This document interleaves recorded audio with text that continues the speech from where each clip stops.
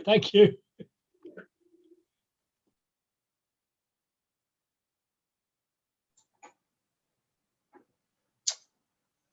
Okay, Graham, I'm ready to introduce. Yeah, I think we're just ready to go. Get 2 seconds. And record. Right, that's you ready.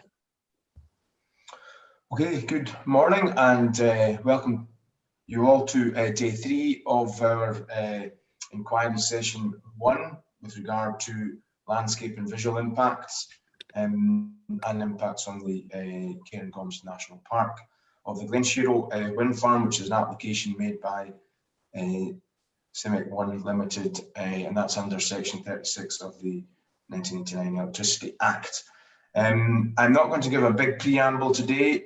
For those watching on the webcast, there is some further context and introductory remarks that have been made, and that was on Tuesday at the start of the inquiry. But what I will ask all the parties to do, for those watching on the web, is to introduce themselves once again. So, Mr. Trinick.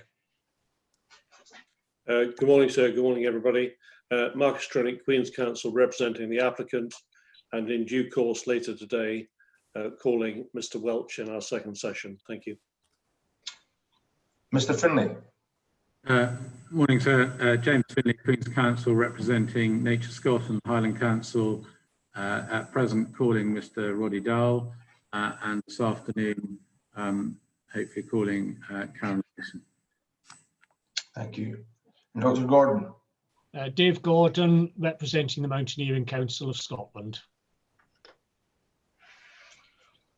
Well, this morning in a short period, I will be asking Mr. Trinick to continue his cross-examination of Mr. Finlay's witness. I believe that if Mr. Gordon won't have any questions from what he said yesterday, I will have a small number of questions for Mr. Dowell, and then we can proceed to re-examination. After that, Dr. Gordon, you may face some questions from parties, from the applicant. I've got a number of questions for you, and you can set out any clarifications or introductory remarks before those questions, if you wish. And then after that, we will conclude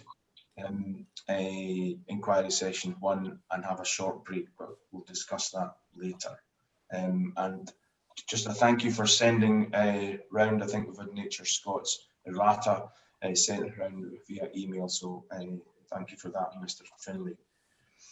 So will we just go back into cross-examination? Mr. Finlay, are you happy that Mr. Trinick continues? Mr. Trinick. Thank you, sir. Good morning, Mr. Dowell. Good morning, Mr. Trinick.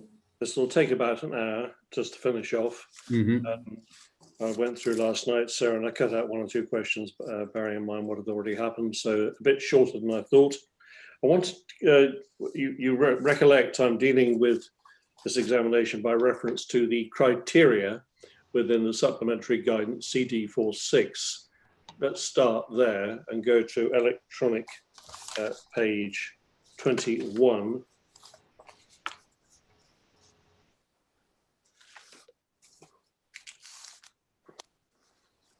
People just put their hands up when they get there. It's okay. Thank you. Now we've dealt with criteria 1, 2, 3, and 4. So far as criterion 5 is concerned, this is concerning transport routes. My understanding is that there are no issues between us on that criterion. Is that correct? That's correct, yes, and it meets the threshold for criteria 5. Thank you. So I want now to deal with criteria 6, 7, and 9 together. Let's see what they say. A little more detail than yesterday, at least so far as criterion 6 is concerned. The headline is the existing pattern of wind energy development is respected, and then there are measures set out. I'm just noting, to be fair to your evidence, that we have in the 5th bullet point previously instituted mitigation measures, which is a topic that we have discussed and will discuss again. Secondly, or the last bullet point, planning authority stated aims for development of area.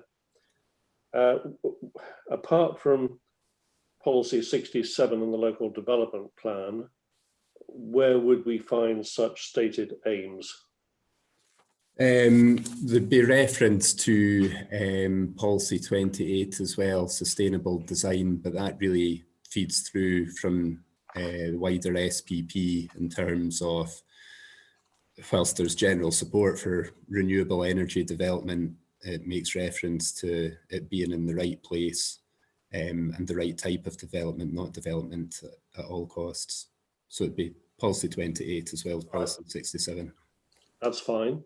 And then we have criterion 7, which is to do with the need for separation between developments and or clusters is respected. And the measure is set out there. I don't want to go into that. It's self-explanatory. And criterion 9 concerns the landscape setting of nearby wind energy developments. You know, I never understood what that is. What does that mean to you, the landscape setting of a wind energy development?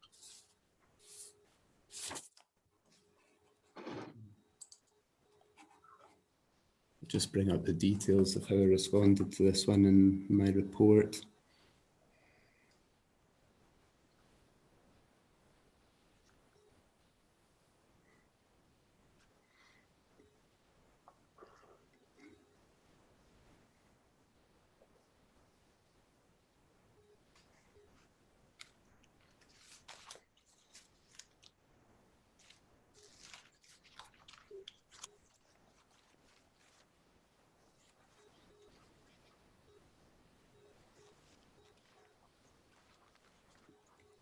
I think both 7 and 9 are generally related to the separation between developments and clusters as well, and how they relate both in kind of visual and landscape terms, how they kind of sit within the particular landscape. All right, okay, made a note of that. Well, we can put CD46 to one side now, and please take up your inquiry report and go to page 16.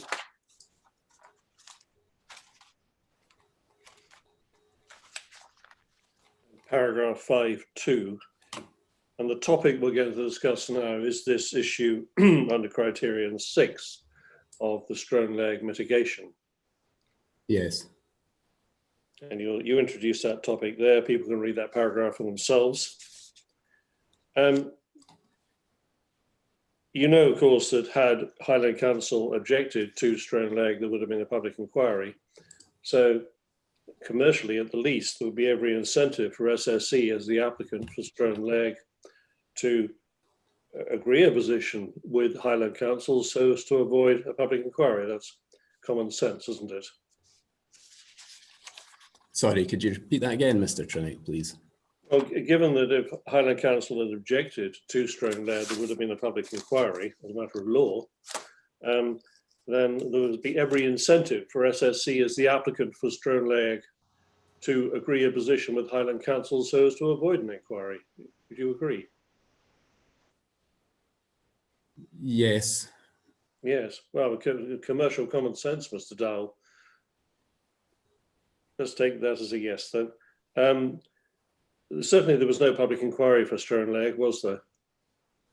No, that's correct. It was before my time at Highland Council, but yes, that's correct. Yeah, if you don't know the answer to anything, just say I don't know, it's rather than guess. But there wasn't, I can tell you. So I think we know that no, the Strone leg scheme which was consented was not tested at PI, nor was any other Strone leg scheme tested at PI, to your knowledge, is that correct? To my knowledge, that's correct, yes. Yeah. So what we don't know, we know what the ministers said. We don't know if they made a site visit or not to test out the information they've received. But what we certainly don't know is what a reporter might have said if there had been a public inquiry about an unamended scheme. In other words, a scheme with which Highland Council was not happy. We don't know that, do we? That's correct. All we have to go on is the minister's decision noting the yeah, the concerns that have been raised earlier regarding the upland bowl and mitigation, yes. Yeah. You heard Mr. Welch say yesterday that in his very extensive experience, almost every wind farm scheme tends to reduce in size between the pre-application stage and the time a decision is made.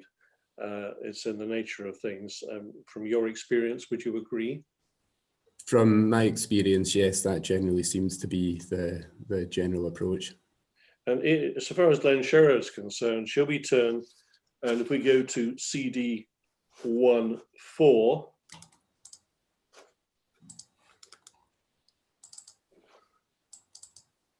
and when you get there, when you go to figure 3.3,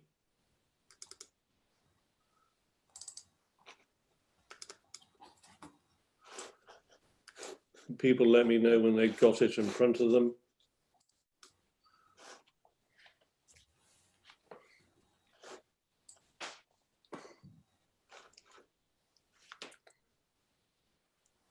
You there, sir?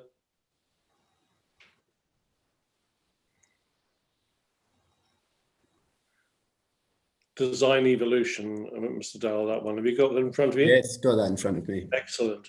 And you can see there the progress of the scheme from a draft scoping layout for 54 turbines through to a scoping layout for 40 turbines, a gate check layout, that's an ECU gate check layout, 39 turbines, and then design freeze. You may say, well, it didn't come down that much if you regard this draft scoping layout as let's hold a finger in the air and see what happens, rather than a matter of detailed design. The fact is that Glenshero did change, didn't it, between the draft scoping layout and design freeze? That's so, isn't it? That's correct. Yeah.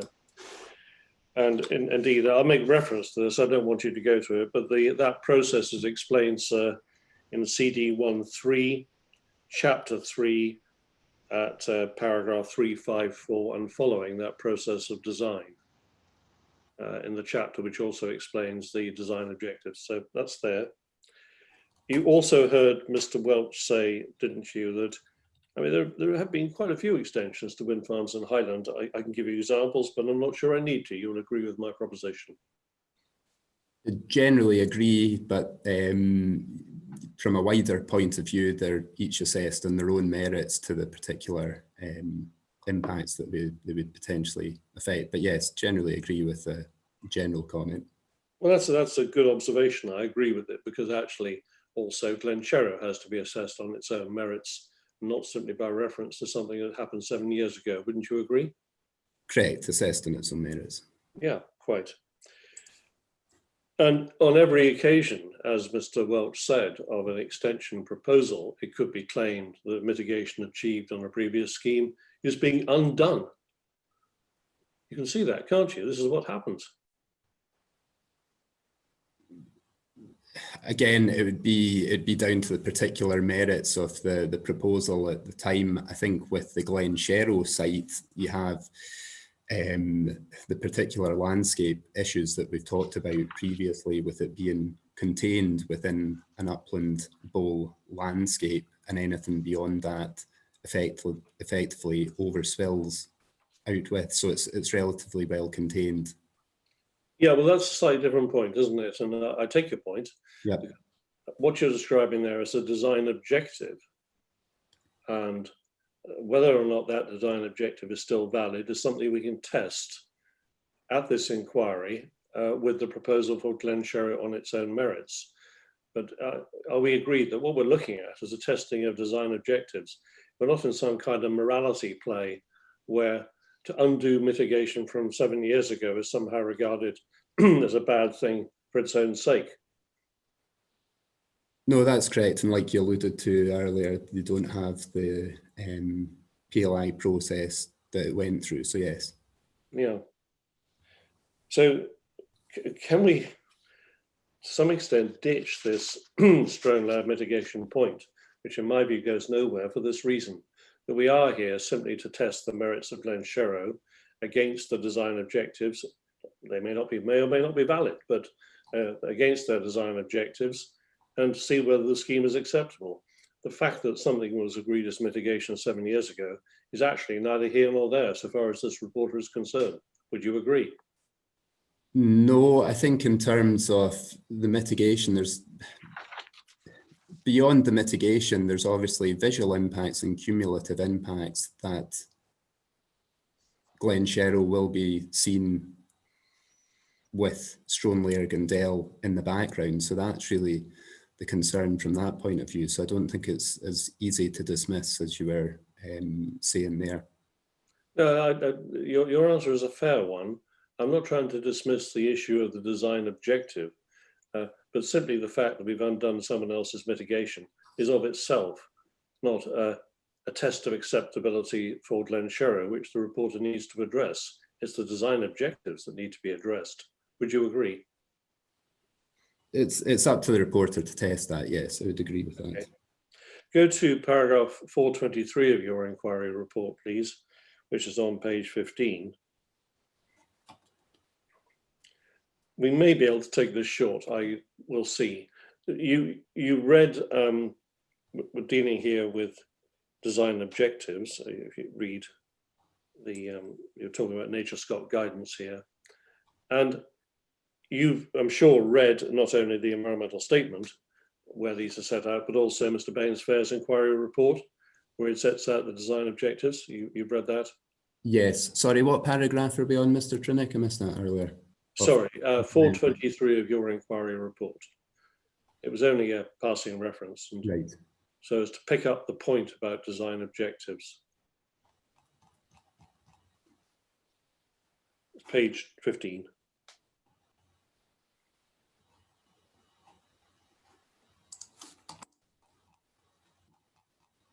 Yes, sorry, got that now. And I mean, I can go to them if you wish, but you've seen the design objectives which Mr. Bainsfair set out in his inquiry report. Okay, let's go there. It's in his inquiry report, which is CD 12.1, paragraph 251 on page 13.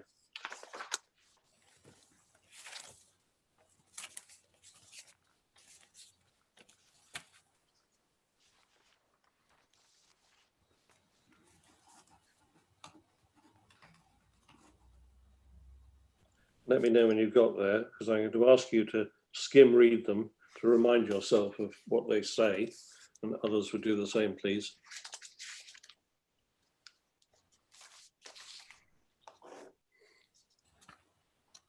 Yes, I've got the bullet points up there. Okay, we'll just have a skim read with you of the various bullet points. Or rather a lot, I'm afraid.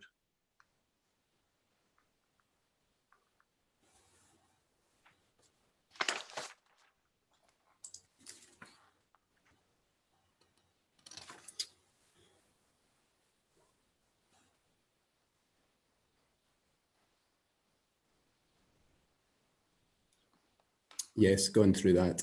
Yeah, I mean, whether or not those design objectives has been achieved is going to be an issue between us. We'll never agree that.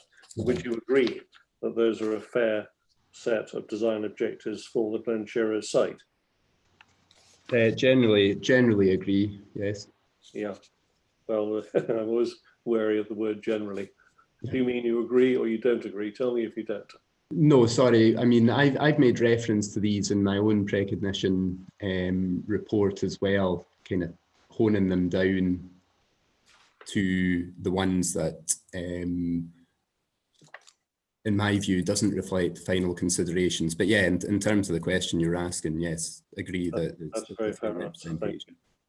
And we can note, can't we, that at various points, the key word for the purposes of this part of the examination, Stranelair Wind Farm, appear. Now, whether or not those objectives, as I've said, have been achieved is something we're never going to agree on, but you would acknowledge that the relationship with Stranelair is reflected in the design objectives. Yep. Yes. Okay, that's very useful.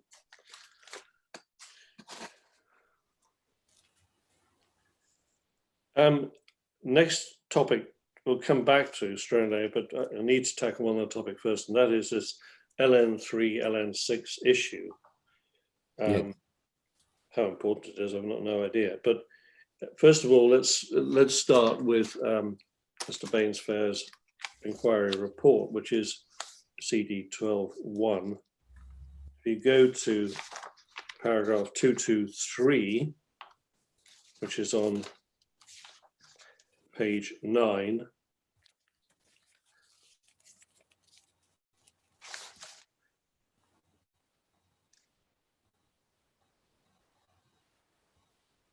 hold on. Sorry, it's 227. Misled you completely. 227 on page 10. You can see that Mr. Bainsfair declares that the proposed development is sited within LN3. See that? Yes. Now, he does, I acknowledge, confuse the position a bit later by quoting for the advice from LN6, but he's taken the view that it's in LN3. Now, if we go to CD 14 again, please, and to figure 4.2 within that.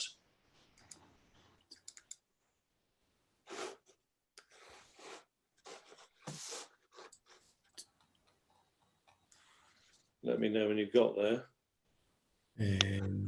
I'm sorry, Mr. Trinick, which figure was it? That's CD 14 figure 4.2. Thank you.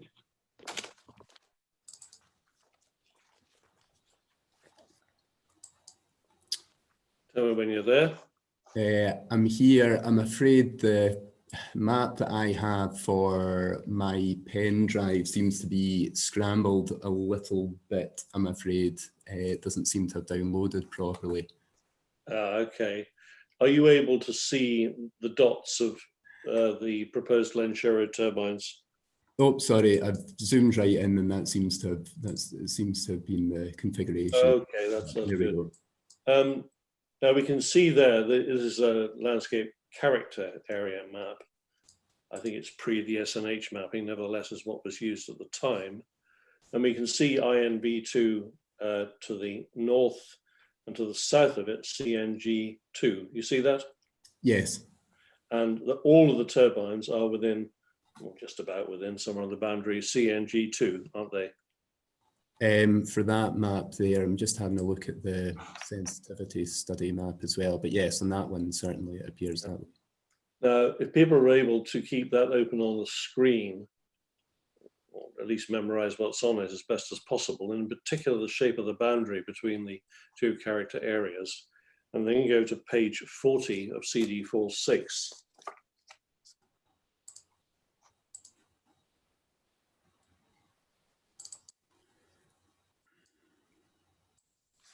You tell me when you're there. This is the map showing the landscape areas for the purposes of the supplementary guidance. Yes, got that one up. And you've got LN3 and LN6.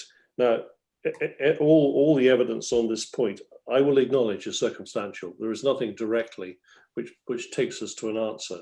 But my suggestion is that, in fact, the LN3, LN6 boundary does follow the boundaries that existed between CNG2 and INV2, and therefore the probability, and I go no higher, the probability is that all of the turbines are within what was CNG2, now LN3. What do you think?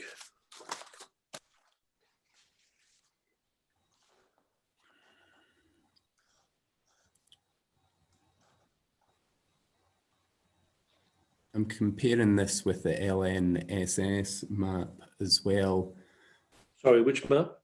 Sorry, the sensitivity study map as well. Yeah, sure. There's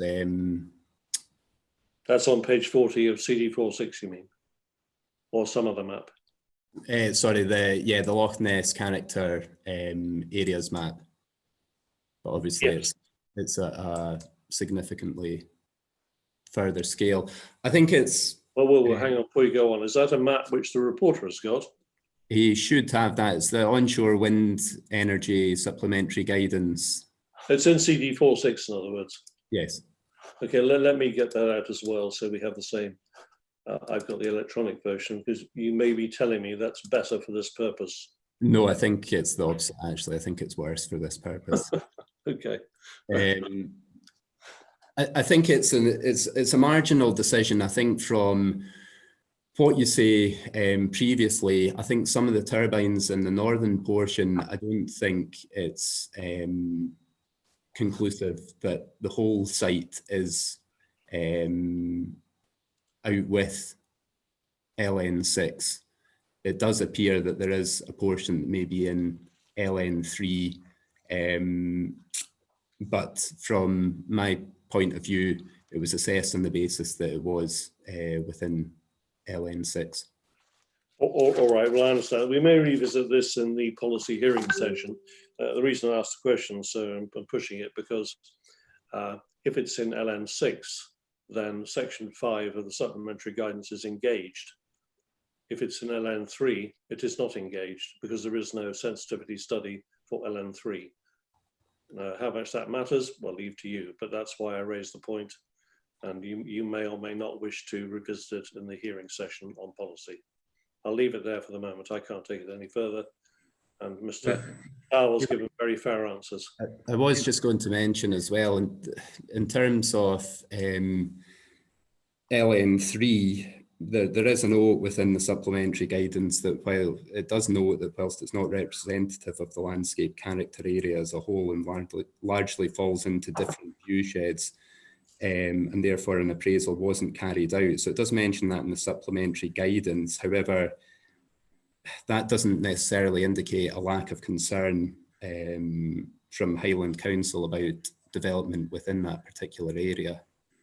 I didn't suggest it did. That's no, I was just making that point. Okay, that's fine. So can I just flag up, just so that you and Mr. Trinick are aware, Mr. Trinick's quite happy. Excited to make the comment he did, but it's it may well be a matter of dispute as to whether anything else in the supplementary guidance is relevant, because as you'll recall, Mr. Bainsfair goes on to consider a particular paragraph in his report, and that is probably best dealt with in the policy session. But can I just highlight there is an issue there, and it's probably best dealt with in the policy session. I agree completely.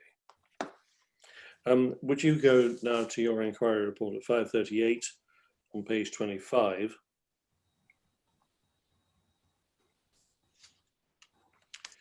And here you fairly, and in 539, you set out a series of matters which are not going to be an issue between us. Properties and settlements, key transport routes, Loch Ness itself, key routes along Loch Ness, a national cycle route and the railway line. So we're starting to see that regardless of the concerns about design and overspill and stone leg and the bowl, this site, which is an SPP Group 3 area for landscape purposes, does certainly tick some boxes, doesn't it? It avoids some issues. From those particular issues, yes, but I think as we kind of discussed yesterday, from key recreational views and points, not so much. Your paragraph 413 of your inquiry report, please, which is on page 13. It's a very obvious question. I think you're going to say, why on earth is he asking that? The obvious answer is so obvious, but I want it recorded that this part of your evidence, 412 to 414, is only engaged if, in the event, the reporter decides on the evidence that we are within area LN6. That's correct, isn't it?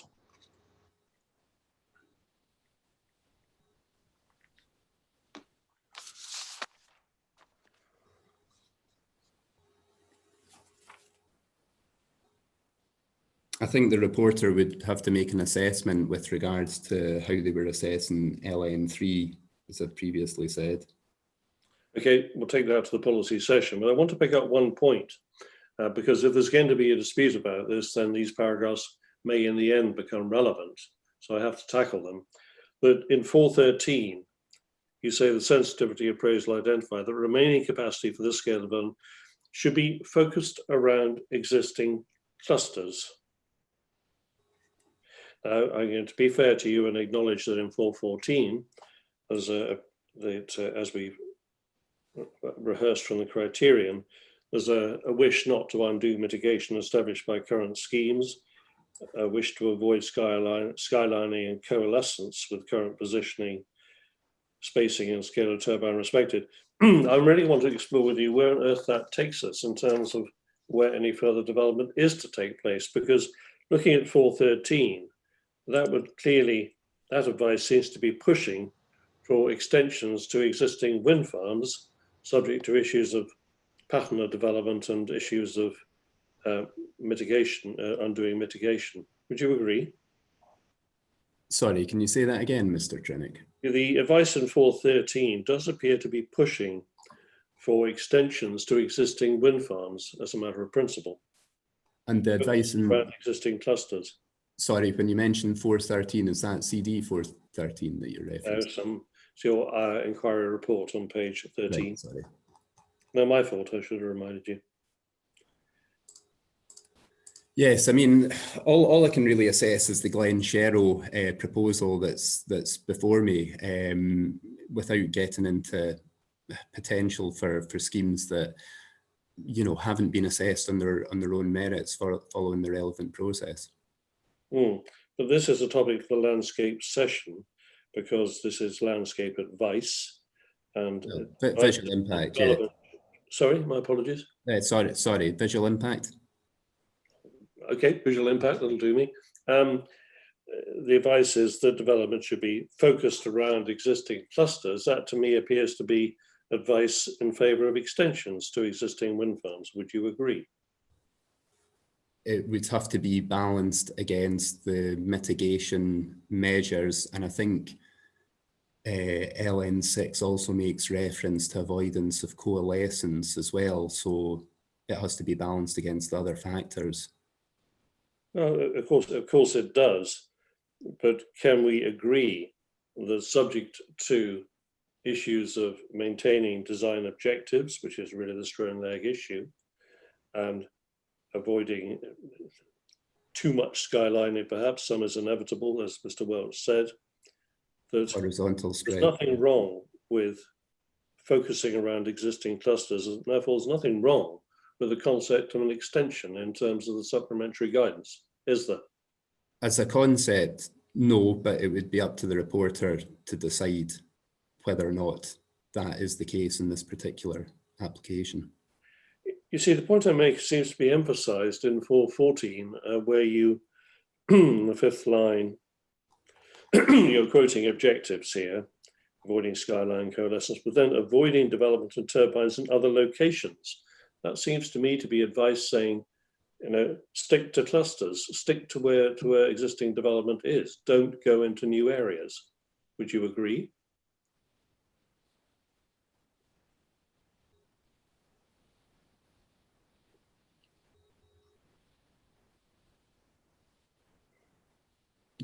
Generally agree for the reasons there, yes, to avoid coalescence and due to the upland bowl context.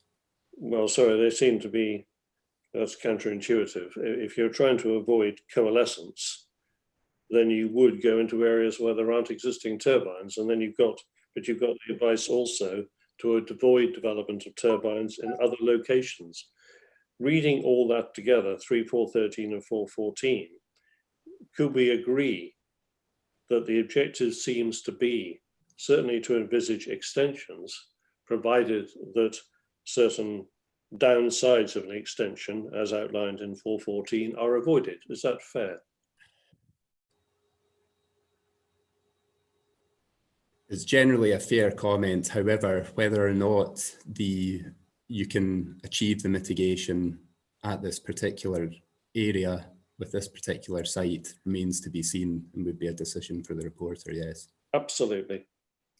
And in terms of this particular extension, because extension it is to Glenshero, to Stranraer, there are one or two other advantages, aren't there? Well, certainly there's one advantage in terms of infrastructure, that we're going to share the tracks of Stranraer, thus avoiding new tracks potentially coming from a different direction. That's an advantage of the scheme, isn't it? I'll answer that question in a second. I think this is quite a unique site in terms of when you're making reference to an extension, whilst there are turbines that are only 500 metres and at the closest point to Strathclyde, I think it's need to be slightly careful with describing it as an extension. It physically abuts the existing Strathclyde site. However, due to the particular landscape and the extension out with the contained bowl, I don't really know if it can be viewed that way as a natural extension. That was the only point I was looking to make for that. That's a fair point to make, but my answering question back to you is, I think you're looking at impacts rather than design in terms of what the development is, never mind its impacts.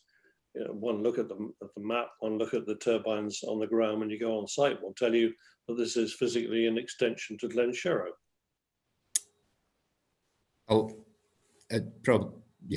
Disagree with that, and the reporter's been out on site and I suppose can make their own assessment. Fair enough.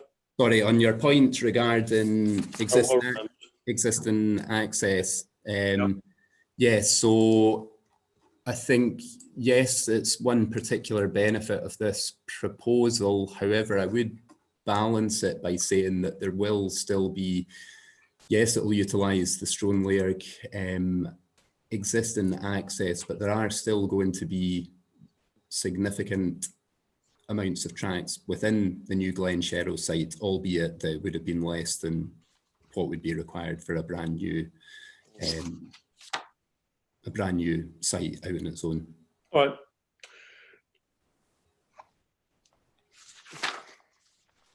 I think that run of questions takes us to the the final run into the end of this examination. If you go to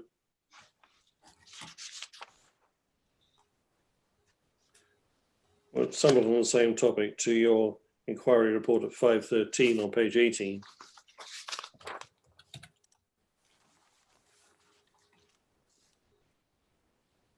Yes. We are on the same topic. We haven't quite finished it.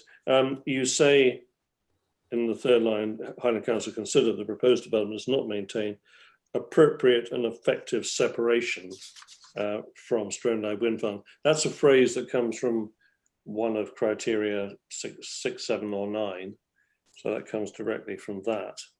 And you also say in 514, the height of existing schemes means development on the ground may be visible where the ground level is not, making distinctions between developments indistinct. Well, you see, we would say, I put to you, that that's a commendation of the Glenshero scheme, not a criticism of it. That what you're seeing here is a seamless transition between Strathclyde with turbines at 135 metres to tip, and Glenshero with turbines of 135 metres to tip. It's a pretty seamless transition, isn't it, Mr. Dowell? I would agree there's not a particular issue in terms of height to blade tip, but I think from those particular viewpoints referenced there, so in 513, like I say, it's difficult to know where one scheme starts and another finishes, but it lacks the cohesion to the existing Strathclyde scheme. So I think those viewpoints, without having to go into the detail, you've got a mixture of horizontal visibility along with horizontal spread along with vertical spread as well. Which draws the eye further and increases the perception of Strathclyde within those viewpoints. Okay, maybe put the question another way around. What is the perceived advantage in using the words of one of the criteria we quoted, in appropriate and effective separation as opposed to a seamless transition from one project to its extension? Why do you want to achieve separation so that schemes are seen entirely separately rather than one being an extension to the other? We're a bit puzzled by that.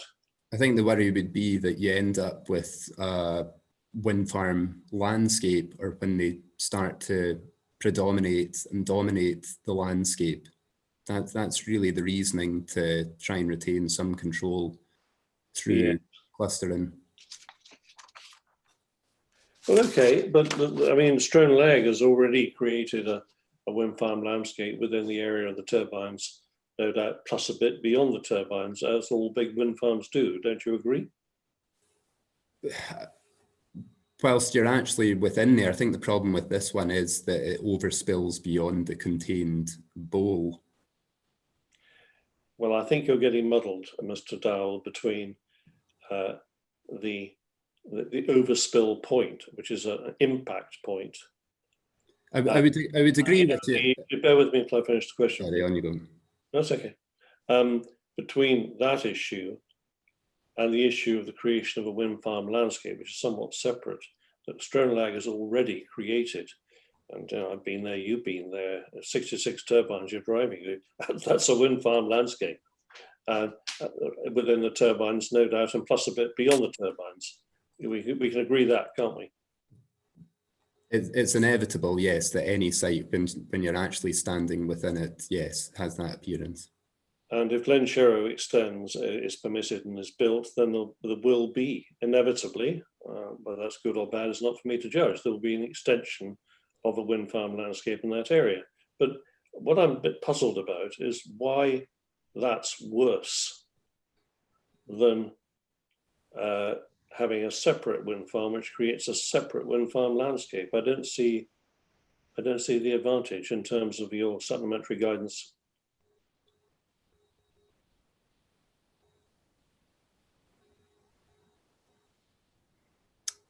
I mean, I can only assess the application that's in front of me, and it's deemed as overspilling. It's extending the horizontal spread from those particular viewpoints. You know, take Canleith as an example. Turbines are appearing to flow out of the rolling uplands in Glen. So it's, yeah, I'm getting onto landscape points, but it's reducing the legibility. But yeah, that's the particular concerns for this site that we're reviewing. You're getting onto a landscape point. Are you saying it's not for you? No, I was just saying, sorry, I was getting off topic there. That's all I was saying. Okay, don't worry. We can change criterion now. We're on to criterion 8, where you, if we go to your, well, I'll just read it from the CD46 rather than having to go there. This is perception of landscape scale and distance is respected, and the measure is the extent to which the proposer maintains or affects receptors' existing perception of landscape scale and distance. The threshold to be achieved is the maintenance of apparent landscape scale and or distance in the receptor's perception. So it's a bit circular, but that's what it says. If you go to your inquiry report, please, at 1.6 on page 7,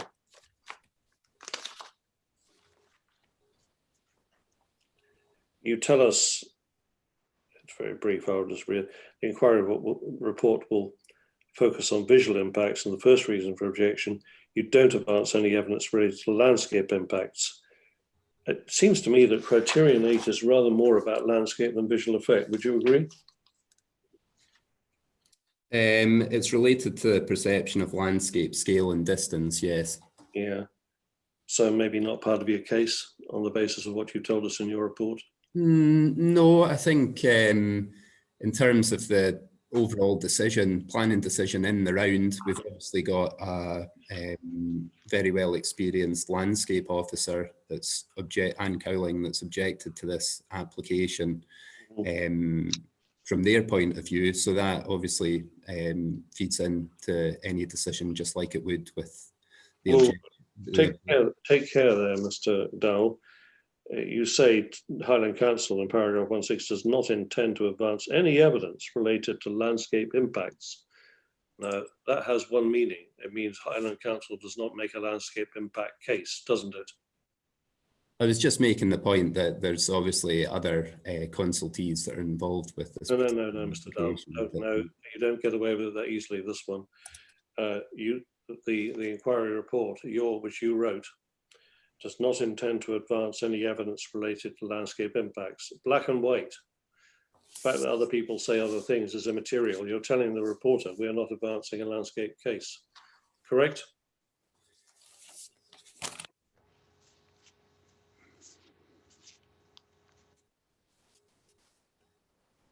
I'm just having a look at what is said in criterion 8. Mm-hmm.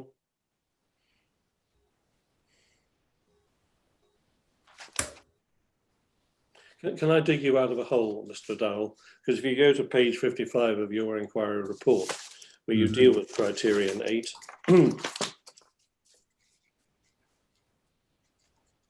I think actually what you are talking about there is visual effects, not landscape effects. So you have when I make reference to the particular viewpoints, VP 1, 2, and 6. Yeah, exactly. I think you see you haven't actually transgressed the scope of your evidence. You are dealing with visual matters there. Would you accept that? Yes. Good. And go on to criterion 10, which you do address. Criterion 10 is distinctiveness of landscape character is respective. Well, that's clearly a landscape criterion. And yet, on page 56 of your inquiry report, you address it. Or are you really addressing visual issues? Well, tell me what you think. Well, it makes reference to various outlooks towards the proposed development represented by VP2 through to VP20. So it's really focusing on those particular views. I think I was reading over criterion 10 again. There's potentially the wording isn't as accurate as it could have been, as you referenced earlier. So if you go on to the fourth paragraph, it discusses site length. Fourth paragraph of what? Sorry. Oh, sorry, I'm on the review of criterion 10, sorry. Yes, of course, carry on. Yeah, so it's making reference to LN3 as opposed to LN6 further down there.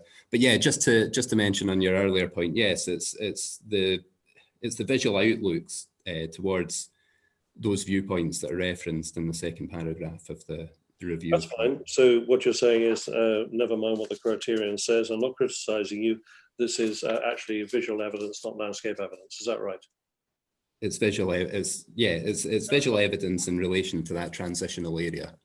No, well, I'll accept that answer. Thank you. I just want to be sure you weren't giving landscape evidence, which I would then need to tackle. Go to your precognition, please, for a few final points.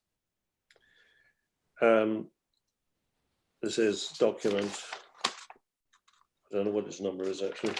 13 something. You've got it anyway, I'm sure. Yeah. Page 6. Yes, what paragraph?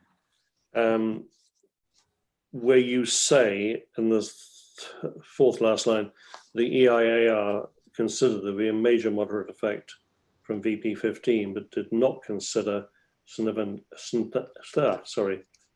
adverse effects in EIA terms from VP15 contradicts. I think actually, if we had to, we'll go there. No, I know what you're saying. Sorry, I thought I covered this point on the errata at the start. Did you? I thought I did. It was added. My apologies. If I was asleep. There wasn't. No, I think he did. What we have done is promised to send around an email making the point, but I wasn't going to do that until the end of Mr. I understand why. Okay, I'll leave that. If that point's been acknowledged and dealt with, I don't need to go there. That's absolutely fine. Really, a final point. In terms of paragraph 18 of your precognition, where you say on the fourth last line, also susceptibility to change is regarded as high, given that recreational users are generally there to enjoy their surroundings. Mm-hmm. Do you mean the inherent susceptibility of the person at the viewpoint? In other words, he's there for recreational purposes, so inherently he's highly susceptible. Is that what you're saying?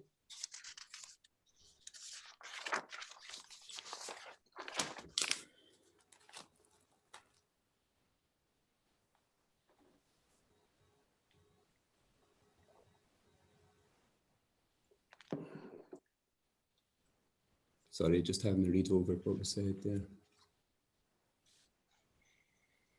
Yes, users are there to enjoy the particular views, so it forms a key basis with why they're going out to a number of these viewpoints. Mm-hmm. Yeah, what I meant by inherent was you're assessing susceptibility on an inherent basis, i.e. they're there to enjoy the view, therefore they are highly susceptible. Would you accept that susceptibility is also influenced by the development you're assessing, because you're looking at susceptibility to the development being assessed, not inherent susceptibility? Do you understand? Sorry, could you expand on that point, Mr. Trinick? Well, for the assessment of visual effects, you look at susceptibility, combine it with value to reach a view on sensitivity, you apply magnitude, you reach a view on significance. But in coming to a view on susceptibility, you're looking at the susceptibility of the receptor to the development that you are assessing, and therefore what's in the view in terms of other development may impact on the susceptibility of the receptor. Would you agree? Yes. That was a really good answer. Thank you very much. Thank you for your answers, Mr. Dow. End of cross-examination. Thank you. Mr. Gordon, can I just double check that you're not wanting to ask any particular questions? No, I'm not, sir. Thank you. I'll just get any questions. You'll be glad to hear, Mr. Dell, they won't be that extensive. I think I've heard a number of questions that covered a couple of areas I was going to, but one matter is actually in relation to Dr. Gordon's evidence and what we heard with Mr. Welsh. Is actually Mr. Gordon and Dr. Gordon describes the site of Stromnir as a saucer rather than a bowl. And I don't want to get into a discussion on what piece of crockery is more appropriate. But do you feel that Dr. Gordon's assessment is a fair one in terms of describing the general characteristics of the Stromnir site and landscape around it as a saucer rather than a deep Without bowl? getting into technicalities, like you say, in crockery, a saucer gives the impression that it's not as defined as what would... The general discussion I think I've tried to use all the way through is an upland bowl location, and I believe that that was the description on the previous reporter decision letter as well, as far as I can recall. So I think saucer gives the impression that it's maybe lower down and less contained, whereas upland contained bowl gives the idea that you've got more containment of the landscape. Okay, thanks for that. That was just my introductory question. Yeah, and because of that, there's more of an effect of the overspill as well. Okay, well, my next point is really in relation to a question made by Mr. Trinick, and it relates to that paragraph 18 when we are talking about susceptibility. I asked the question of Mr. Welch with regard to where he would find guidance on the sensitivity and susceptibility for different receptors. Would you agree with him that I think he said it was in the GLVI 3? I think that's CD 5.8. Is that where I find the guidance on a susceptibility of different receptors? Yes, that would generally be correct. I mean, is it your understanding? I think it's on electronic page 66. Yes, that would be correct. Is that your understanding of where and you have been pointed to in terms of assessing the sensitivity of visual receptors? Is that a fair point for me to make? Yes. Okay, and is that where I get guidance on the sensitivity, or at least the kind of susceptibility of different types of receptors to visual change? Is that where I go to? Yes. I think that's where I was pointed to by Mr. Welch. That'd be correct. Okay, and has that guidance informed your assessment of susceptibility of those out hill walking and looking at the landscape?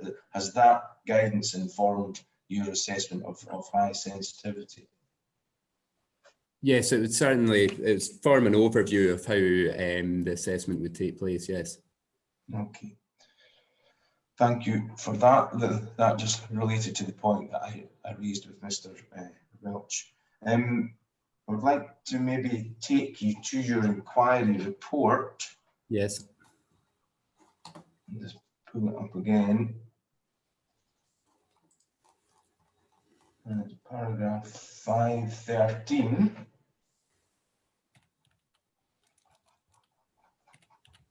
I didn't record the page number. No, I've got that here. Not as efficient as others. There we go. It's actually related to a point that was raised by Mr. Trinick with regard to wind farm landscape. Yes. I think you discussed with Mr. Trinick the concept of a wind farm landscape adjacent to, in and around a large site. But I just want to ask you about the last sentence there in 513. It's on electronic page 19, where in brackets you say the latter has the appearance of a wind farm landscape. Now I was just wanting clarification what you meant by that. Was it viewpoint 15 that had the appearance of a wind farm landscape? I just wanted clarity. I know you're not necessarily giving evidence on landscape matters, but I wanted to clarify what was meant in terms of what's in your inquiry report that you were regarding as a wind farm landscape. So that's a rather long question, Mr. Dunn. No, I lost you a little bit at the end there, but I caught the gist of that question. I think the point I was trying to get across in terms of viewpoint 15, so you're part of the Craig Meggie range here. You've got panoramic views across the mountainous landscapes going into the Spey Valley and forestry and lower slopes. I think from this particular view, the development would extend along quite a large proportion of the receptor's field of vision. You would see turbines in closer proximity with a number of other ones, including Stranraer, Corrigarth, Dunmaglass and Aberardar. The design of the turbines appears to flow out with the rolling uplands closer towards the viewer, and it's not really contained by the landscape. And under doing that, I'm probably not giving you a clear enough steer on the question. It's really, at the moment, if you look out from VP 15, which is sorry, I'm losing you. I'm afraid I can't sorry, if you look out at the moment from viewpoint 15 towards the general direction of the wind farm, is that what you're regarding as a wind farm landscape at the moment, or are you saying that the addition of Glenshero creates a wind farm landscape? Sorry, I understand your point now. It's the addition of Glenshero. It will add to the prominence of existing renewable energy development by a combination of infilling the existing wind farm groups to create a more prominent wind farm landscape. So it's the addition of Glenshero that I've considered is creating that effect. So you're not saying that at the moment, if you looked out with Stranraer complete, that you'd be seeing a wind farm landscape, but your assessment is that a wind farm landscape would be created by the addition of Glenshero. Is that what you're saying? Correct. It would have that effect, yes, from that particular viewpoint.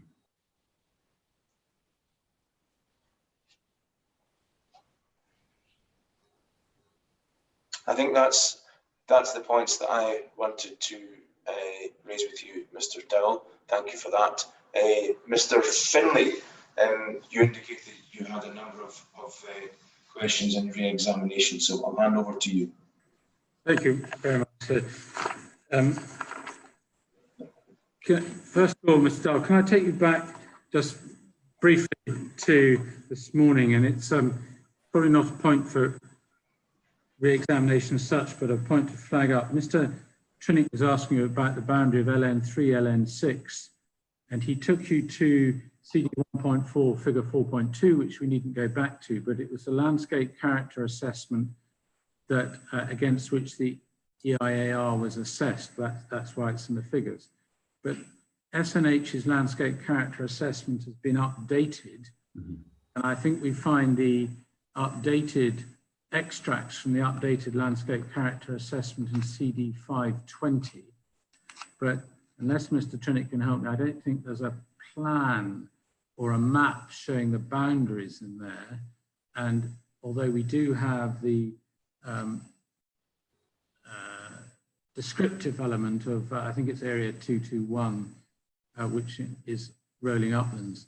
And I understand from having looked at a plan that the boundaries have changed, and so that the boundary that was LN3, LN6 has moved. Now, we don't have that plan in front of us, so I'm raising it at this stage. I will apply to put that plan in, and then we could discuss that during the policy session, which may be the most sensible way to deal with it. Sorry, just to come in, that sounds sensible. Could we also get a date on the SNH document before the inquiry? Absolutely. Mr. Gordon is raising. Mr. Gordon. Just unmuting there. There is in fact a plan in CD 1210, figure 4A.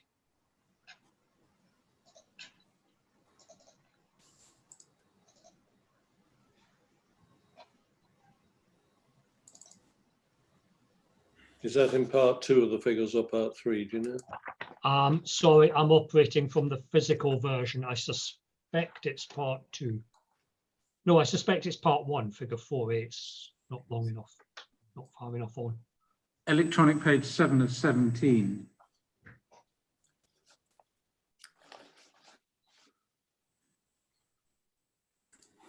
And if people can tell me when they got to that, I'm very grateful to Dr. Gordon for drawing that to our attention. It saves having to put an extra plan in. What I think one can see from that, Mr. Dahl, is that the boundary between the landscape character areas has changed, and the area 221, in fact, which is the equivalent of the boundary showing LN3, has been drawn straight closer into the strath. But I still make the point, it's a new point and it's probably best discussed in the policy session, but I'm grateful to Dr. Gordon. We don't need we don't need a new plan to deal with that. We've got that there. I'm very grateful indeed. So, as your first question in re-examination, there was no question there, Mr. Dowell. So okay. I'll now move on to something which will actually require an answer. But let me just make a note of that reference. CD 10.12 all my thanks again to Dr. Gordon. Now, you were asked a bit about strong leg and the commercial common sense. Do you know, and if you don't, just please tell me what the value of 16 to 17 wind turbines at 135 meters might be? Not off the top of my head, but I could potentially look at what Strone. Yeah, short answer, no. Well, that was the number of turbines removed from Strone Leg to get permission, and again, do you know, I mean, I'm not going to ask you what you think someone like myself and Mr. Trinick costs to appear at a public inquiry or even witnesses, but do you have any idea of the costs of the public inquiry? And if you don't know, please say so. Don't know, no. Thank you. Well, that's a matter that we can perhaps deal with later. Mr. Trinick was making a point about the minister's decision that we don't know if there is a site visit. Perhaps you just go very briefly to CD. I've now lost it. It's CD 9.46, which is the strong lag.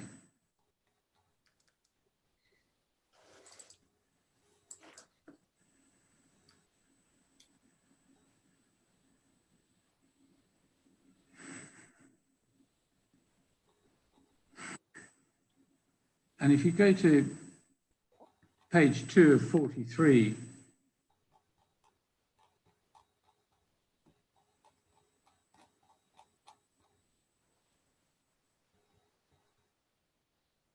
we can see the start of Scottish Minister's consideration.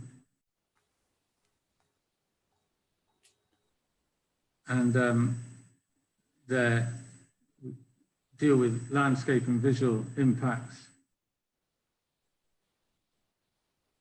down, starting from page 6 onwards. So I went through this with Mr. Welsh yesterday. On reading that as a whole, do you have any, are you able to comment or not, as the case may be, as to where your understanding as to whether ministers appear to have understood the issues that were presented by the parties, because they had SNH and others objecting strenuously and Highland Council not objecting. But yes, I mean, it says in the environmental matters section, what page number we're on? Just give the electronic page number. Yeah, sorry, I think it's electronic number 3. It does say that Scottish Mint, it makes reference to them being satisfied with the environmental information, and it goes on to say that they have assessed the representations of consulting bodies. So yeah, in answer to your question, it does appear that they have fully assessed all the relevant documentation, and yes, that appears correct. And then Mr. Trinick made a point about wind farms, as we know, there's a design evolution, and then you get to what was in this case called the design freeze stage, at which terms the application is made.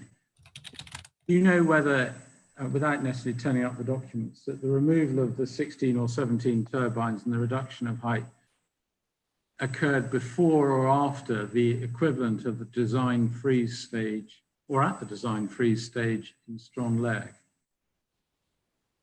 I think it was further on in the process, as far as I can remember. Thank you very much. Go back to the start of your cross-examination. You were asked questions about your methodology, and just to make it clear to the reporter, you have made it clear what your position on that was, indeed, in the officer's report. But I think the easiest way to find it is if you go to your report, which is CD 13.1 at electronic page 57. Yes. Hopefully, one should have page 20 of the annex. I'm not working off an electronic page, but hopefully that should show you the interpretation notes. Sorry, I think you're in the wrong document. It said 15.1. Do you mean 2.9? My apologies, 13.1. Oh. Sorry, I wasn't meaning to take to Carol Anderson's report. I was meaning to No, but I do really mean the report as opposed to the report of handling. It's the same in both. He's just reproduced the schedule. And I think in the reproduced report of handling, it may have got lost, but it's the same document. But it's in, for the purposes of the inquiry, I don't know where it is, but I'm I prefer it in page 47 of 58 in C 13.1. 47, okay, fine. So, Do you have the page which says interpretation notes? Yes, I've got that. You'll see that the methodology, you tell us that the methodology followed is the same as set out by the applicant in chapter 4.2, assessment methodology and significance criteria of the EIAR. Yes. That confirms the answer you gave to Mr. Trinick that you were, that he was asking about. You made it clear in your report that you were following Mr. Bainsfair's methodology. And then the second bullet point, you've also taken the applicant's terms and terms of, you tell us where they come from 4.2 in the EIAR. So you were asked questions about value. So yeah. If we go to chapter 4 of the EIAR, let me just bring that up. You were asked questions about what you took into account when assessing magnitude of impact. They're set out at, I think, 4.2.34, which is electronic page 10 of 38. And I'll just wait for everyone to get there.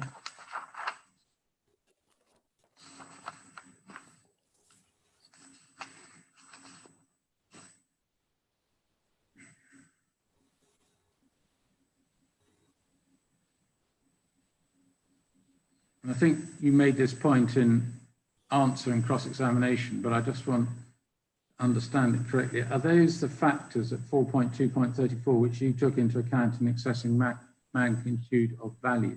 That's correct. And I think when I was getting cross-examined by Mr. Trinick yesterday, I think on this particular point, I was perhaps overcomplicating their question. I think the particular point he was making reference to was the final bullet point of 4.2.34 with regards to the extent and the nature of other built development visible, including vertical elements. Okay, well, let me just, that's what I wanted to come on, because I think you were being asked this question in the context of the impacts from viewpoint 1, Meal Ferbany. That's great. If Glenshero extended the spread of wind turbines that already exist in the view from Strong Leg, that would engage potentially a number of these bullet points, including the last one. That's correct, yes. It may also have an impact on the mitigation that was secured for Strong Leg. Is that correct? Yes, which forms Mr. Finley, that really was leading the witness. Come on. Frankly, it's open questions, please. Well, with respect, that was just setting the scene, and there's no doubt that it could do that. That was consistent with your cross-examination. Yes, that's correct, and it forms a large basis of the particular concerns with the Glenshero scheme. I'm just looking at your methodology at the moment. So an extension to what you might see from viewpoint 1 could have a variety of impacts. One of which may be to undo mitigation, or it could be any viewpoint, and one of which could be, and the same factor could engage a bullet point under 4.2.34.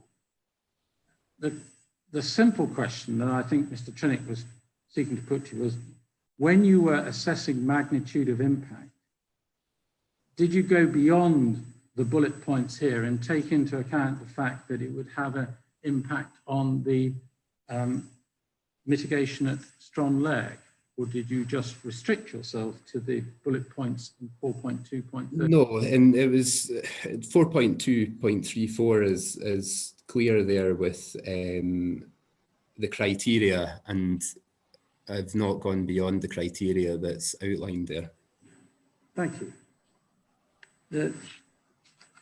Two more matters for re-examination. You were asked about the concept of acceptability, and I want to first of all go to this in your report of handling.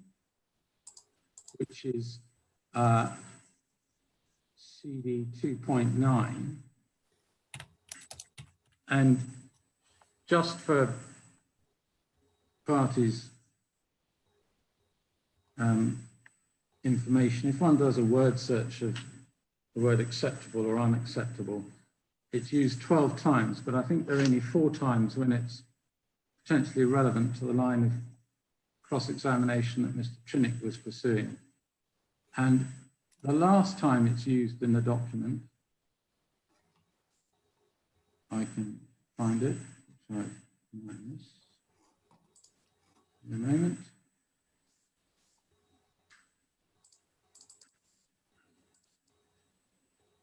Is in, if you go to electronic page 54 of 74, you should have the recommendation page.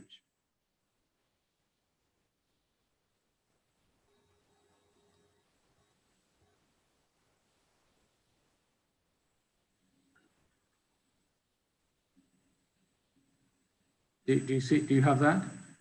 What document was that, sorry? This is your report of handling, CD Yes. 0.9.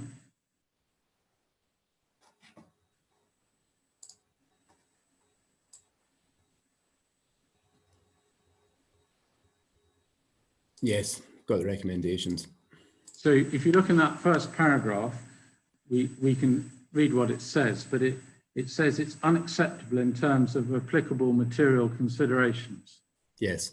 That's where the word, and then I don't think the word acceptable comes in, or unacceptable comes into the to the actual reason for objection.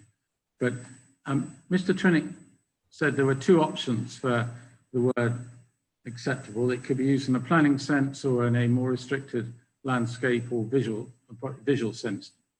There may be other, I'm not going to restrict myself to those 2 possibilities, but bearing those 2 main possibilities and sides, which was the purport of the cross-examination, is the word or the concept of acceptability being used in the broader planning sense, or is it being used in the sense of acceptable in a landscape and visual sense? It's used in relation to the virtue of the, I think when you read the reason for the first objection in relation to the design and location of the proposed development. Yes, no, that absolutely, I accept that, Mr. Dull. I'll have, if I can ask you to, when you see the and if one goes, for instance, above it to paragraph 9.9, which is another use of the word acceptable, it's the word in that paragraph. It sets out the terms of Schedule, well, it refers to Schedule 9 of the Electricity Act, and the last sentence says, however, in considering these matters, it's not considered that having regard to and doing what he reasonably can to mitigate these effects means that the effects of the development are acceptable. Is acceptable there used in an overall planning balance term? Are you using, because you are the author of the report, the word acceptable in an overall planning balance sense, or were you using it in a more restrictive sense? And if so, what? No, the overall sense. And is that the same sense in the initial paragraph of paragraph 11? Yes, that's correct. And then I think the other 2 instances where acceptability might fall in to the context of this question in this report are paragraph 8.100.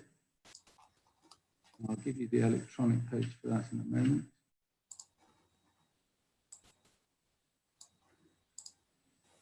It's electronic page 33. This is a reference to strong leg, paragraph dealing with strong leg, and it refers to the minister's decision. Sorry, I am going to come in here. This is getting tortuous. It really is. I did not refer to the report of handling at all in my questions to Mr. Dow. I simply took into 2 paragraphs in the inquiry report, and I wanted to know in terms of his evidence to the inquiry, not in terms of what he reported to his committee. And evidence to the inquiry now, what he meant by acceptable, that was the limit of my cross-examination. You're going way beyond that into a tortuous exercise involving going to documents I didn't go near and into stages of this campaign where I wasn't going. I was simply looking at the evidence. I think this has got to stop. Well, with respect, Mr. Trinick, it's not for you to tell me how to conduct re-examination, but also with respect, as I understand Mr. Dahl's evidence, it incorporates his report of handling. And so the two, and Mr. Dahl can correct me if I'm wrong, are meant to be read together. And I wish to see the way that Mr. Dahl has used the word acceptable throughout. And there are two more references in this document. I will then come to the second part of Mr. Dahl's evidence, which is his inquiry report. But it's all his evidence to this inquiry with respect. Mr. Finlay, I'm quite happy that you continue, but I think if we are able to deal with the report of handling swiftly and then move back on to the inquiry report. I'm grateful. Just, I didn't want to be accused of leaving anything out by Mr. Trinick later in closing submissions, which is sometimes suggested. No, cancel that. Absolutely. In paragraph 8.100, one can see you're simply referring to the references from a minister's decision, and the context can be taken from that. The other paragraph is 8.166, and you're in the context there, particularly of Khan the game, and there's a reference to acceptability, the proposed development being visually acceptable in 8.166. I think that's the only viewpoint where you can use the word acceptable in your consideration. In that context, 8.166, we're using in a planning balance sense or a more restricted visual sense? Planning balance. Can we then move on to your report? Did you mean to, and you can see that you carried out your assessment of the viewpoints in the annex, the detailed assessment in the annex, which you gave more wording to in your in the body of your report.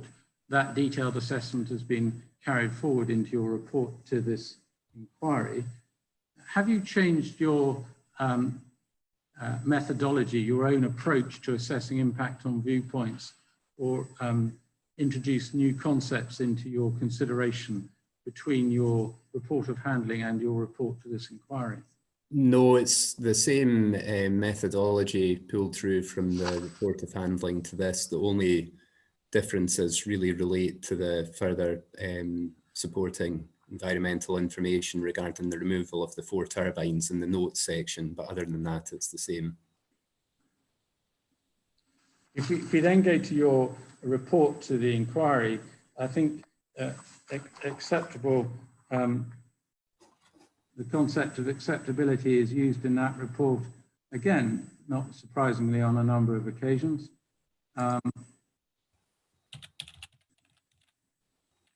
I'm not going to go to them all, but one can see that the first occasion is in paragraph 4.5. It's used on 8 occasions, where you quote from SPP.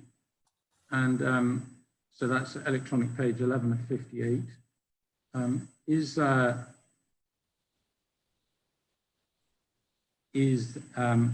the word acceptable in SPP being used in a planning balance sense or a more restrictive sense in your view? Planning balance sense. Just in light of your answers, maybe I don't need to do it anymore.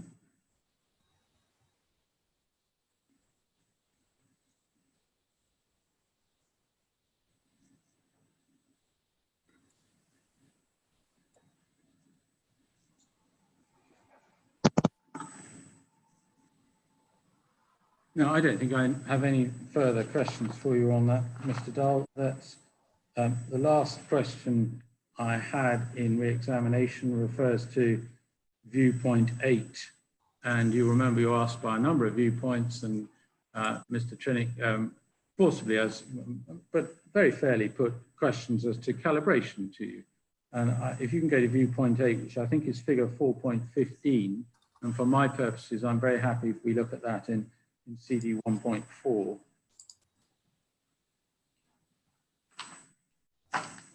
Sorry, what figure was it, Mr. Finlay? I think it's 4.15. 415. It's viewpoint 8. It's Yes, I have it. Ben Alder. Define Ben Alder in a virtual sense and in a physical sense repeatedly during the course of the inquiry.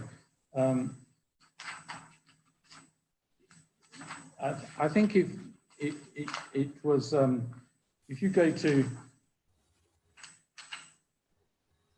we use the Highland Council photo montage, figure 4.15L.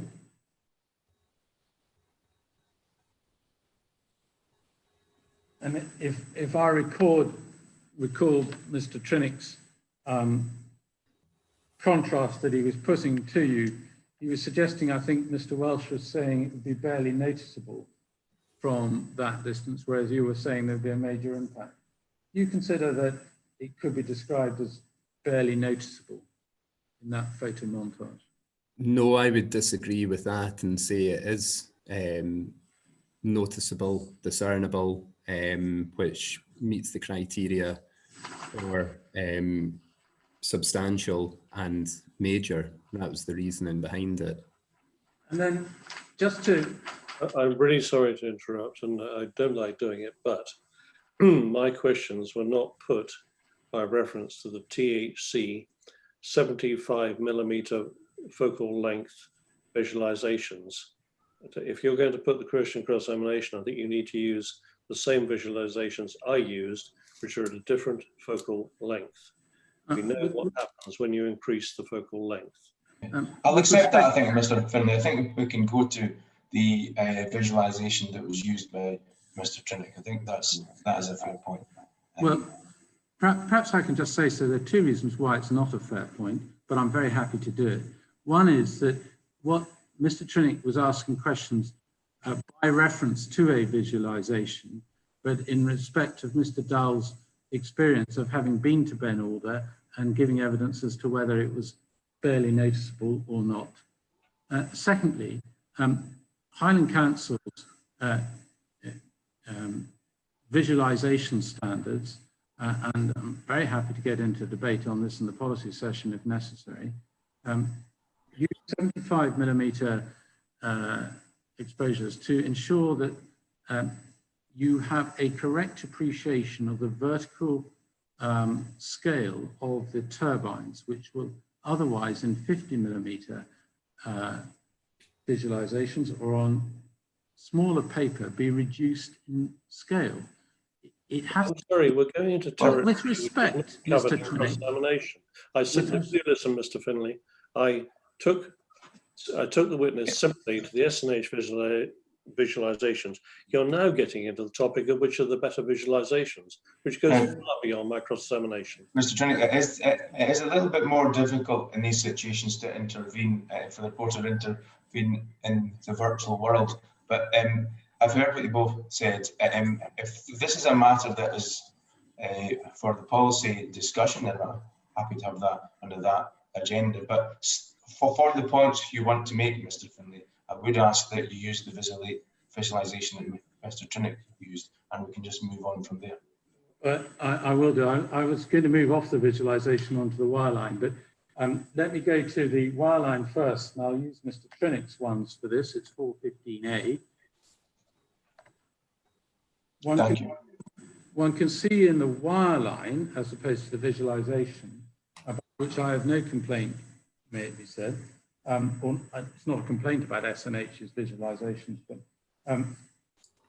what it shows that there is some visibility of strong lag, Corrigarth, Dunmaglass, Alvarado, and Benoon or Millennium on the left.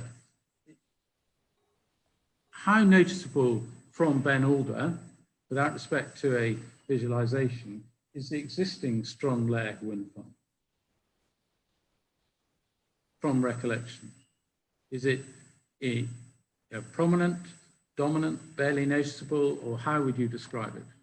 Yes, it's not that noticeable at all, and the effect of Strone-Lairg will be to increase. Strone-Lairg isn't that noticeable, but the effect of Glenshero will increase the prominence of wind turbines into the view. I don't have a particular note of the visualization that Mr.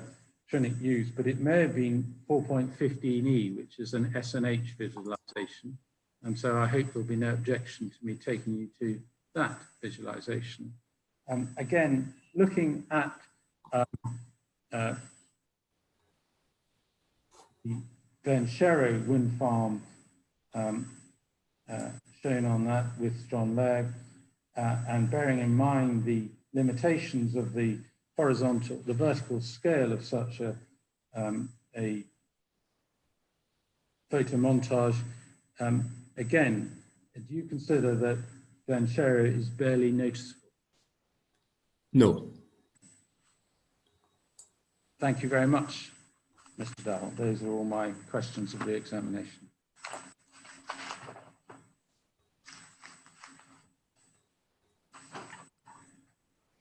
Okay, gentlemen, I think that concludes, as far as I'm concerned, the inquiry session 1, unless there is any particular points that we've forgotten to revisit.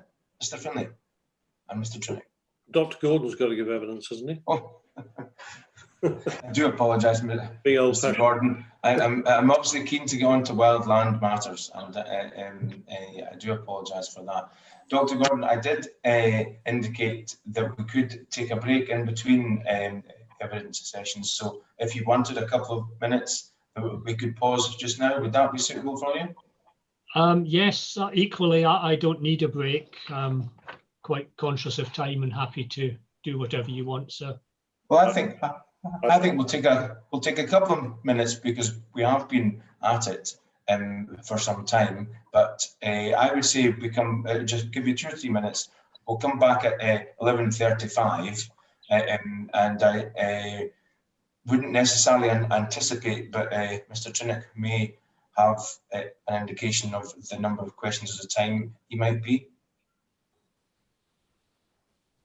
I said at the start of the inquiry that if Dr. Gordon stuck to his script, there would be no questions.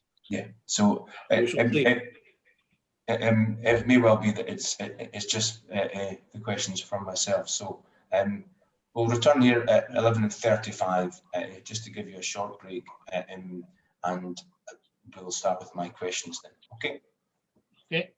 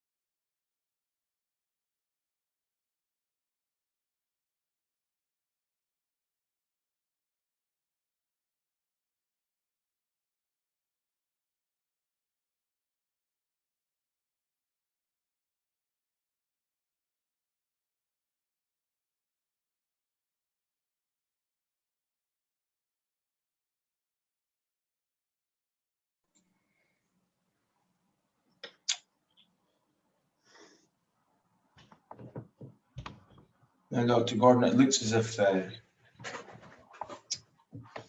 personnel that we need are back on the screen. If you're happy to start. In terms of Mr. Trinick's comment about sticking to your script, are there any clarifications or any erratas that you are wanting to flag up, or do you have anything to add or update from your inquiry report, Dr. Gordon?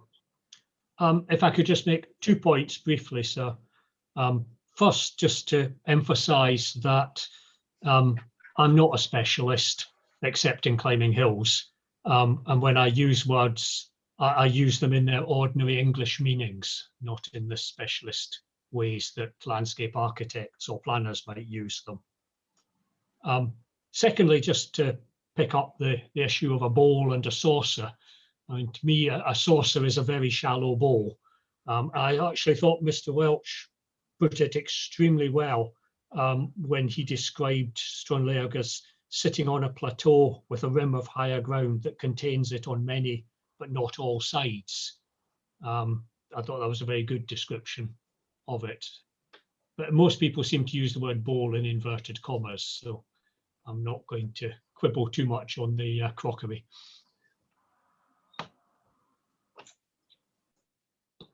Thank you. Mr. Trinick, I assume that you don't have any further questions on the basis of these clarifications. No, so I just want to say that I've heard Dr. Gordon in various inquiries. I always respect what he has to say. He puts it very well. But no, I don't have any questions. Thank you. Thank you, Mr. Trinick. Well, Mr. Gordon, you've actually clarified my first question, because I was going to ask if you associated yourself with Mr. Welsh's description of the Stranraer site or that of Mr. Doyle, but I think you've answered that question. Yes, so you're coming and going a little bit, but I got the question. Yes, I associate myself with Mr. Welch's description. Thank you. I am advised by our IT colleagues that I do come and go now and again, so I do apologise for that. I don't think there's anything that we can do about my sound. Just stick your hands up and ask me to repeat any questions if needs be. On table 1 in your inquiry report, I just want to double check. That was based on the LVIA of the EIAR. So we've been referring to that as the Ramble assessment, I think. I just want to be clear that your table there, that was based on the original EIAR.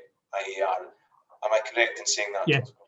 Yeah, okay. Yes. I just wanted to double check that. That's fine. The point, I think, in paragraph 31, and I take your point about using straightforward language, which is very useful for me. You mentioned there the point about values. I'll just get the exact reference. Values, I think it's in the second line. Judgments underlain by values. Was that just a general statement, or was that a statement that you thought was particularly relevant to this case? Or was it just a generic statement that you were making, or did you have any concern with regard to this case? No, it is a generic statement that in any judgments of this nature, each individual, professionally qualified or otherwise, brings a set of values to bear. Thanks for that. And again, on your conclusions, paragraph 34, I think, which is page 8 of your report, you've used the words devastating.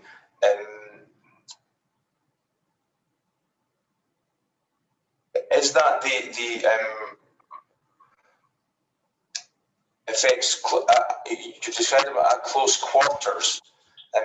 Yeah. Is that in and around the wind farm, or I suppose I was looking for just an expansion of what you meant by close? It's the effects in what in my sub areas, what I refer to as the southeast Monalia.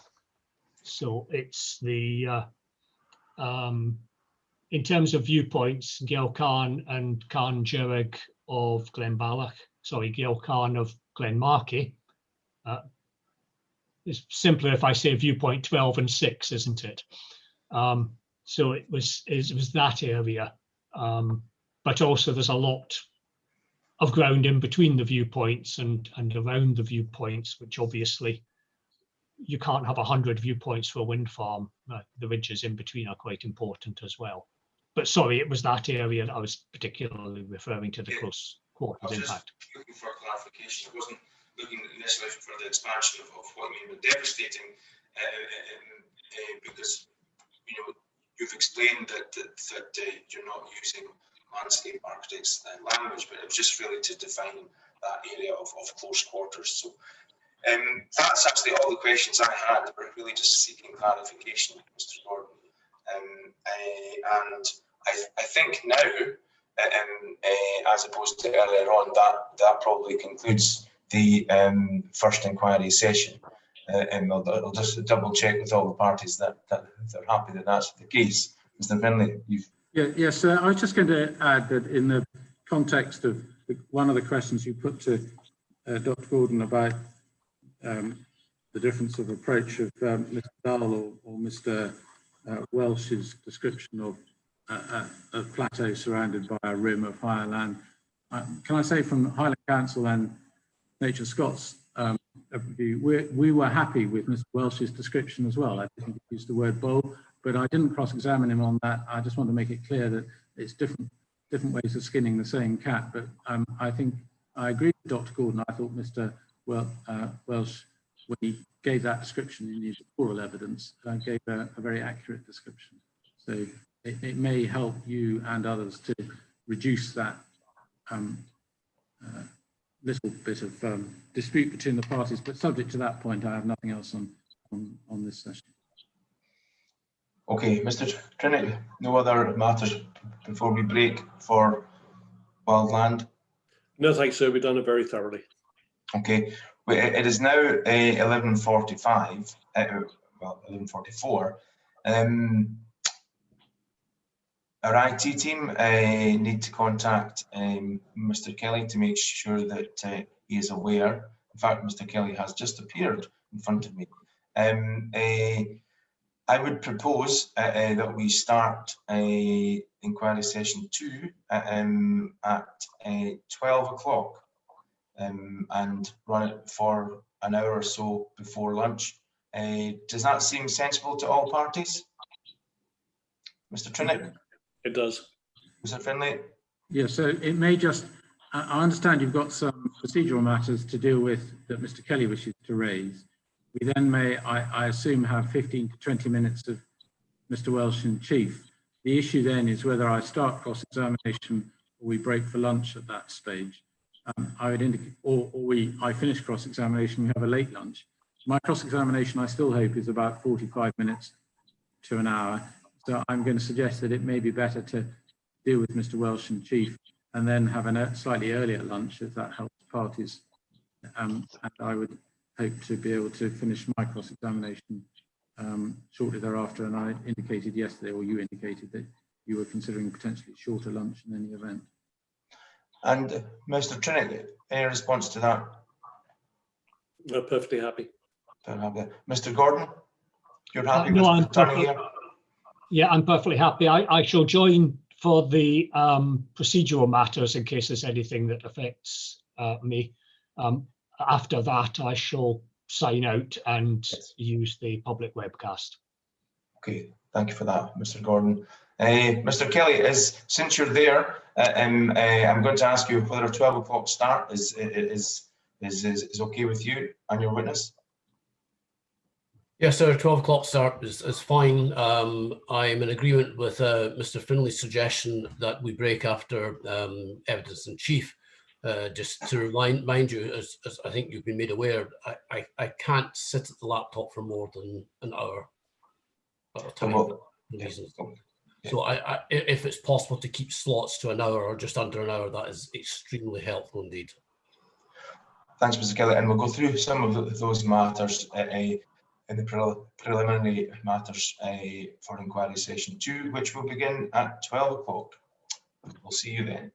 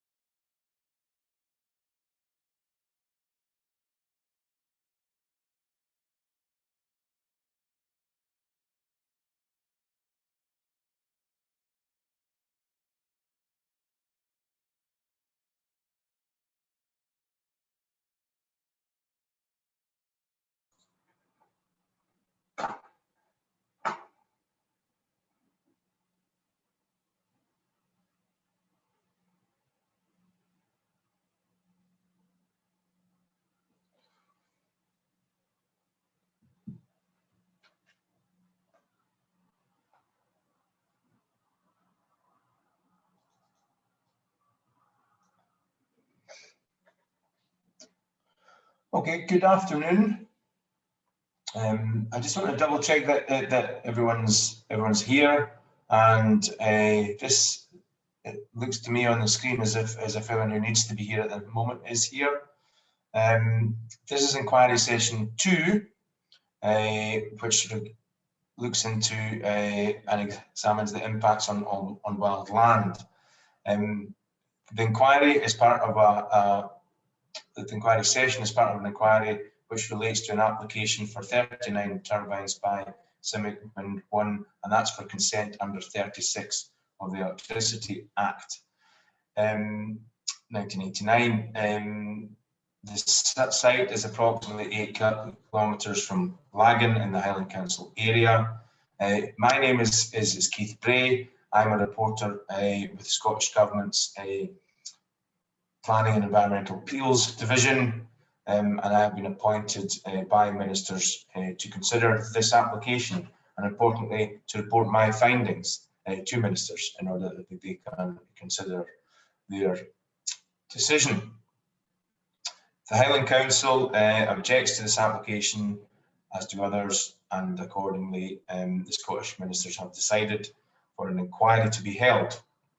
The main purpose of an inquiry session is that I understand the positions of the parties, and in particular areas of dispute, so that I can set that all out in my report and make some conclusions. I have given a longer preamble in the first inquiry session, which was on Tuesday. So for today, for those who are just tuning in to inquiry session 2, there is a longer preamble with context for the application, and that's on Tuesday's recording. But I'd like to move on now and allow the participants for this session to introduce themselves. So I will start with the applicant, Mr. Trinick. Thanks, Marcus Trinick of Queen's Counsel, and I'll be calling Mr. Welch as my only witness in this session.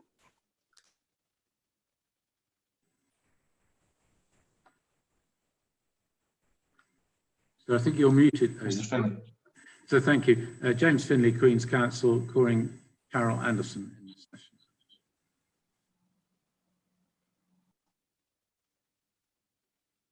And Mr. Kelly. Thank you, Sir. Ian Kelly, the Chartered Planning Consultant, acting for John Muir Trust and Wildland Limited. And for this session, presumably tomorrow, I'll be calling Dr. Carver for his evidence. Thank you. And Dr. Gordon, would you like to introduce yourself again? Yeah, I'm Dave Gordon. I'm appearing for Mountaineering Scotland, and I'm not participating in this session, and I'm only here for the procedural matters at the start in case any affect us. Thank you, Mr. Gordon. All teams, as I did say on Tuesday and yesterday, all teams should be adhering to government guidance on COVID-19 when we're participating. If you're participating actively, please switch your video on. If not, please switch your video off. All parties remember to put your microphone on and off while you're speaking. We're not always all remembering to do that, including myself. So just a reminder there from our IT colleagues to do that. We'd be grateful if all parties indicate electronic pages when they're going through documents, and indicate the document number and referencing, as we've been doing in the first session. You may have picked up that from the first session that my internet connection occasionally drops out, so that I become quieter. So I am trying to project my voice, but I'm limited by the sound on my laptop. But please let me know at any time if you can't hear what I'm saying. All precognitions to be taken as read, we've all agreed that in advance, and not to be read out by the witness in full or substantial passages. I will allow a pause in between evidence in chief and cross-examination if needs be. In the previous session, we didn't always need that break, but it is there available. if needs be. We'll take screen breaks to try and allow a maximum of around an hour sitting in front of this screen, and we'll also be taking comfort breaks as well. As we've all been informed, I think Mr. Kelly may require a break from now and again, and if I'm not accommodating that, then I would ask that Mr. Kelly asks me directly for a break, and I think all the parties will agree to that. So we'll hopefully I'll manage all these breaks, but if there is an occasion that Mr. Kelly wishes a break, then if Mr. Kelly could just do that. Finally, in the first inquiry session, the pace at which we went with regard to finding documents, I think was about the right pace. So just a reminder that we do need a little bit of time to go between documents. So if we just manage the pace and make sure that you're happy that everyone has the appropriate document, it's good to give the core document reference number and then any figure reference or such like, and then the electronic page. That seemed to work reasonably well over the last couple of days. We've heard who the witnesses are. For the purpose of those watching, it will be the applicant's witness first, then Nature Scots, and then John Muir Trust and Wildland Limited. So that will be the order, as far as I understand at the moment. All parties will have received an email, I think, from the case officer indicating to Mr. Kelly that as part of his evidence in chief, that I would allow 30 minutes for Mr. Carver to explain, I think, methodology. I think he's described it as teaching, but that's not a limit on evidence in chief. That's just a limit on the amount of time that I think should be put aside to explaining the methodology. And I hope all parties will accept that I think Mr. Kelly has indicated his desire for Mr. Carver to have that time, and I've allowed 30 minutes as part of Mr. Kelly's evidence in chief. So on that note, are there any other procedural matters that any of the parties would wish to raise? Mr. Kelly. It's interesting, sir, your clarification. Thank you for that. The email, the text of the email implied, in my view, that the total length of the evidence in chief was limited to 30 minutes, which wouldn't have been acceptable in my view. However, what I intend to do to try and make this easier is, when it comes to evidence in chief, I'm not going to sit and ask a series of questions of Dr. Carver. I'm going to ask him simply to explain the methodology and the difference between that and what you've heard over the last, well, at that time it will be the last 3 days. It certainly should be less than an hour. It might be over half an hour, but I'd assure you that once he stops talking about the methodology and the methodological differences, I will not be asking him any further questions. That will be the end of the evidence in chief at that point. As I explained in the email to you, so when I set out 3 points, I think it's essential in terms of enabling you to report properly to ministers that you fully understand this methodology, which is different, radically different from what the other witnesses have used, but we will certainly look to avoid using up excessive inquiry time. I would also just like to add, to avoid confusion, I never called it teaching. I was merely wanting to avoid my teaching commitments here at Leeds. Mr. Carver, if you can let Mr. Kelly speak for you at this time, and we'll hear from you as a witness later on. Mr. Kelly, were you wanting to make any additional remarks? Yes, sir. In terms of the breaks resulting from my medical condition, I'm very, very grateful for the assurances I've received and the help.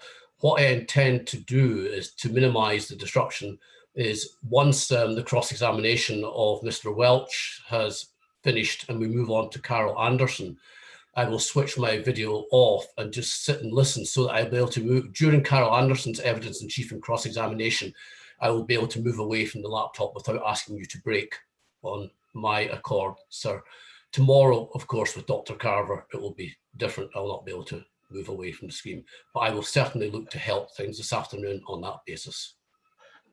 Thanks for that clarification, Mr. Kelly, because there may be a chance of running past 4 o'clock. We've finished a little bit later, and that may assist you in that.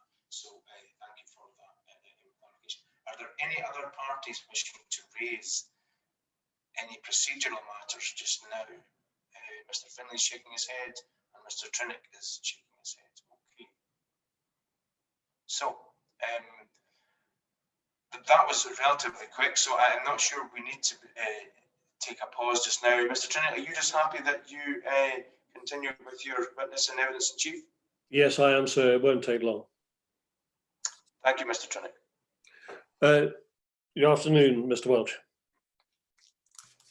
Good afternoon. I want to start by picking up 1 or 2 points made by Carol Anderson in her inquiry report, and we'll go please to electronic page 32, table 5.2 of that report.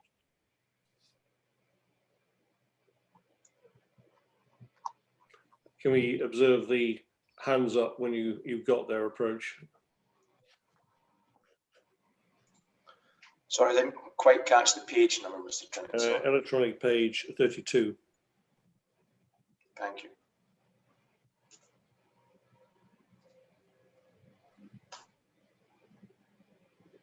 Thank you. In the description and visibility box in table 5.2, second line, Carol Anderson says this sub-area is relatively little visited, while the Loeb Connell Bothy lies at a point where the glen broadens and is reached by a long rough track from the public road or via the Corriarrick Pass. I think you wanted to say something about that. Thank you. Yes, good afternoon. Ms. Anderson suggests that the access track all the way through from Brayroy Lodge to Melgarve is relatively little visited, and indeed that does reflect the guidance in terms of the description from Nature Scott. However, it contrasts with what Mr. Dowell told us yesterday when he said that it was a popular route, being an easily accessible route that was not particularly challenging. I've been there 3 times to both Glenroy and the Spey Glen, and have met walkers, fishermen on all occasions. It is just an observation, sir, but it strikes me that you have opposing evidence here and will need to take a view on it, although I am happy to rest on the assessment carried out in SNH's description.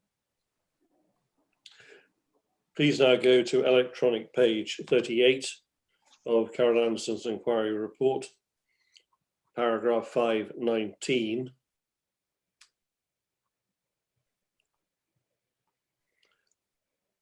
When you're there, last sentence, the operational wind farm at Stranraer, and to a far lesser degree, the operational Millennium, Benoon and Blairi wind farms already influence parts of WWing LA19. What's your comment on this? This statement or assessment provides a helpful indication of the impact that these operational wind farms can have at varying distances from WLA19. From the western end of WLA19, and I'm thinking here of viewpoint 21, Millennium, Binion and Blairi all have a noticeable, but I would say not significant presence. Mr. Welch, slow it down just a bit. Someone's got to make notes.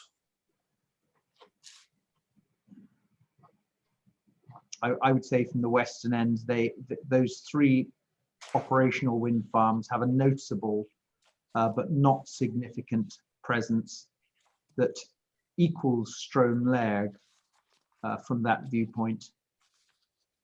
Adopting Miss Anderson's calibration of a far lesser extent, inverted commas, at viewpoint 21, we have Binion, for example, at 23 kilometers, Millennium at 22 kilometres, and Blary at 33 kilometres, all having a lesser effect than Strohnlerg, which is 21 kilometres.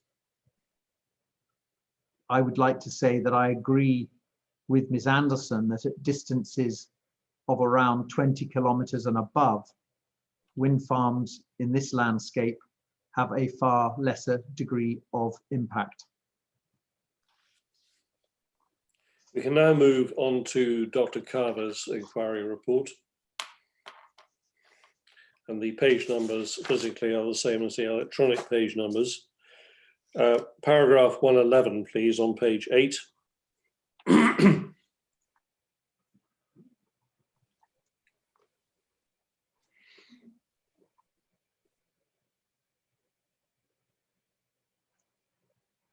I have that.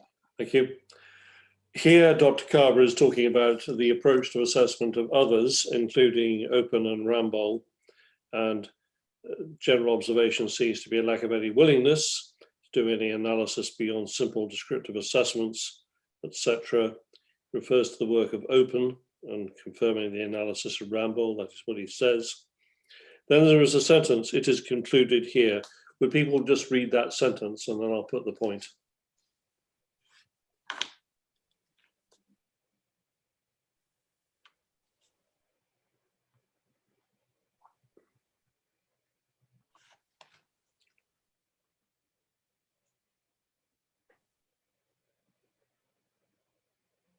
Okay. What do you want to say about that? I would say that GLVIA3 anticipates subjective judgments, and indeed they are a key part of the methodology that it recommends.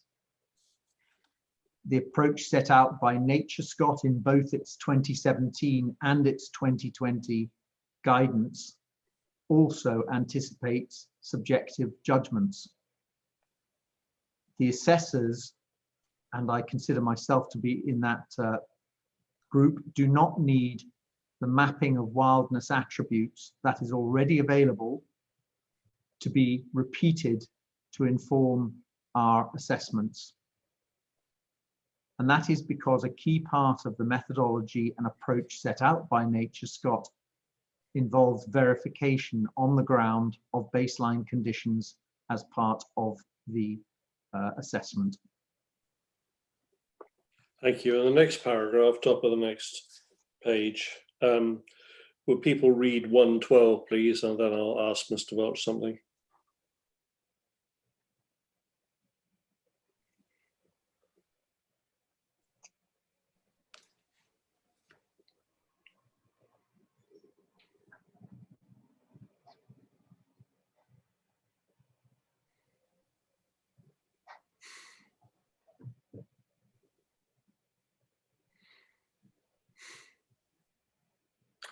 Okay, what do you want to say about that? The ZTVs that are produced by the applicant show an accurate assessment of the theoretical visibility of the proposed development.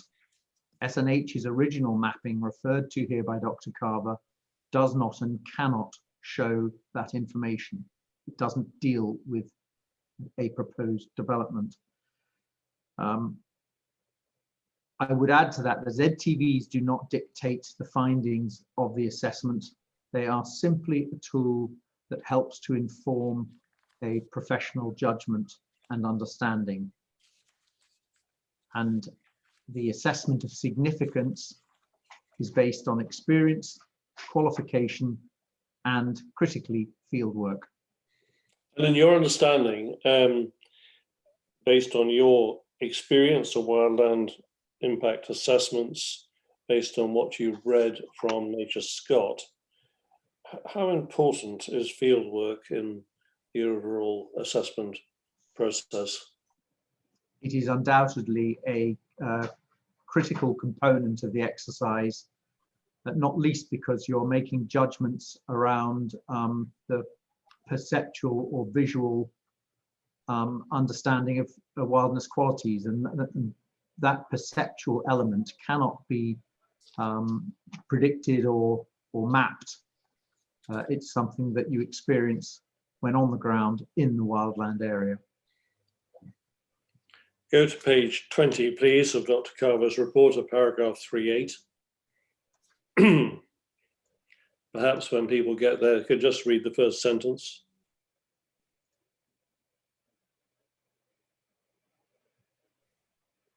Just that short first sentence, that's all.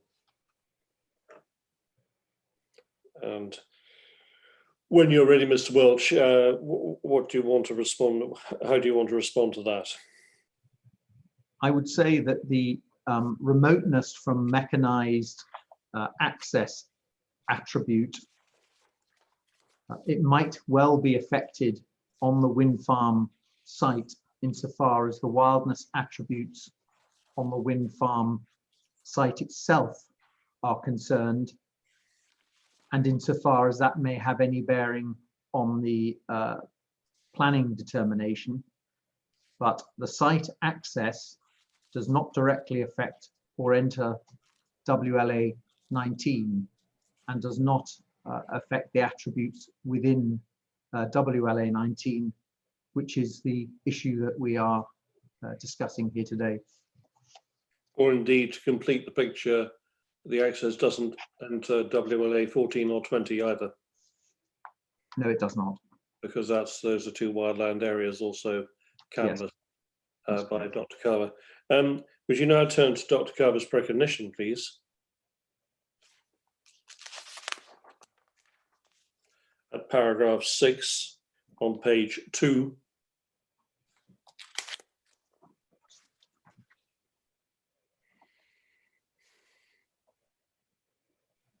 Again, if people just simply read that short paragraph.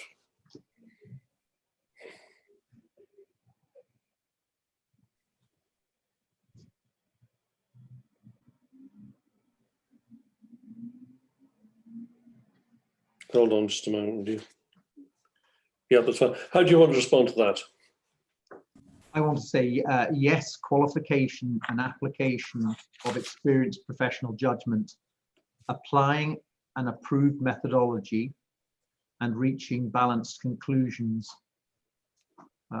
are exactly how we have approached the assessment of effects in WLA 19. And indeed, in many instances, we share findings with opposing witnesses, opposing witness for Nature Scott. So that is it is the application of reasoned professional judgment which underpins all of the assessment that is made in respect of impacts on wildland. And to put that in context, I think we had, it's in the documents, some guidance issued by Nature Scott in 2007 that was that was added to by draft guidance in 2017, which I think was the guidance which was extant at the time of the Limekiln inquiry. And we've now had finalised guidance issued in 2020. Do you have any problem applying the SNH 2020 guidance? No, I don't. Thank you. Paragraph 11 of the precognition, please, on page 3. People just read the first 2 sentences of that paragraph.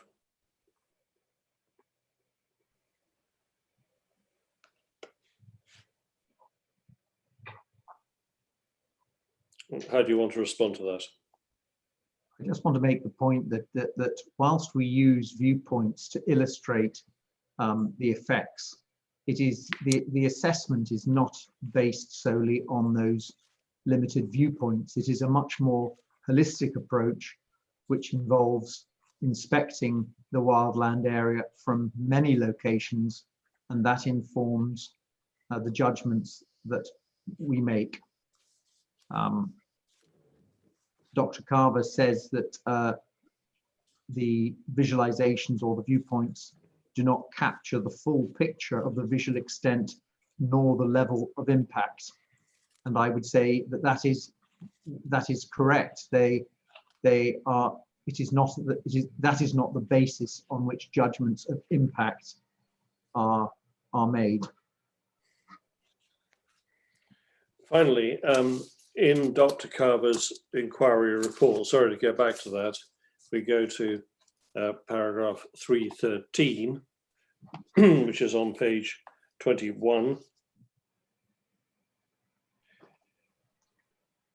First of all, looking at this paragraph, and people can read as you answer this, what is Dr. Carver doing here? What's he setting out to do?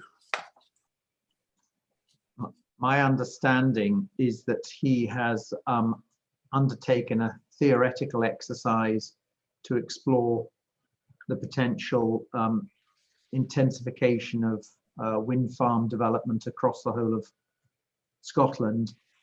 And he sets Glenshero wind farm in that context, in particular in figure 322 in his inquiry report, which I think would be helpful to just let's go there, shall we? scroll down to. My apologies, I haven't got an electronic page number, but I will dig one out. It's electronic page 81. Thank you very much.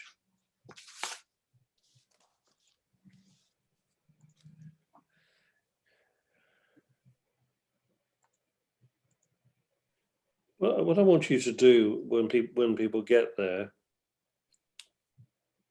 is to take us on a drive from Perth to Inverness. Is that a route you've done very often? Yes, it is.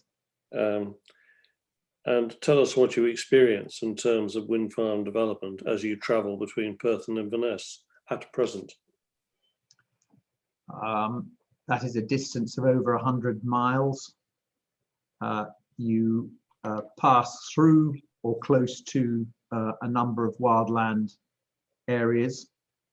And I would say that this figure, 322, suggests a picture of considerable visual impact along the journey that might be experienced.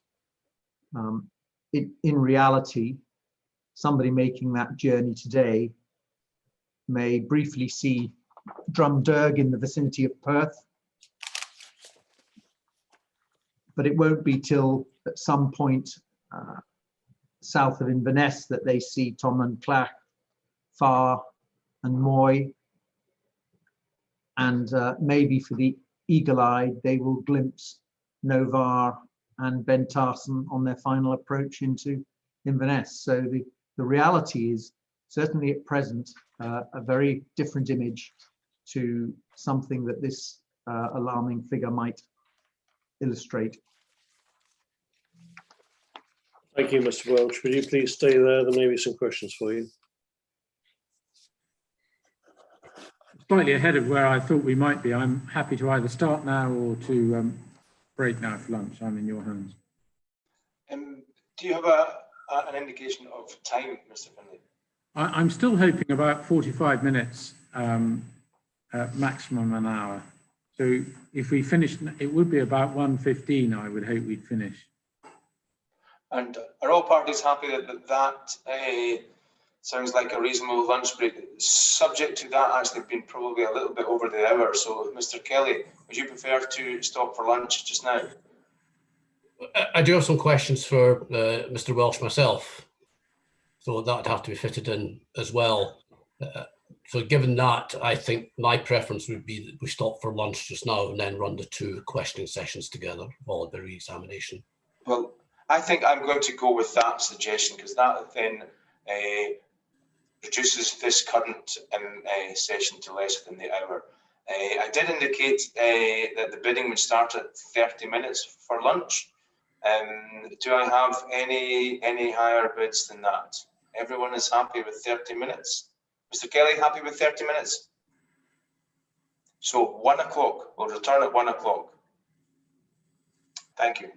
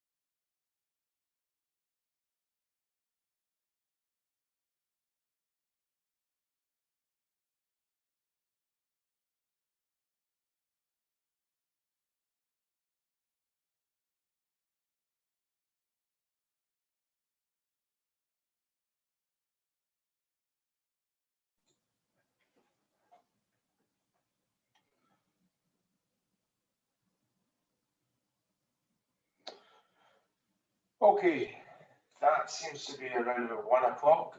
I'm just looking to see if Mr. Kelly is on video at the moment. Can you hear me? You can't see me. It says that the meeting host has cancelled my video. Well, hopefully either Graham or Callum have heard that in the background and can rectify that, Mr. Kelly. We'll just pause just now. There you are. You weren't cancelled after all. Okay, for those just joining, Mr. Welsh has just gone through his evidence in chief with Mr. Trinick, and Mr. Finlay will now cross-examine Mr. Welsh, followed by Mr. Kelly answering questions from me, and Mr. Trinick may have some questions in re-examination. So that's what we've got to look forward to now. Mr. Finlay, I'll hand over to you. Thank you very much. Afternoon, Mr. Welsh. Good afternoon, Mr. Finlay. There are a number of issues to cover this afternoon, which will have a relationship to ones that I've cross-examined you on already, but I'm not seeking to reopen old subjects. As I indicated at the time, there are a number of crossovers between the evidence, and indeed, I think I agreed 3 matters where sensitivity, distance, and impact of strong leg and other extraneous factors, which were common to all the aspects of your evidence. And I'm not going to cover those points again. So some of my questions are a more limited focus than others, and I'm not seeking to reopen issues that we've dealt with already. And the first one is indeed a limited style of question. It relates to acceptability of wild land areas. And if I can ask you to turn to your report at 225. And when I say limited, I'm going to try and limit the scope of my questions. And if you can limit the scope of your answers consistent with giving up as answer as you want, then that would help us to make progress. First question was, as I recall at Limekiln, you didn't give a view on acceptability on wildland impacts. Is that correct? That's correct. But you do it in this inquiry. That's correct. And paragraph 225 sets out the decisions you've taken into account. Yes. And since Limekiln, in fact, I think it's only Limekiln itself that has arisen that would enable to give a view on acceptability, but also what you have, a point in your favour, potentially, is that we do have the guidance now that is in final form. And does that assist as well? It does, and I would make the point that whilst I've referred to those other decisions, it was the Limekiln decision which I consider relates or is most relevant to this particular development site, given that both were outside the wildland area. Okay. Last question on this point, from me anyway, is that in calibrating your response, have you taken account of the reporter's decision in Naverdale, which is CD 9.38? No, I have not. I'm going to leave that acceptability subject there. We discussed that at some length on Tuesday, and those are all my questions on that. Thank you very much. If we can go to your bit on wildland areas, which is your section 7 of your report, and go to page 36, which I think also electronic page 36, I hope. At paragraph 7.6, you tell us the viewpoints that you visited for the wild land areas, and I note that viewpoint 13 is not included. That's correct, yes. Have you visited viewpoint 13? No, I have not, and I decided not to go there, having reviewed the visualizations and discussed it with Mr. Bainsfair, and having regard to the very, very limited geographical extent and narrow magnitude of change that development would have from viewpoint 13. I went to many other places in WLA 19, but not viewpoint 13.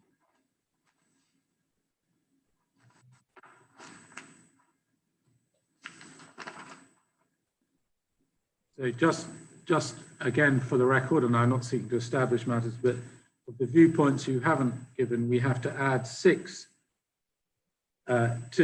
you haven't visited 7, 8, 19, which you plus in your 2.6 of your precognition on landscape and visual. That's 12.8. Sorry, I'm struggling slightly to hear you, Mr. Finlay. If I will move the machine closer, and if that doesn't help, I will resort to headphones, but I prefer not to if possible. No. Is that easier for you? I think, Mr. Finlay, I did have a little note from my IT colleague that sometimes when you talked away from your laptop, there was a difficulty in hearing, so perhaps just make sure you're projecting towards the microphone. I'm very grateful for that assistance, sir. Just really for the reporter's note, you needn't turn to it, but in paragraph 2.6 of your landscape and visual precognition, which is CD 12.8, you record you hadn't visited viewpoints 7, 8, and 19.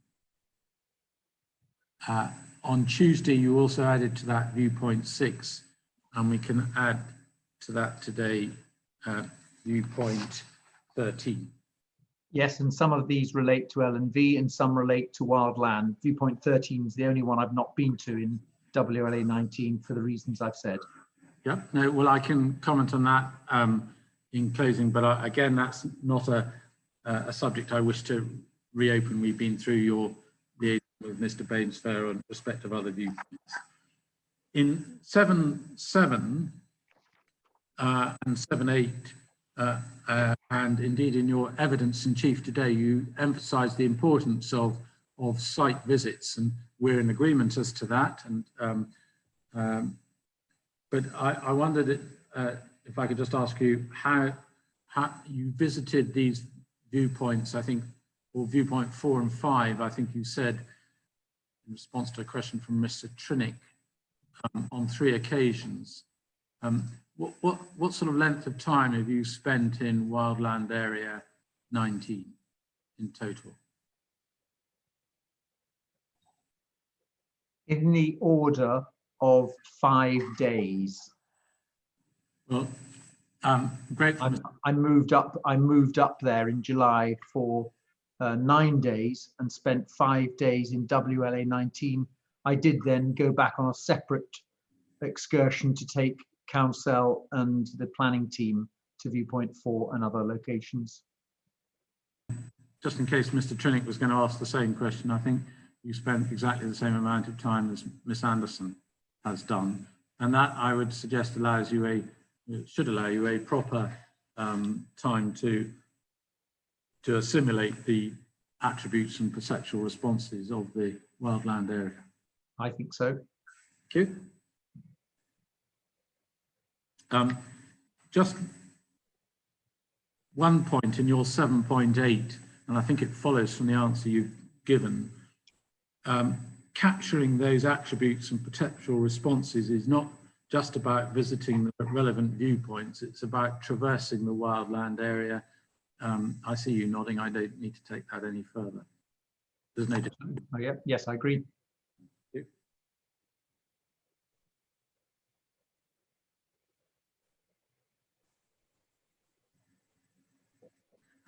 That said, I picked up a comment in, I think from Dr. Carter's work, that he considers the viewpoints are arbitrary. In terms of the locations of viewpoint 4 and 5, which are certainly as far as you and Ms. Anderson are concerned, obviously you have representative viewpoints, but has anyone suggested to you that they are not in a good representative location?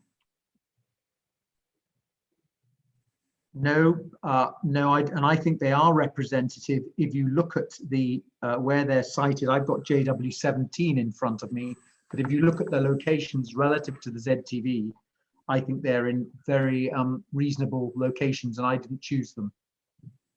No, absolutely, we're aware of that from your history of your involvement.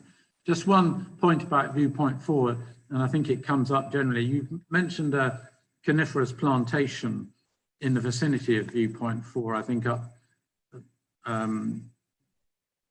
going up towards viewpoint 13 potentially. As I understand, that's a sort of intended to be a native Scots pine plantation. So it's native. It is a native block. Sorry, no, it's not a rigid forestry block, but it is more of a naturalistic plantation with holes in it and some frayed edges, that sort of thing. So it's I agree that it does not appear as a rigid plantation, unlike ones at the eastern end of WLA, northeastern end. Yeah, and I think we're then agreed that the extent to which that is a detractor, the nature of forestry blocks will determine the extent to which they are detractors from the sense of wildness, in general terms. I would agree with that insofar as a more formalized plantation where you can see evidence of forestry management will have a greater impact on wildness qualities.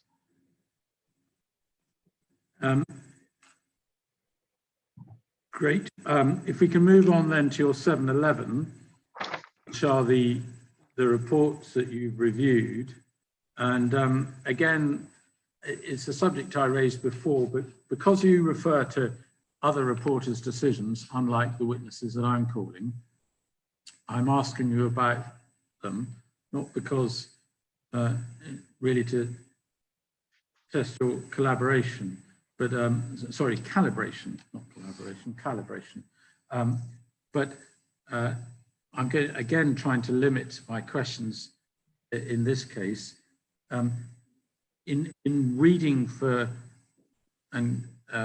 this, you haven't included in your list of reporters' decisions either Coolakey or Altdoon or the minister's decision at Strong Leg, all of which dealt with wild land in the vicinity of this site. Yes, they did. I did not refer to Coolakey because it was cited wholly within wildland. We are not, and I thought Limekiln was the more relevant and recent decision to have regard to. I have read Strone Leg, the minister's decision on Strone Leg. We spent some time about that on Tuesday, and I don't wish to revert to that, but we've got your answer, and that's very helpful. What I want to do now is go to the Limekiln's decision, put a number of passages to you, and I'm doing this, because I think you're going to agree with all the points I'm going to make, but it's just a useful shorthand way of doing it and may assist the reporter in his taking a note. Now that is CD 910. And if we can go to electronic page 71 to start with.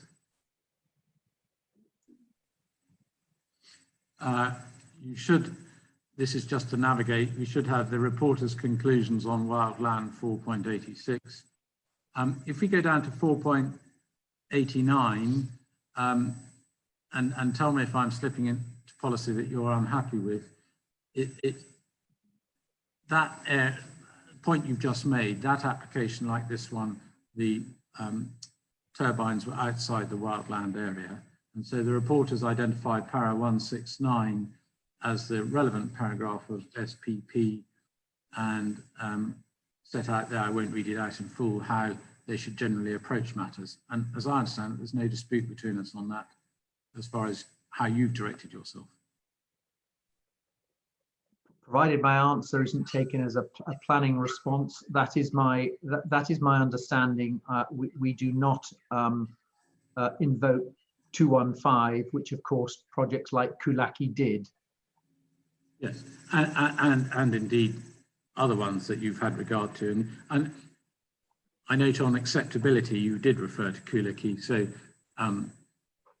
I understand that, I'm grateful, and I'm not going to misrepresent you as a policy witness. The next paragraph is 496. where the reporters add a caveat to that point. They consider that 215 only applies to development within a wildland area. We find it is, however, relevant insofar as it gives an indication that the assessment of effects on wildland requires consideration of the qualities of a wildland area. And again, that will be common ground as well, subject to the same. Yes. Then if we go on to 498, the last sentence, this is a point, and to some extent we covered on Tuesday, it's direct or indirect effects. In the last sentence, and it struck me as a useful way of perhaps seeking agreement between us, whilst we consider that physical attributes can only be indirectly affected by development out with the wildland area, we agree with SNH's assertion and find the more important point to be that indirect effects are not necessarily less significant than direct effects. Are you happy to agree that general with that general comment? Obviously, it will depend upon the particular effects. I think it does depend on the particular effects. I mean, I can foresee a situation where a development in wildland might have a much more significant impact than one outside but close to. I would accept it with the caveat that it will be dependent on individual circumstance. That's perfectly acceptable. Thank you. 499, I think it's just a general point that it's helpful to use sub-areas, and indeed both you and Miss Anderson have, and whilst they're different as they were for the park, one can see that in general terms, both of you have tried to identify the split the wildland area into sub-areas. I have no criticism of the sub-areas that you have identified, and as I understand it, you don't have any particular criticism of the sub-areas that Ms. Anderson has identified. That's correct. That's helpful, thank you.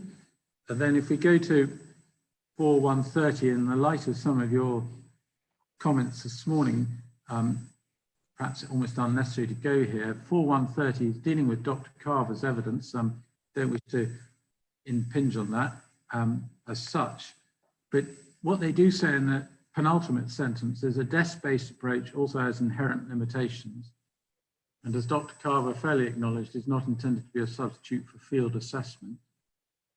And also this, we found that the map predicated effects of Limekiln 2 were inconsistent with our own findings during site inspections.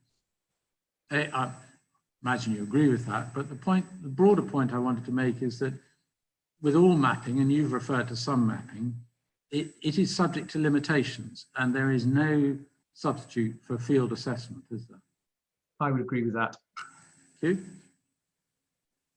And then finally, 4133, which I think is a passage you cite, the reporters do look at integrity, find it's not undermined, but then go on to say that the significant effects have to be weighed in the balance when they come to their final balancing exercise. Yes. So just reaching a finding on integrity is not, if one has to, is not the end of the approach. There may be significant effects which have to be taken account in the balancing exercise, so it's important to identify those accurately. Yes, and in the case of Limekiln, they found significant adverse effects in parts of the wildland where wildness qualities were expressed strongly. Absolutely. Now, that's all I want to take from that. You can put that away. I wanted to do a similar, try and pick up a similar number of points from the Kulicke decision, which you have had regard to. That's CD 937.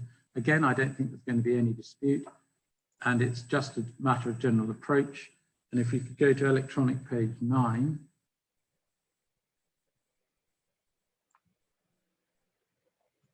Which should have paragraph 42 at the top of the page. Yes. It's referring to the interim guidance, but I think the same is true of the current guidance as well, that different parts of wildland resource will vary in strength to which they portray physical and perceptual attributes of wildland. And I think there's no disagreement between you and Miss Anderson on that, is there? That's correct.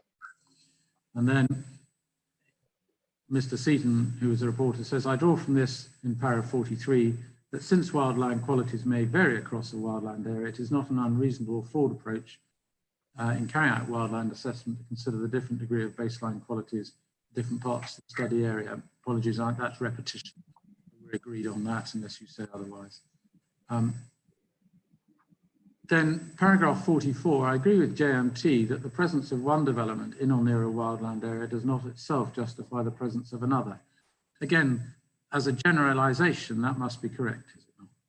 As a generalization, yes, but again, you would have regard to their interrelationship when carrying out an assessment.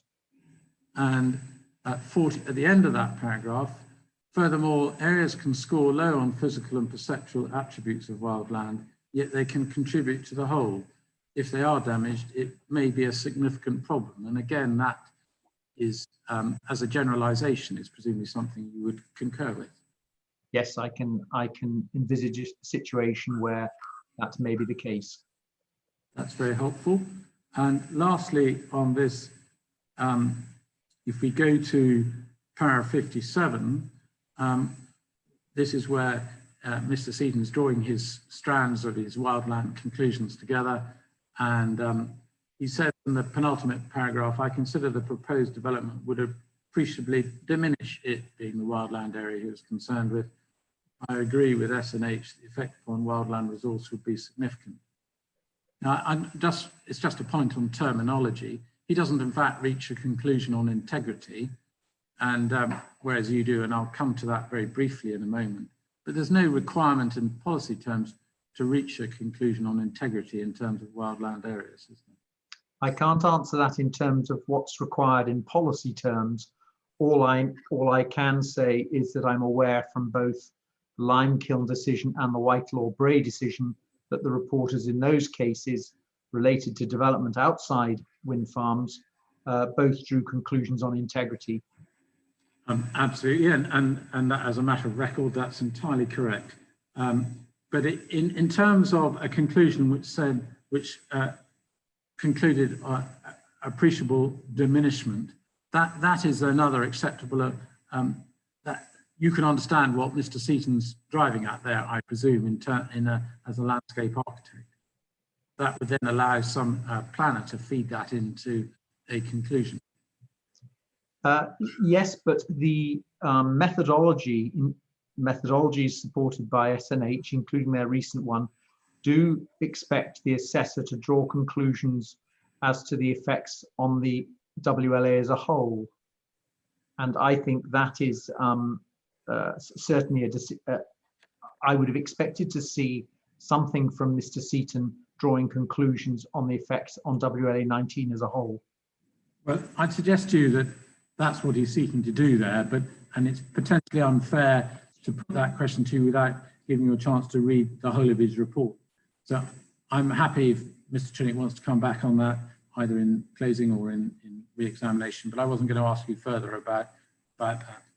What I do want to go on, and I think we're part of the way there anyway, is to leave that area, move on to paragraph 743 in your report, where you refer to the Jenks analysis.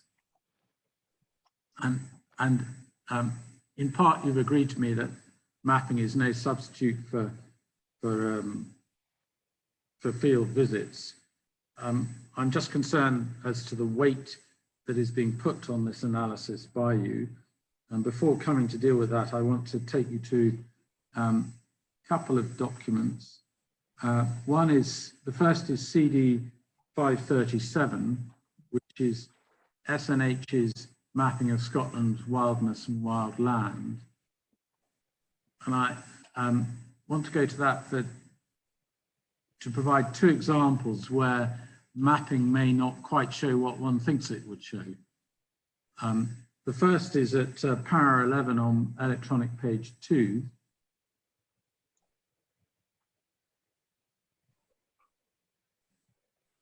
And what it says there, a limitation with the method, this is looking at rugged or challenging terrain, is that it captures ruggedness rather than challenging nature of the terrain more generally, such as flatter but boggy ground. So if you have difficult terrain to cross because it's very boggy, it won't score highly, or whichever the way you're scoring, on rugged or challenging terrain. That's something to bear in mind. And as I understand it, certainly as you get moved between viewpoints 4 and 5, you do meet some more challenging terrain, even though it may be flatter. Yes, I agree with that. In the same way, it may reflect wetter ground as exhibiting a higher level of naturalness. So it may balance to some extent between the layers of attributes that make up the overall wildness. And then the last one I want to take from this is paragraph 33, and it's not as clear as it might be. So that's electronic page 6 of 14. But I'm told this is the case, and it can be pursued further in the policy session if need be. That looking at the impact of roads on mapping, if you go to the 6th line, there's a sentence at the beginning, the context for an area, for example, reflecting the differing nature of a main through road in a glen and a dead end road has been considered. As I understand what that's reflective of is that the presence of a road has the same impact, whether it's a dead end road or a main through road in the glen. So that gives the same impact on a mapping analysis, so that the presence of the A9 would have the same impact in mapping terms as the presence of the track going up Glenroy. So, Mr. Finlay, could you give me the paragraph reference for that? Of course, paragraph 33. Thanks. That the context of paragraph 33 isn't as clear as it could be, but that's, as I understand, what it's purporting to tell the reader. We can go back to just check what they mapped under in the same document. It tells you what they mapped on page digital page 3, remoteness from mechanized access. That's what they mapped. And I'm only taking here because I'm not certain myself. Yes, no, I think my point is that mechanized access could go from the sublime to the ridiculous, or could go from a significant mechanized access to the type of track you have in Glenroy. So again, one has to be, my only point is not that the maps are inaccurate in that sense, but one just has to be careful of placing too much emphasis on them. And as I said earlier, they're no substitute for a site visit. I agree, they're no substitute for a site inspection, and I certainly have not suggested that the road through Glenroy is akin to the A9. No, any suggestion there? No, I'm not suggesting that either, Mr. Welsh. It's just how it might appear in the mapping process. That's the only point I want to make there. Could we then move on to CD 523, please, which is the core areas of wildland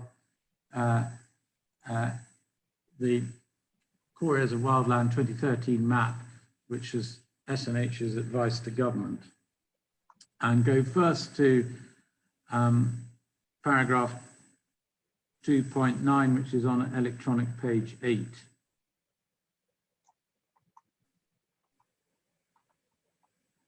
I have that.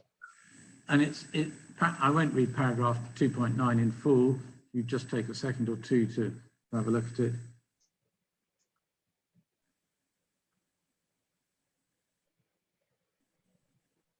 But in effect, what they're saying is that the area has been systematically mapped and assessed to give a measure of the degree to which wildness is likely to be experienced. But it goes on to say some interpretation is still required, being able to explain the judgments below and how subjectivity is defined. I'm going to put 3 passages to you and then one question, again, because I think we're making good progress. So bear that in mind. Go on to paragraph A11, which is on electronic page 21. Paragraph 2.9 talks about introducing subjectivity. Again, I'll ask you to read paragraph A11.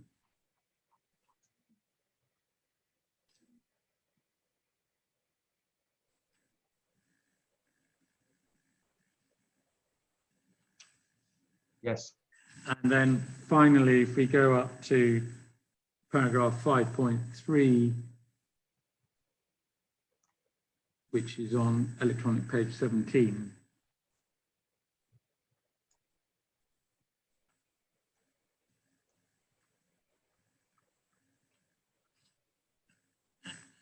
Again, the general point I put to you is those are all passages which make it clear that SNH, as it then was, advice to government was that we have a desk-based analysis, but you've got to be careful of putting too much weight in it, and that consideration of individual proposals and site visits are going to be the most important matter. That is what they say. It still is. You still need some form of objective basis to underpin a map or assessment. And of course, we mustn't forget that this process set out here led to the identification of wildland area boundaries. Absolutely, I'm not. So if there are flaws, in the documents that underpin those boundaries, it follows that some of the boundaries may be drawn on the wrong pretense. Mr. Washer, I haven't been putting flaws in documents to you. That's your terminology. I've been suggesting to you there are limitations as to the reliance you should place on it once those areas have been identified. Can we agree on that language? Certainly that there are, I accept that there are limitations as a consequence of the mapping process. And then I was going to take you, well, I will take you to CD 538, which is the most recently adopted guidance. You helpfully agreed that you were happy with that and you had no difficulty in applying it in your evidence in chief. And let me just see in the light of that whether I need to indeed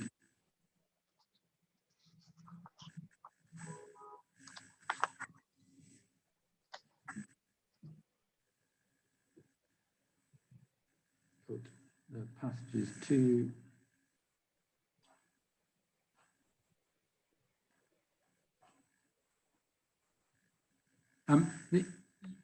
in general terms, it amongst other things, stresses the importance of site visits, and there's no dispute between us on that. Can I ask you to turn though to electronic page 8, paragraph 25?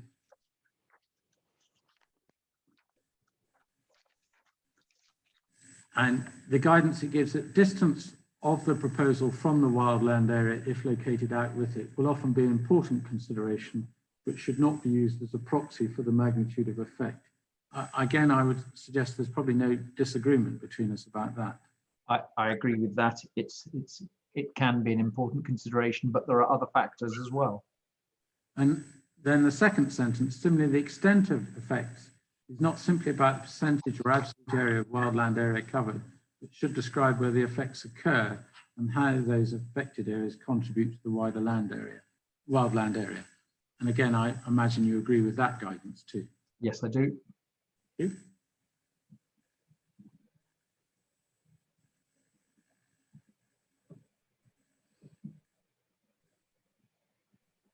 And just, there is nothing in this document which refers to either integrity or acceptability, is there? I would accept that it doesn't refer to acceptability, but I think it. I would accept that there is no guidance in here telling you that you assess the effect on the integrity of the wildland area. And this was something we discussed at Limekiln. I think it's a useful way to encapsulate the final step that the guidance does ask you to take. And if I could ask you to just look at table 1 on at paragraph 13. Table 1, is this annex 1 in that document?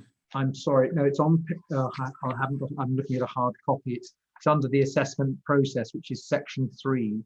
Oh, right, yes, it's electronic page 5, yes. Thank you. It just summarizes the 5 steps that you should go to. And a key part of the impact assessment is to conclude on the overall significance. Now,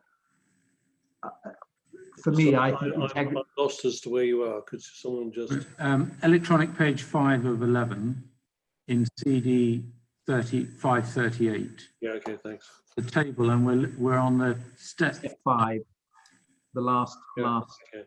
It is asking us to carry out an assessment of the overall significance. Now, I think integrity is a good way of expressing that, provided somebody concludes what the overall the effect is.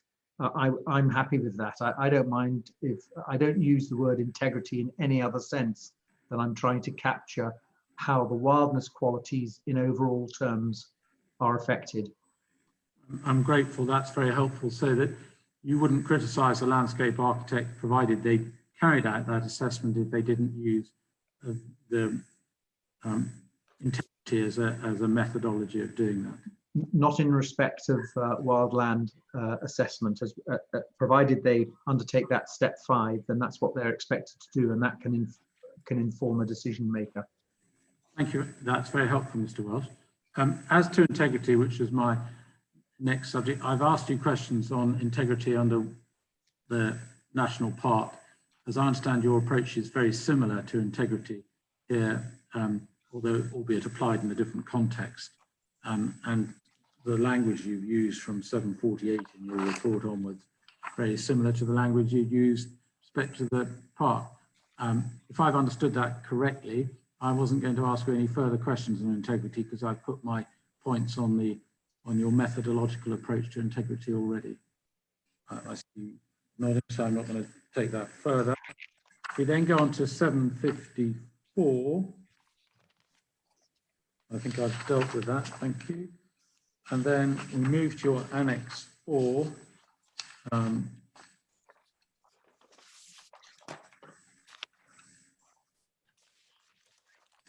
And go to paragraph 885.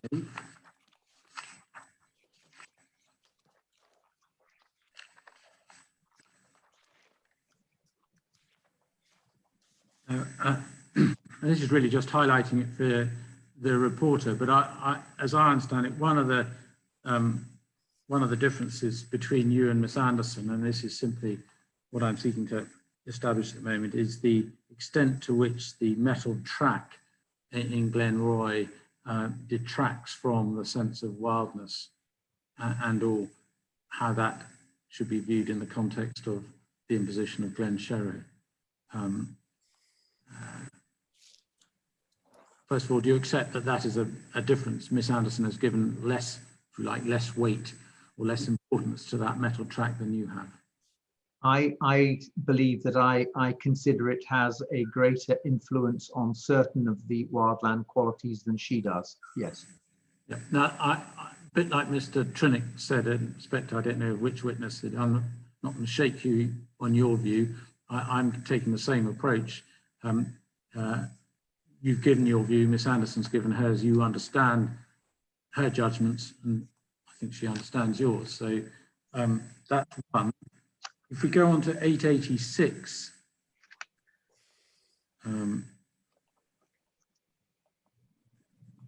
you're making the point here that the wildland descriptions of Wildland Area 19 need to be updated to take account, amongst other things, strong leg.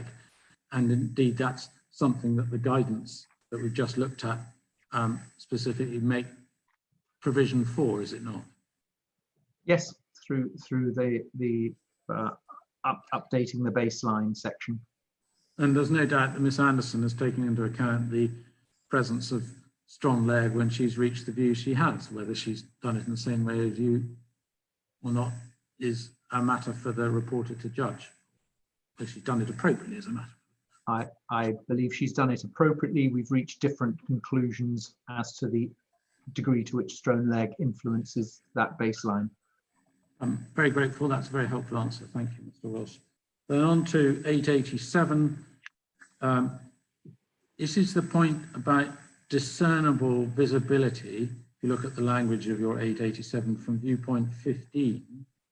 Now, you gave us some distances in your evidence in chief, which I thought were probably from a different viewpoint. I wonder if you could help us with the distances of the wind farms that you've mentioned here from viewpoint 15. And if you can't do that now, No, I can do that. I'll go to CD 1012. I don't need to be taken to a document. I'm not going to say I'll accept absolutely anything you say, but I will accept what you probably accept what you say as an accurate estimation. I've gone to CD 1012-2, the SNH visuals, and at Carn Leith, we can see on figure 422D that Binion is approximately 28 kilometers. Yeah. Millennium is 25 kilometers. Yeah.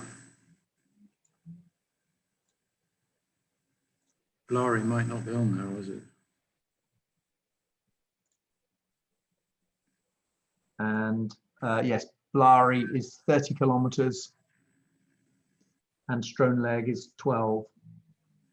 And Corrigarth and Dunmaglass? Corrigarth 24, Dunmaglass 32. And you say there's discernible visibility. And my question to you is, what do you mean by discernible visibility? I would say I didn't need to struggle to see them. I went to Carn Leith and that ridgeline in good visibility, and I was able to pick these developments out.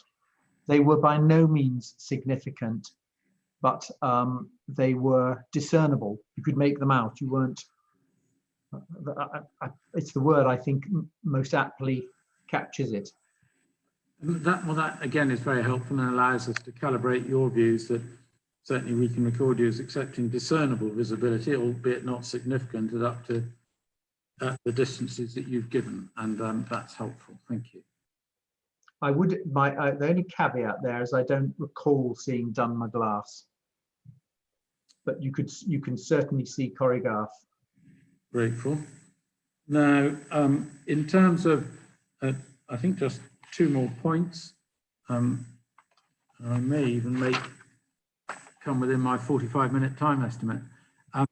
Stronleg, we discussed that in some detail the other day, just to confirm that impact on wild land was a factor that ministers took into account in Stronleg, and referred to the sighting of Stronleg and this infamous bowl that we've been discussing.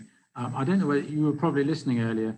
We've agreed that your description of a rim surrounded by, or a plateau surrounded by an area of a rim of higher land in most but not all directions, I think I may paraphrase you slightly incorrectly, is an accurate description for both. But, thank you. Not at all, but you haven't, I think we agreed the other day that neither you nor Mr. Bainsfair carried out any analysis of Stronleg, and you haven't done that in respect of wild land, the extent to which the mitigation would be as affecting this wildland area now, which I think has been identified since Stronleg, would have an impact on that mitigation. No. Thank you.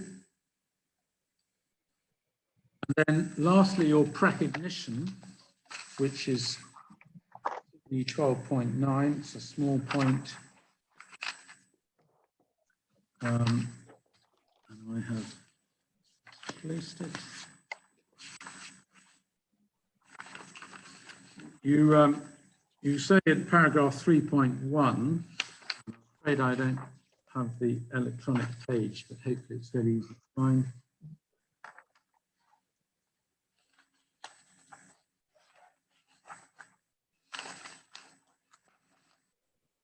But in the last sentence, you say, I'm surprised that Carol Anderson finds no noticeable effect or benefit in the offer to remove 4 turbines.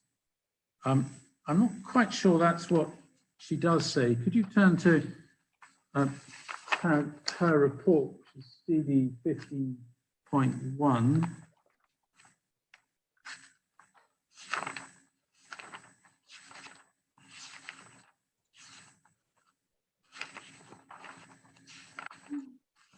And it's paragraph 6.3, which is, and it's page 38 of the document, but I think it's probably going to be an electronic page number, a couple of pages more than that.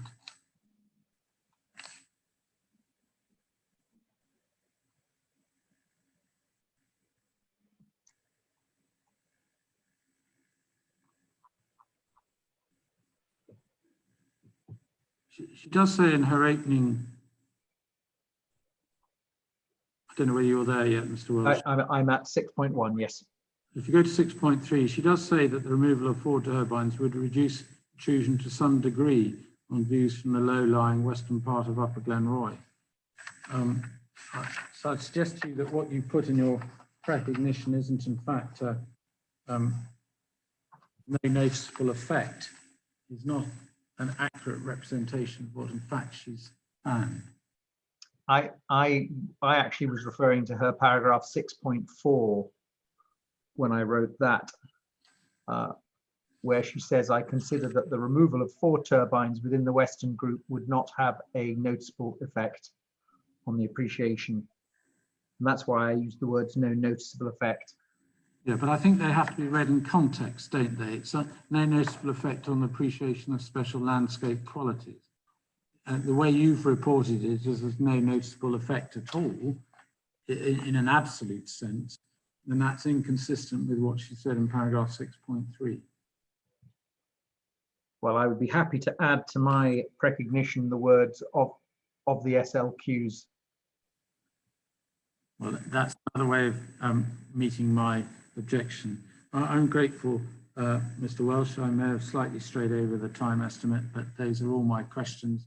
The matters that are in dispute between you and Ms. Anderson are well set out in your reports. But subject to one point, just if I could take you to CD 1226, just in case this comes up later. It's your useful comparison tables. Yes, I have those. And one can see that subject to one issue in terms of Ms. Anderson's sub-area A, and apologies, I'm going to spend 2 minutes on this. You're both in agreement that the most significant, the most material, if I can use a neutral word, if I can, are likely to be found in her sub-area B and your sub-area 1, which are broadly similar, although hers is a bit broader than yours. Yes, they are broadly similar.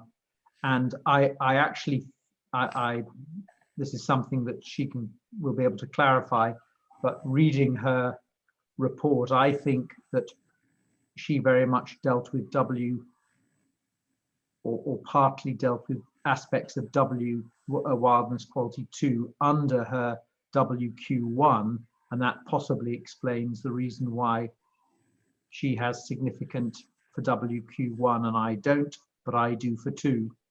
Yes, and I think she's explained that in her recognition, and no doubt if Mr. Trinick wants to ask her about that, he can do. But you've both explained your approach, and I can understand your explanation there, which is very helpful. Just 2 questions that follow from this. One is that you've been perfectly able to understand her conclusions and her terminology to produce this table, so that to make the contrast that you've made. That's the first question. Yes, I've understood her assessment. And secondly, what it shows is that for both of you, it's the floor and the side slopes of Glenroy, which are going to be subject to her point about sub-area A, Rancan Lear, that are going to be the most significantly affected by Glenshero. And that's the area at the moment that is in this small wildland area is currently unimpacted, save by the track which we've discussed, by site of wind turbines? There is no site of wind turbines in the vicinity of viewpoint 4, and I agree with you to the extent that both of us identify a significant moderate or medium level of effects in that part of the WLA. I think that's an important finding as well. We have not found substantial, significant effects in respect of this development. Absolutely, and just trying to place that area in the context of the whole WLA, it's quite a small WLA. It's unlike lime kilns, which is, I'm not going to say flat, but certainly considerably less hilly than this one. This is the area within the WLA. Well, the extremities of the WLA, in quite a large extent of their extremities, are slopes that face outwards, and there are views of areas which don't exhibit wildness qualities. There are roads, there are wind farms, main roads, wind farms and the like. This is at the centre of the wildland area, and at present it is substantially unaffected by human influences. I would partly agree with you. I think that the areas where wildness qualities are best expressed in this wildland area is not the core, and I've made that point in my evidence. I think it's some of those peripheral areas where we see the Jenks mapping exhibiting classes 7 and 8 wildness. We're not seeing that in the core. So in a sense, whilst you might normally expect the core of a wildland area to be wilder or have the strongest wildness qualities, I think the opposite occurs here. Well, I think we can agree in part to disagree about that at the end of this cross-examination, both in the use of your word core, which I don't associate myself with, nor does Nature Scott, and as to the observation you made about where the wildest, the greatest strengths are expressed. But we can leave that for the report. I apologise, I've slightly over my time estimate for that last discussion. Hopefully it was useful. Those are all my questions. Thank you. Thank you, Mr. Finlay. Mr. Kelly, would it be appropriate just to take a short break just now? I just have a couple of questions. I'm not sure how long your questioning will take, but it may be appropriate just to have a short break. 5 minutes would be fine, sir, and then I'll start. I won't be too long, but I would still appreciate 5 minutes just now. Okay, well, let's come back just to round it off at 3 o'clock. Sorry, 2 o'clock. 2 o'clock.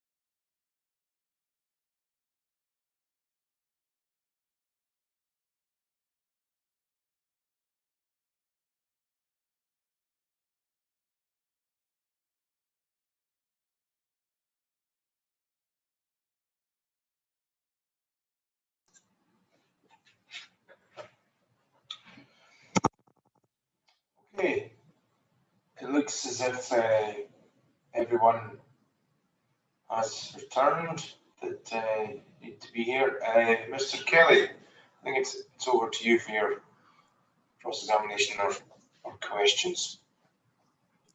Good afternoon, Mr. Welch. I just have a few questions for you. Looking at them, you should not need any documents. Maybe one reference to Dr. Carver's inquiry report might be needed, but that is all. Nothing else. Good afternoon, Mr. Kelly. Firstly, do you agree with the view expressed by Dr. Gordon regarding the importing of a personal set of values to your assessment work?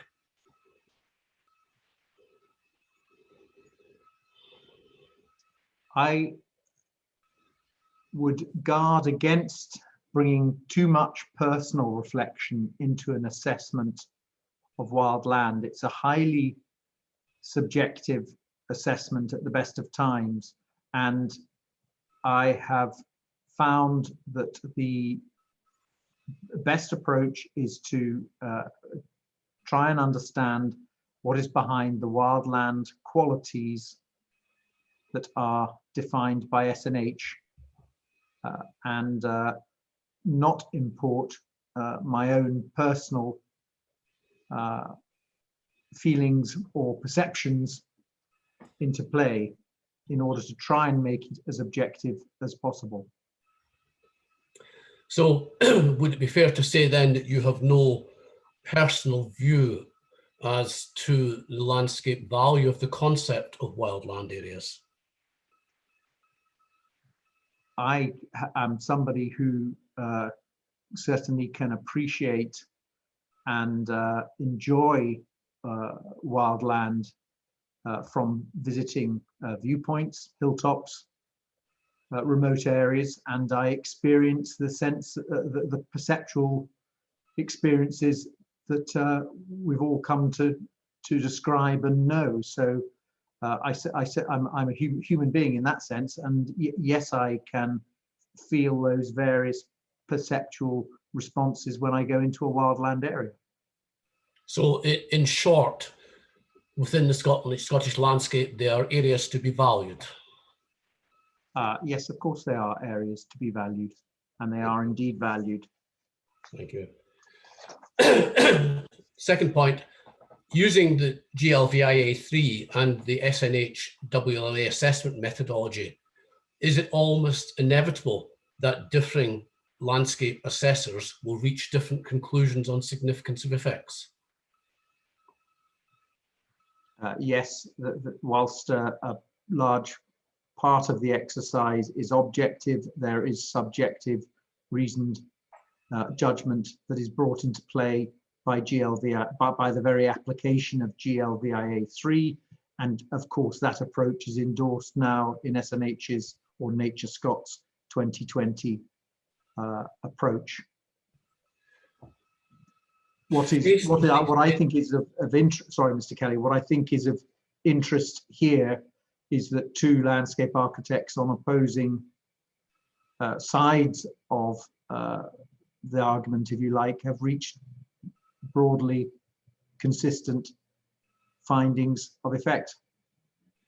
Not 100% the same findings. They're not 100% the same, but they are broadly consistent.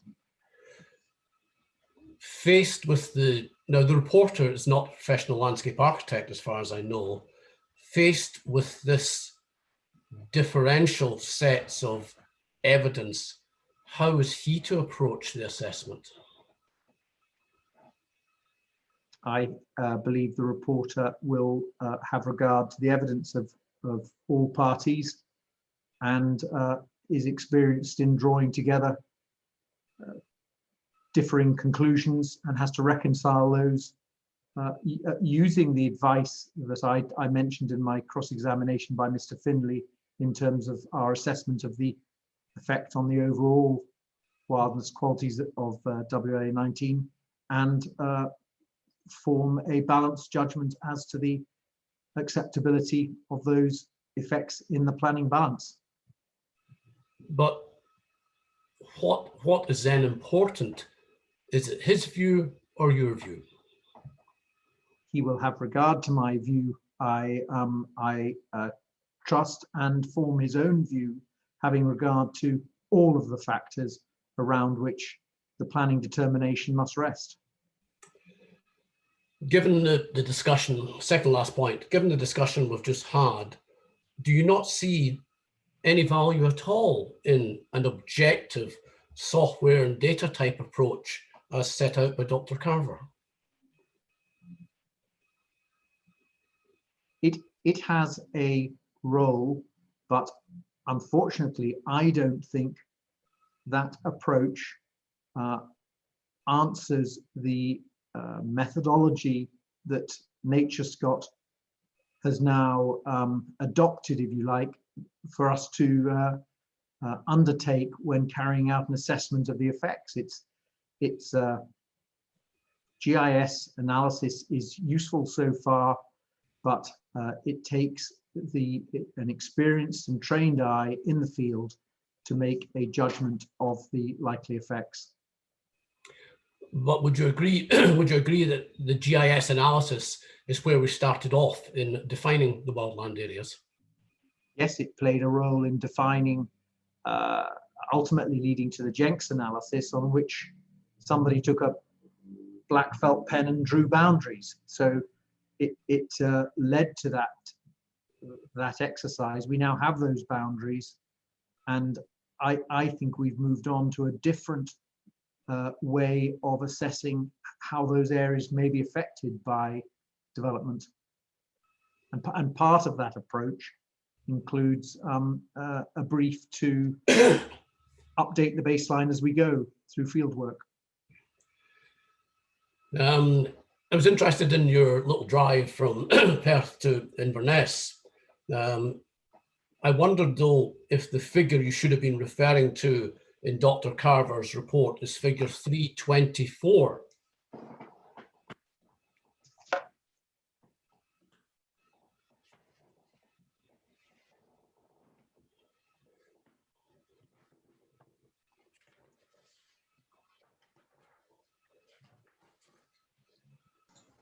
The 324 is headed ZTVs for existing wind farms in Scotland.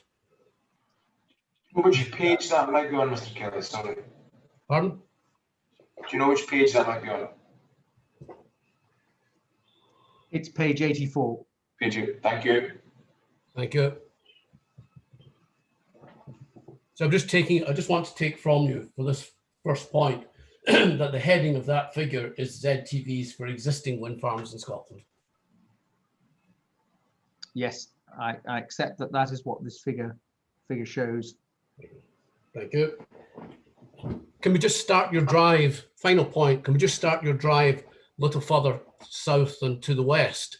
Would you like to describe from Stirling to Perth what you would see? From Stirling, heading from Stirling to Perth, you would see wind farms in the Ochils. You would see one wind farm in the Ochil near. Well, it depends where you. In Perth, there's the one I can't remember its name that you see. Sorry, in Stirling, there's the one that you see to the north of Stirling. I can't recall its name. Fraser Doon. Thank you. You would also see green nows in the Ochils.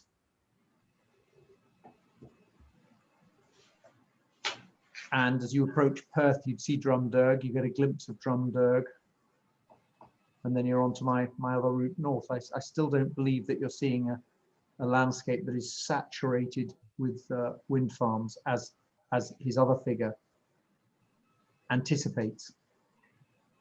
Just one little final sub-point on Drumderg. As you approach Broxden roundabout in Perth, in many light conditions, Drumderg is highly visible. Would you agree? I've seen Drumderg from that location. It's still a considerable distance away. I wouldn't have said it was a significant visual feature from there. Do you know the distance? No, I don't. Would you take it from me? It's 35 kilometres. No. And do you know the height of the Drumder turbines? No, it was consented a while back, but I'm not certain of the height. Again, would you take it from me that they're 103 metres to blade tip? Thank you. Thank you. That's the end of the journey, and thank you, Mr. Welsh. I have no further questions. Thank you, Mr. Kelly.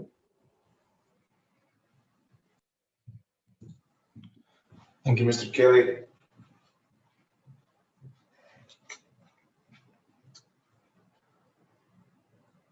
I just have just one question really, and it's to take you back to your inquiry report.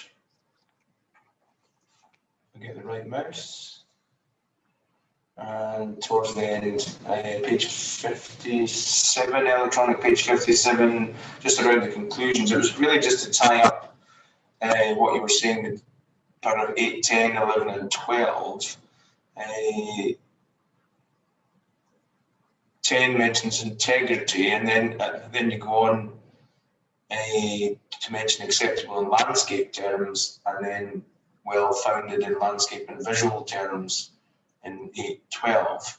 And I was just wanting to make sure that these were tied together in some way or consistent. So perhaps you could just explain what you mean in 8.11 and 8.12 in terms of acceptable in landscape terms, in terms of the wilderness qualities, and then going on to say or comment on this on Nature Scots concerns with regard to landscape and visual terms. Is there any confusion of terms there?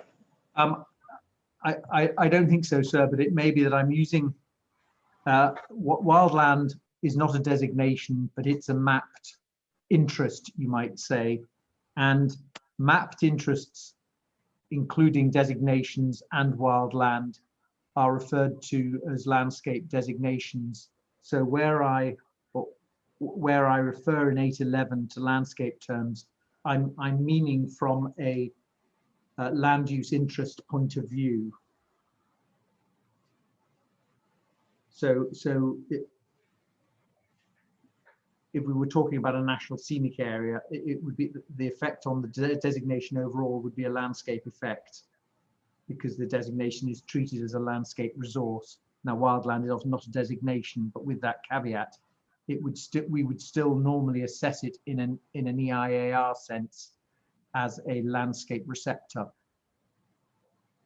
And then, and I'm concluding in 8.12 in the context of the concerns of the other parties who object in both.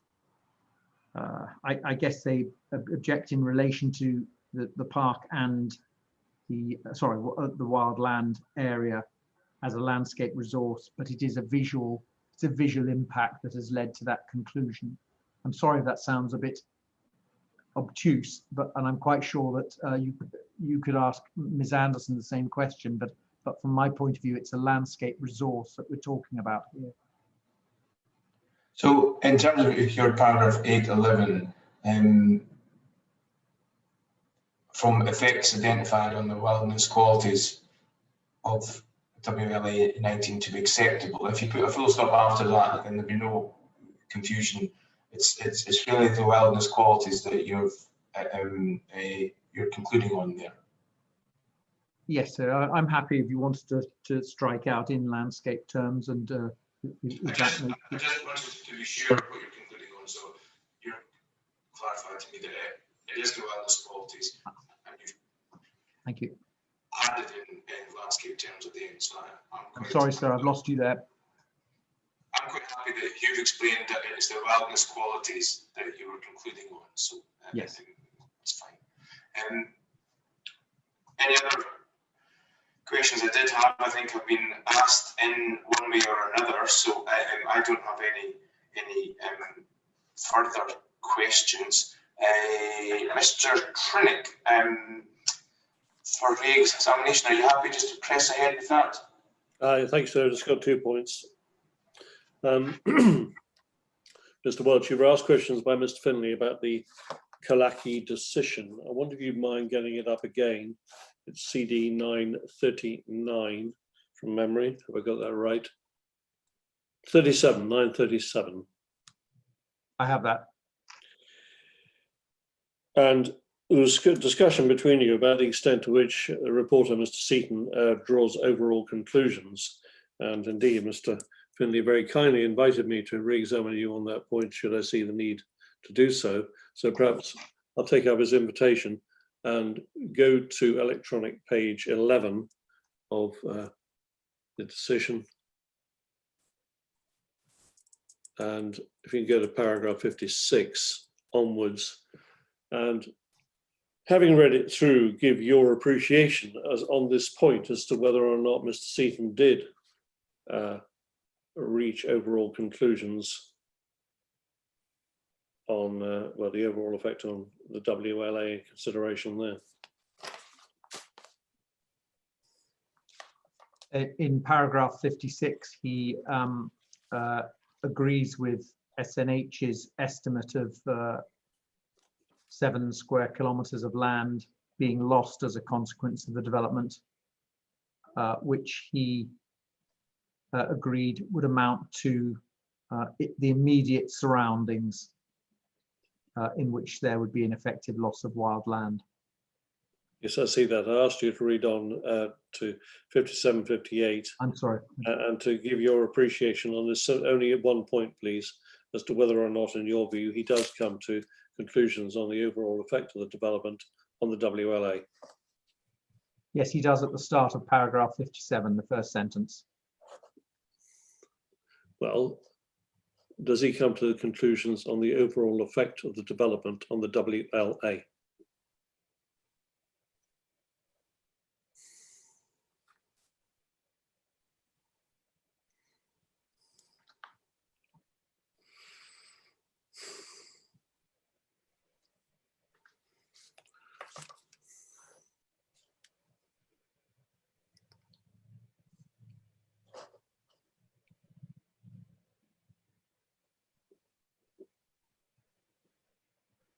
He, towards the end of paragraph 57, he identifies that the WLA is small and that the proposed development would appreciably diminish it. And he then concludes that he agreed with SNH that the effect upon the wildland resource would be significant. So I would say the wildland resource is a reference to the overall entity. Very well. Well, I can submit on the adequacy of that in my closing submissions. The second point just takes us to the importance of mapping. You were asked some questions by Mr. Finlay based on CD 523. So you might just go back to that if you would. Yes.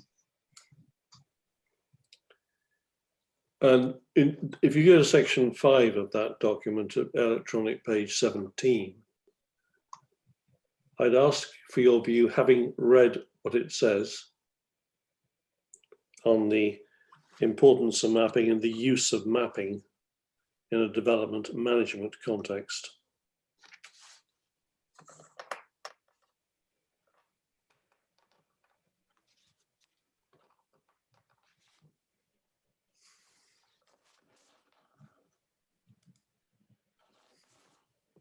It considers that the mapping can be used most effectively as a strategic planning tool, and that the map is fit for purpose of supporting policy intentions set out in the draft SPP in that case. And for development management?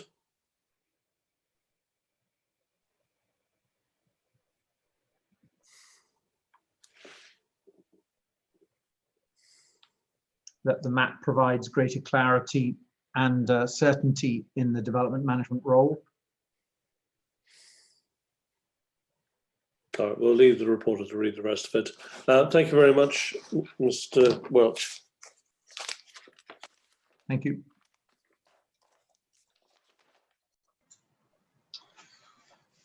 Okay. Do you think it would be appropriate, Mr. Finlay, that we take a short break before the next witness? Yes, Miss Anderson's setting up. I'd rather hope she would have been able to have logged in by now, but she should be, we should only need 5 minutes, I would hope. Sorry, I am here. Mr. Kelly, you had your hand up there. Yes, sir. As I'd mentioned this morning, I will now switch my video off, so I won't ask for any breaks this afternoon on my account to interrupt matters. But having regard to the length of time that I will have been sitting here, I would very much appreciate if you could finish up around 4:15. It would be a bit of a strain for me to continue beyond 4:15, but I will not ask for any breaks between now and then. I'll switch my video off. Thank you for that, Mr. Kelly. Mr. Finlay, would you still like a 5-minute pause at the moment? Well, perhaps I can just ask Miss Anderson if she's happy to continue with evidence in chief, or whether she needs a little bit more time to set up. No, I'm fine. I'm all set up. Thank you. Well then, so I'm happy to make progress now, because it would certainly be of assistance to us if there was the ability to finish this afternoon, to finish Miss Anderson this afternoon. And we will seek to make progress to that end. I'm not holding Mr. Trinick to that, because I know he's given the time estimate. Yeah, I have given the time estimate, and that's maybe not going to help Mr. Kelly. But I mean, I do think we need to finish with this witness this afternoon and not carry on until tomorrow. So is that going to cause Mr. Kelly a problem if we have to go on to 4:30 or 4:45? Mr. Kelly's just reappeared. Mr. Kelly? You'll have to take your microphone off, Mr. Kelly. Sorry. I'm looking at my total number of hours. I could probably make to 4:30. I would have to log off then, but if I log off at 4:30 and you're still continuing, then I will catch up on the video the video live stream catch up later on this evening. I would not ask you to halt the inquiry at 4:30 purely on my account. I will catch up if that's the case. What I will ask, Mr. Kelly, is I'll ask our IT people to make sure that that live stream is up and available as soon as is possible then for looking back at it. So I will undertake to do that once we finish. Mr. Finlay. Thank you very much, and I'm grateful to Mr. Kelly, as I'm sure Mr. Trinick is too. Let me introduce you again, Ms. Anderson. You have given evidence at the first inquiry session, but to those that weren't involved in that, you are a chartered member of the Landscape Institute, and you're giving evidence at this inquiry on behalf of Nature Scott, is that correct? That's correct, yes. I won't get your details and CV as set out in your evidence. I won't go through that. I want to ask you a couple of preliminary questions. I was going to ask you about methodology, but in the light of Mr. Welsh's answers, I'm not going to deal with that. And if Mr. Trinick wants to ask you further questions, no doubt he will do so. As to the issue of integrity, you were asked some questions by both Mr. Trinick and the reporter about integrity. And I want to ask 3 questions on integrity. The first one, is wildland area an area in which a landscape architect can give a view on integrity? Yes, I think a landscape architect could do that, because there isn't a sort of added policy overlay as there is, for example, with the national parks, as we heard in session 1.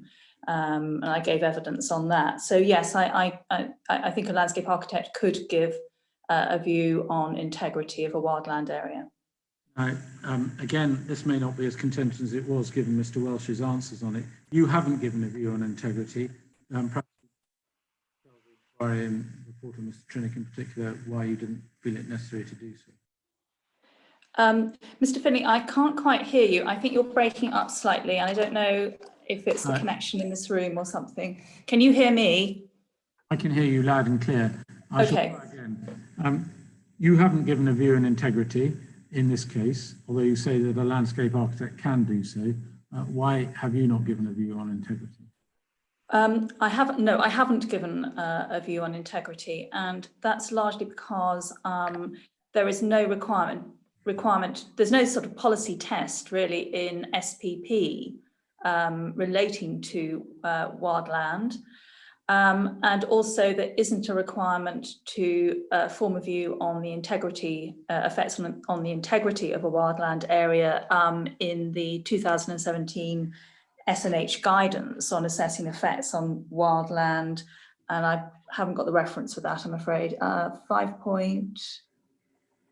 Sorry, it's the 2017 guidance anyway.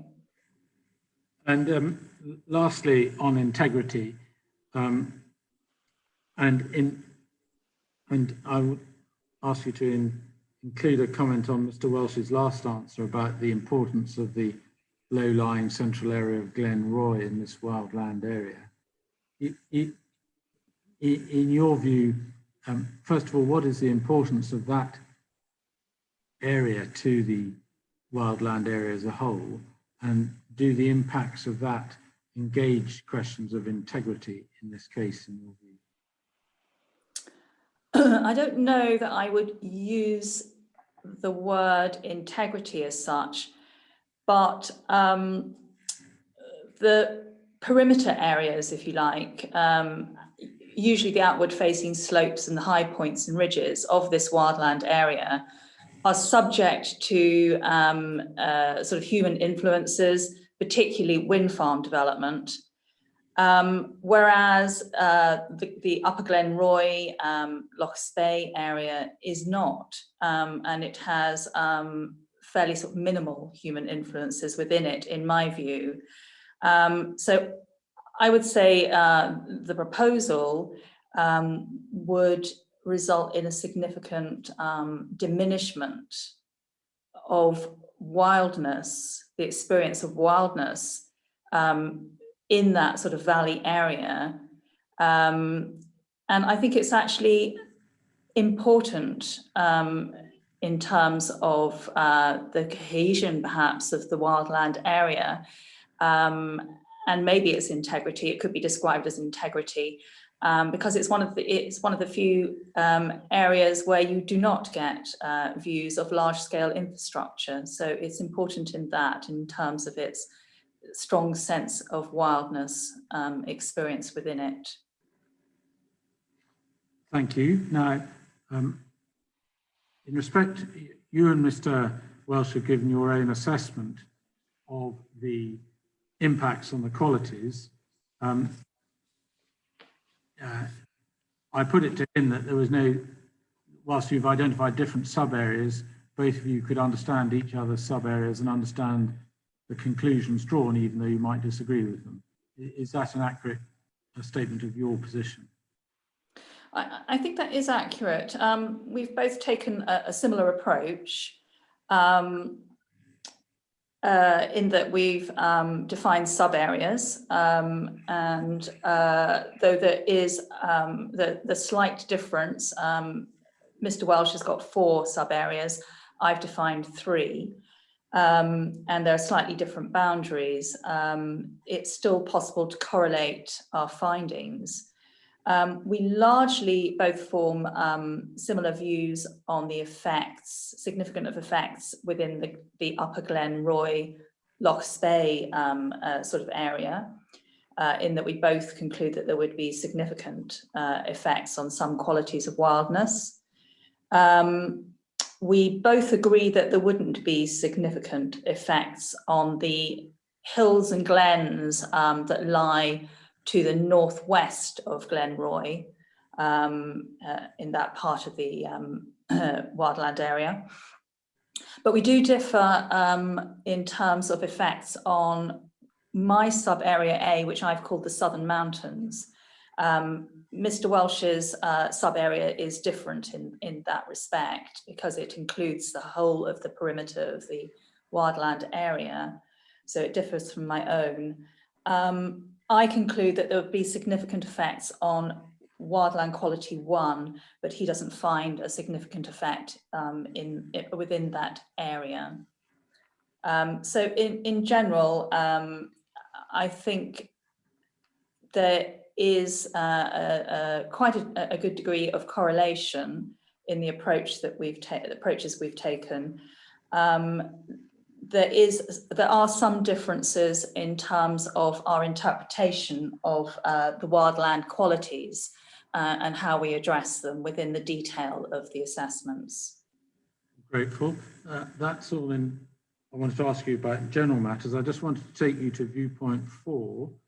First, in CD 1.4, figure 11D.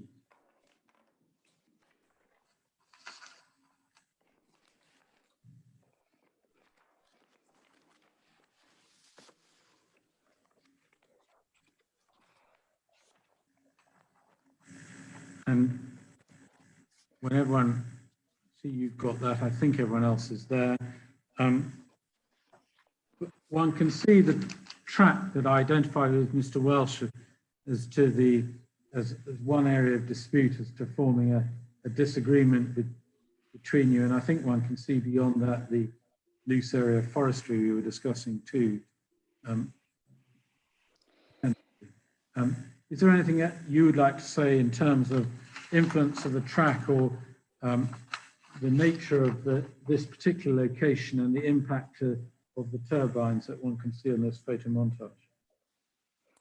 Well, this is one of the key views, but this this type of view of the proposal would extend from viewpoint 4 to beyond the bothy, which you can see in the middle distance of the photograph. So it's not necessarily a limited effect. It does extend a good 2 to 3 kilometres within that middle section of Glen Roy, up until Loch Spey is reached, just round the corner. In terms of the track that goes in, it is a vehicular track. It is metalled. It's quite bumpy, and I'm sure the reporter has been into the wildland area and has seen that for himself. But it does disappear just before the bothy that we are seeing in the middle distance. And thereon, the route through the glen gets very boggy indeed, and there is a river crossing which also adds to the challenge. It's maybe not the same challenge as some of the rocky quarries in the higher mountain areas to the south, but it still makes for tough going in places. And thereafter, the boggy ground around the floodplain in the bothy, it's much more of a footpath rather than a metal track. So I think there has been a bit of overemphasis in Mr. Welsh's assessment as to the influence of the track in terms of diminishing the strength of wildness experienced in that area. And similarly too with the native woodland scheme, which we can see on the slope in that view. And Mr. Welsh did acknowledge that it was a native woodland scheme. I think it was described in his assessment as a coniferous plantation, which of course it is. But I think that has connotations that perhaps negative connotations. When you talk about a coniferous plantation, it needs to have a greater degree of explanation as to what that comprises. It is fenced at the moment, but I understand the fence is likely to be removed in the future once the trees are more established. And therefore less prone to deer damage. Right. Before we leave those figures and come to the amended figures showing the removal of the turbines from viewpoint 4, can I ask you to turn on to viewpoint 5 for the moment, and to figure D, so that will be figure 4.12D.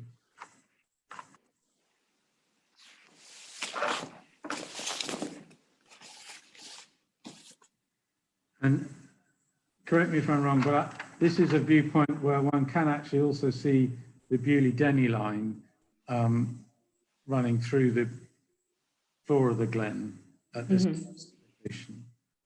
But one can see the turbines, the photo montage of the turbines in that figure. Yesterday, I think you gave evidence you could see the turbines from one of the viewpoints at some considerable distance away. Sorry, you could see the Bewley-Denny line. Do you recall that?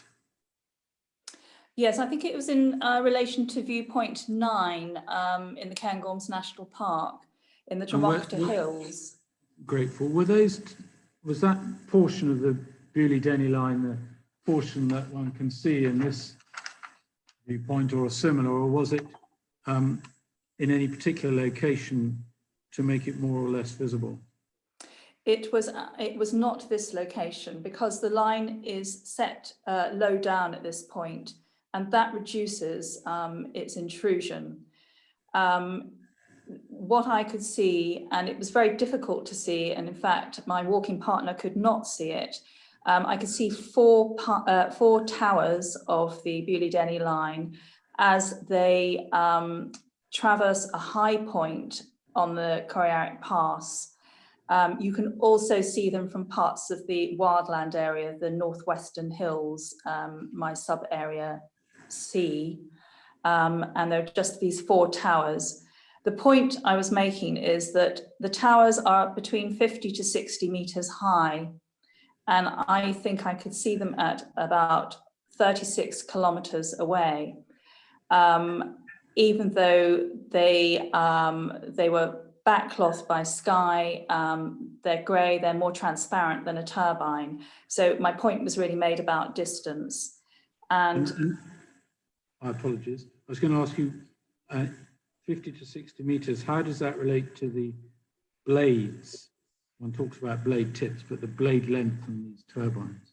Just I think for a 135 meter high turbine, the blades could be around 50 meters high, length, sorry, I should say. From no doubt the detail of that will be in the environmental statement. But in terms of the impact of the Bewley-Denny line at viewpoint 5, coming back to the wildland, to this specific wildland area point, Mr. Welsh places some emphasis on it. What's your comment on how much of a detractor it is from the sense of wildness at this location? In this location, it is a detractor, and I accept that. Its intrusion is lessened because it sits low down in the valley, but it's also increased by seeing the wires in particular highlighted in certain lighting conditions against dark forestry. So it is a detractive element. It's also worth noting that the forestry that we see in this viewpoint, which is, Mr. Welsh did acknowledge this is more commercial coniferous forest. It's denser and even aged. It doesn't have the more sort of pockmarked and informal sort of spacing that you get with the native woodland that we saw at viewpoint 4. But going back to the Bewley-Denny line, yes, it is a detractor, but it does not, it would not have the same intrusion as this proposal, the wind farm, in that the intrusion is much greater because you're seeing it on a skyline of uncluttered hills, and they're moving as well, and that movement would be seen in this, particularly in this viewpoint here. So that contributes to that intrusion on wildness. last question in examination in chief, but I'm afraid it does require you to go to, I think it's CD 1211, which are the revised wire lines. And it's for figure 4, so to look at viewpoint 4. But I don't have an electronic page number. I've got the hard copy. But this is to show the, if you like, the difference between the 39 turbine scheme and what might happen if you were to take 4 turbines away. And yes, could you give me a reference for that again, please, yes, Mr. Finlay? I believe it's CD 12.11. Yeah. And it's 12.11.15 even. Oh, right, yes. That's the revised version, isn't it? Yes. Yeah. And then there should be, it's figure 4 within that. Yeah.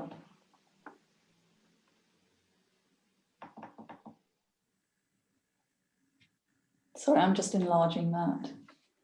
And it's really just your commentary on the 35 turbine scheme, because you've already given us your commentary on the 39 turbine scheme. You'll recall that my last questions to Mr. Welsh, almost last questions, were about your report, where you say there would be some effect, but it wouldn't reduce it to a non-significant effect, I summarise. Looking at what you can see in the wire line for the 35 turbine scheme, just briefly, without explaining to the reporter why you still consider there would be a significant effect on that, from that location. Well, when you look at a wildland area and you're assessing effects on it, you're looking at qualities of wildness. And it's not perhaps as straightforward as doing a landscape and visual impact assessment. So you're looking at the effects on physical attributes and perceptual responses to wildness. And in my view, I think visibility of any wind turbines or any part of wind turbines in that particular location, that middle section of Upper Glenroy, would have significant effects on the wildland qualities that are experienced in that area. For example, there still would be visibility of whole blades, for example, turbine 40. You can just about see the hub on that turbine. And the blades could be up to 50 meters, maybe more, I'm unsure. That information actually is not in the EIA, or I certainly couldn't find it, you know, because the model hasn't been determined yet.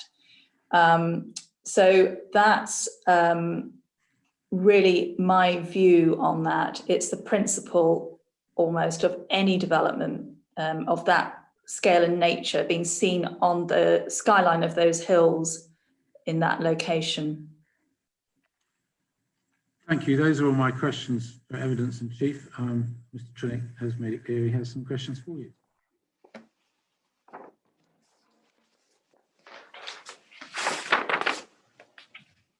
Mr. Trinick, would you like a short break just now, or would you be happy to move into cross-examination? I think we should get on. We want to get finished today, and if I choose a suitable moment for an afternoon break, and suggest that to you. Well, that sounds like a plan. Mr. Finlay, happy? Yep. Okay, Mr. Trinick. Thank you very much. Good afternoon, Ms. Anderson. Good afternoon, Mr. Trinick. This is going to be shorter than I thought, because I've, having heard some of the examination of Mr. Welch, having heard some of the questions put to you in chief, I've been able to take the view that some of the points have been covered to the extent we need to cover them. So I think we'll certainly get finished by not too late this afternoon, which is that's good news. A relief to us all. There we are. Let's start with your inquiry report at paragraph 515 on page 26. where you tell us the value associated with WAs is considered to be high, reflecting recognition of their national importance. The susceptibility is combined with value to arrive judgments on the level of sensitivity, which is judged to be high, medium, or low. There's a general methodological point I just want to cover quickly, and we covered it actually in our earlier excursion in this inquiry, that I think you don't, again, define your terms for sensitivity, magnitude, and susceptibility anywhere in your report, do you? I don't in a generic sense, but I do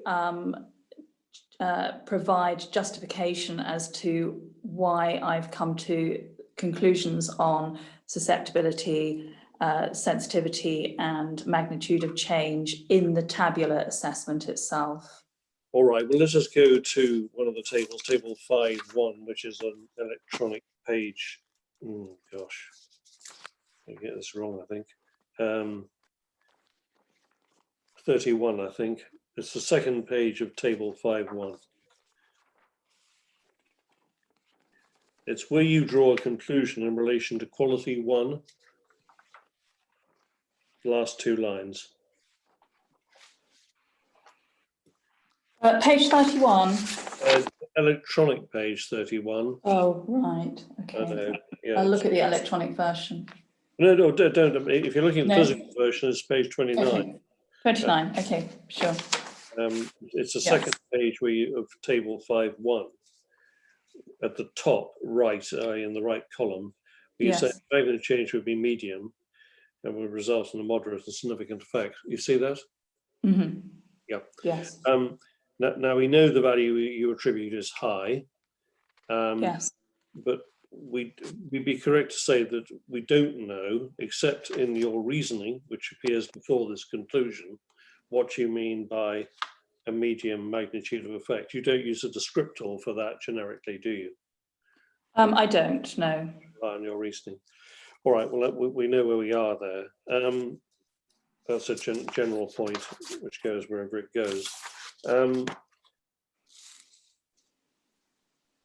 The only point I draw from that is that I like your view on this, because you may give me some reassurance and I can accept that it always gives me a difficulty when I'm comparing a methodology which uses descriptors. So I know when someone says medium or moderate in terms of magnitude exactly what they mean. And you remember my questions to Mr. Dowell perhaps on that point. Mm-hmm. I don't know if your findings are comparable with Mr. Welch's in terms of the terms you use.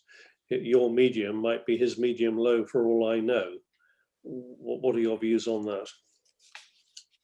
I have to say it is hard to compare, because in assessing the specific wildness qualities, there has been a different interpretation between us, and so you're not always comparing like with like.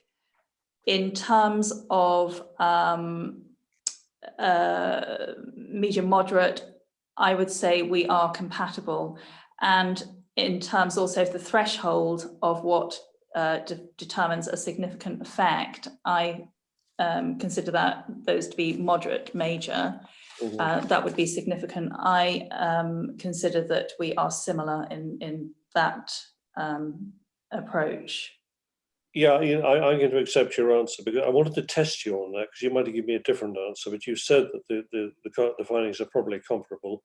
I'll just record to the reporter. I think they probably are in this case, so I don't think it's a big issue in this case, mm-hmm. which is mm-hmm. somewhat helpful.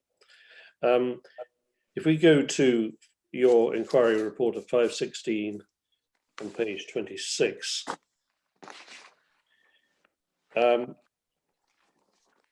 you say in 516 that one of the generic factors would be a consideration of whether a proposal will result in material change in experience of any of the wildland qualities, take into account sensitivity in relation to those qualities, attributes, and perceptual responses. Now, I know that you're very familiar and I'll take you there if I have to, but I don't think we'll need to go there, with the draft wildland assessment guidance of 2017.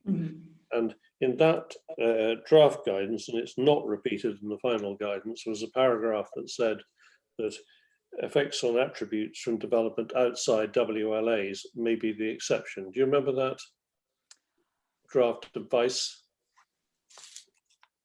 I don't recall it specifically, I have to say. Okay, let's go there, so we're not being unfair. Okay. If we go to CD 525,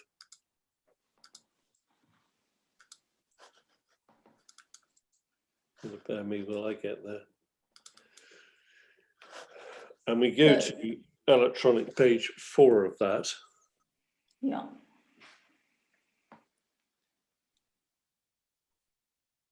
Paragraph 11. That's the advice to which, if you want to just read through that. Okay. Doesn't quite say what I said, but it's sort of a mirror image of what I said. That development located out without WLAs may only impact on perceptual responses.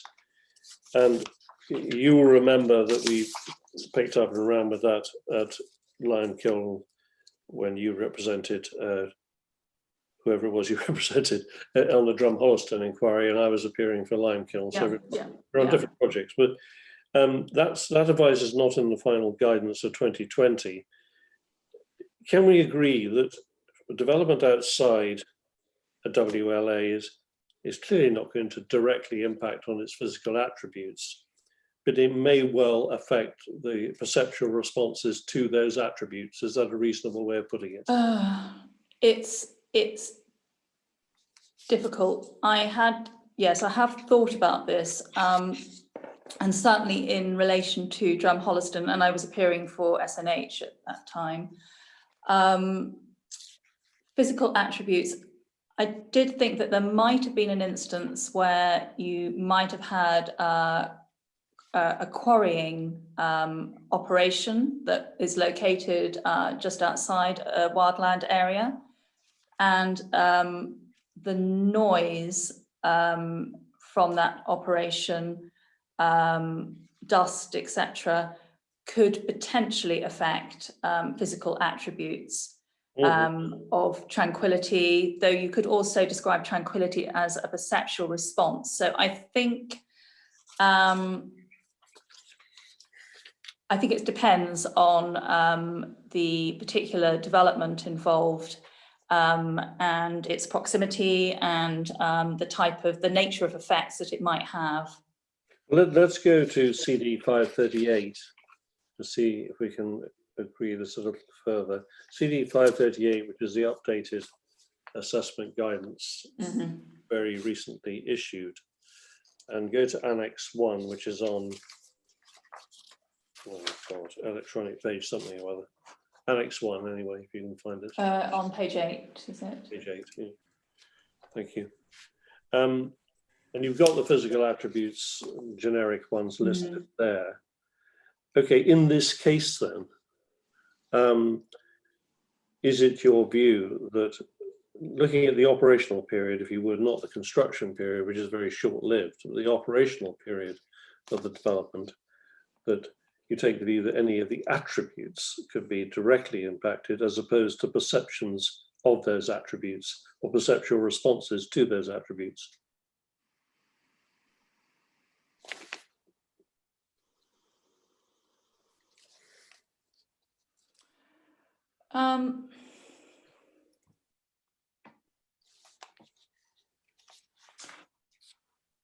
Well, I think the physical attribute of lack of modern human artifacts or structures, that can be impacted whether or affected whether the development is located within or out with the wildland area.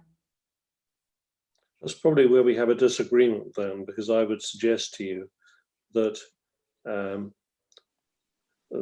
the physical attribute is a statement of fact, a lack of modern human artifacts or structures, and the explanation there is no or very limited evidence of contemporary buildings, etc. That's a physical statement.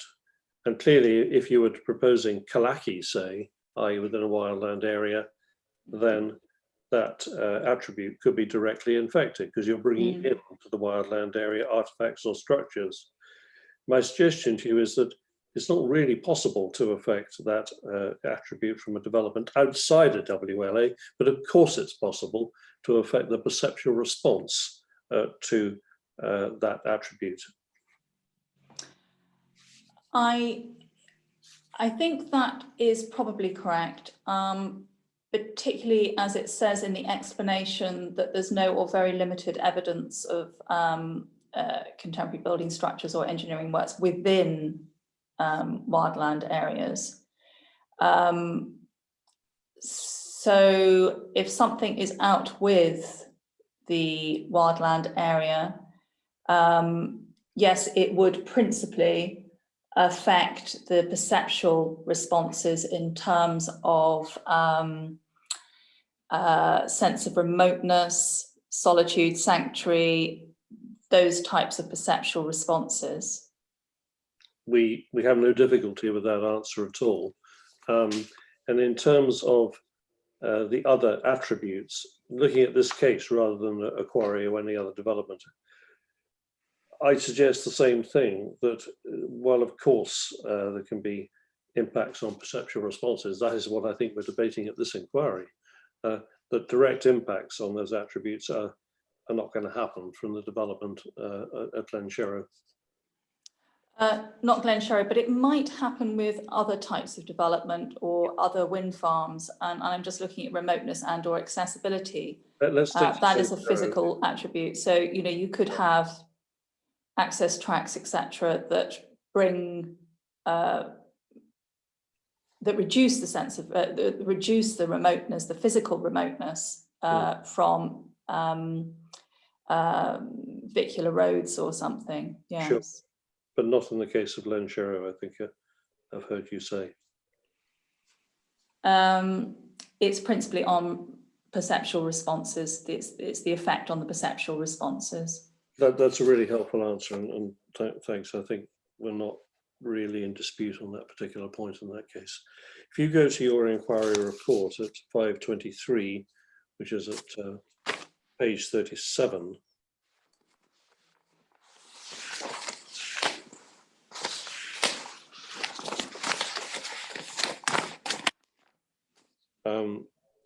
the last sentence of 523, wildness is experienced as a continuum, and even where not visible, the wind farm could alter the perception of remoteness and solitude experienced across the WA as a memory of what is present and highly intrusive.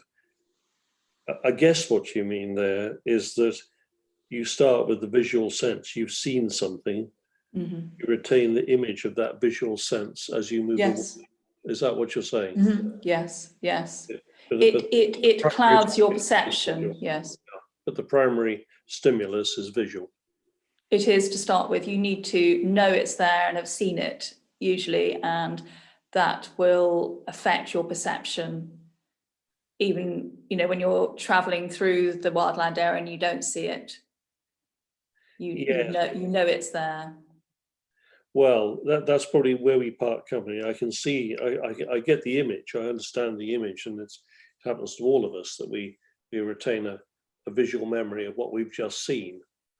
I suppose probably my dispute with you is about the planning relevance of that, as opposed to the fact that it happens. In terms of the guidance which has just been issued, the assessment guidance, is there anything within that from which you can take comfort in terms of what you say in 523? I couldn't find anything. I don't think there is.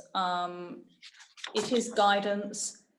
Obviously the assessor will have a different slant on how they assess effects on a wildland area, because it is a subjective process. But it's not specifically noted in the new technical guidance, no. No. I think we'll have to agree to part company on that point. I know what you're saying, I understand what you're saying, but our position for the record is that the retinal retention of, if you like, put that totally wrongly probably, of what you've seen, that you're retaining the memory of what you've seen is a very limited planning relevance in the assessment of wildland impacts. But Mr. Finley and I can make submissions on that point, having heard what you've said. Thank you. Go to your precognition now, please, at paragraph 4.6.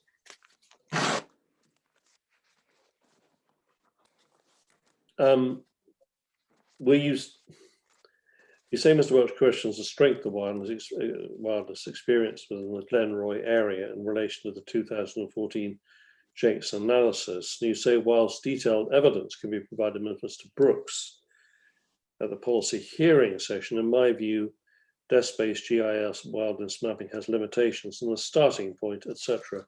I'm going to suggest to you that the Jenks analysis is rather more than a starting point, because as a primary proposition, the WLAs were identified on the basis of Jenks classification. That's so, isn't it? Well, that's the definition of the wildland areas, but I'm talking really about assessing, judging and assessing the experience of wildness, and undertaking sort of detailed field work in order to do that. And I think both myself and Mr. Welsh have agreed that you do need to do that detailed field work in order to undertake an assessment of effects on wildness. Yeah, well, there are a couple of points arising from that. The first is really more of a planning one, and forgive me for putting it to you, and if you don't want to answer, just say so. But that given the guidance in SPP and MPF, we do have a mapped national environmental interest, and that's what a wildland area is. It's a mapped area of national environmental importance. That's how policy describes it. But the key word there is mapped. And it's mapped with boundaries which were crystallized in 2014 on the basis of the Jenks classification. That's correct, isn't it? I'm going to pass on that question. I think this information on this will be provided by Nature Scott at the policy hearing session. All right, that's perfectly fair. They're forewarned this issue. So if you could tack that item onto the agenda, if you feel you want to know more about it, that would be very helpful.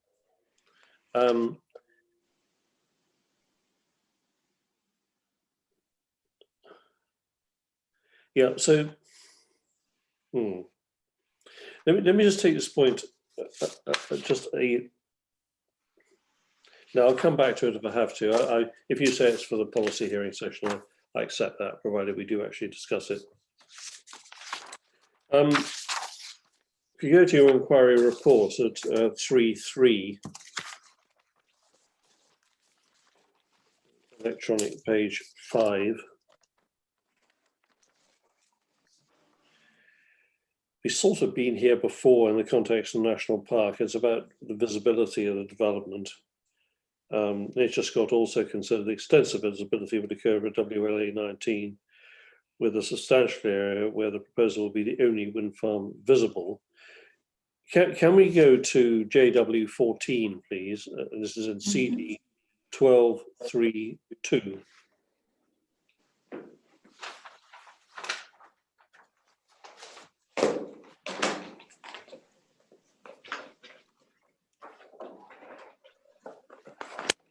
So was it JW 14? 14. Yeah.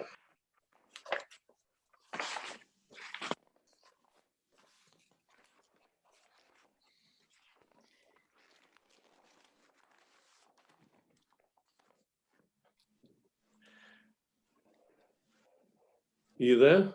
Yes, I am. Thank you. We can see WLA 19, which is the only one that concerns us as opposed to other. And we can see the new theoretical visibility of Glenshero in yellow. So in paragraph 3.3, that's the area you're talking about, isn't it? Yes, that's right. And that's at the east, primarily, not wholly, but primarily at the eastern end and going towards viewpoint 4 down Glenroy. Yes. Now, at the eastern end of the WLA, that's of course where we're also close, dare I say it, to other developments. We're pretty close, obviously, to the Beauly-Denny line as we get to the eastern end, aren't we? It's very close to the eastern edge, actually, that's visible because of the landform, particularly if you're walking in the lower points of the valley and along the sort of narrow footpath between that goes from the Bothy up to 5. You don't really see the Beauly-Denny line, the forestry, until you're almost at the edge of the wildland area and at viewpoint 5. Well, yes, but you are within the wildland area when you do see it. You may be close to the edge, but yes, that's correct. Yes. You also see the forestry to which you drew attention when looking at yes. viewpoint 5. Mm-hmm. And I suggest also, let's pinpoint it for the reporter, although he may well have been there, I don't know. You've got the Melgarve substation, haven't you? You know where that is? Yes, I do. I do know where it is roughly. I have looked at the plans for it, yes. It's a pretty major feature, isn't it? Pretty raw and major.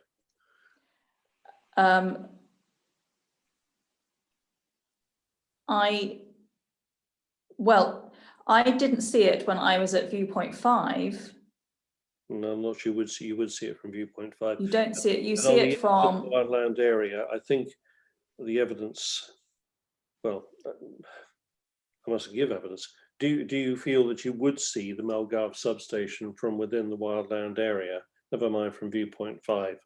I certainly didn't see it when I was at viewpoint 15 or 5, and those are the 2 viewpoints that are closest to the edge of the area, of the wildland area. It could be that you could see it from very close to the eastern perimeter of the wildland area.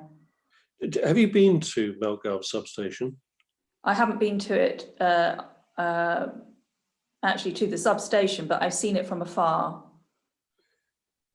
Yeah, you see, my suggestion is if you go to viewpoint 15, you simply can't miss it.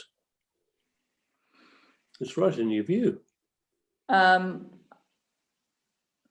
I can't recall seeing it. I recall seeing the tracks up to it, but I don't recall seeing it.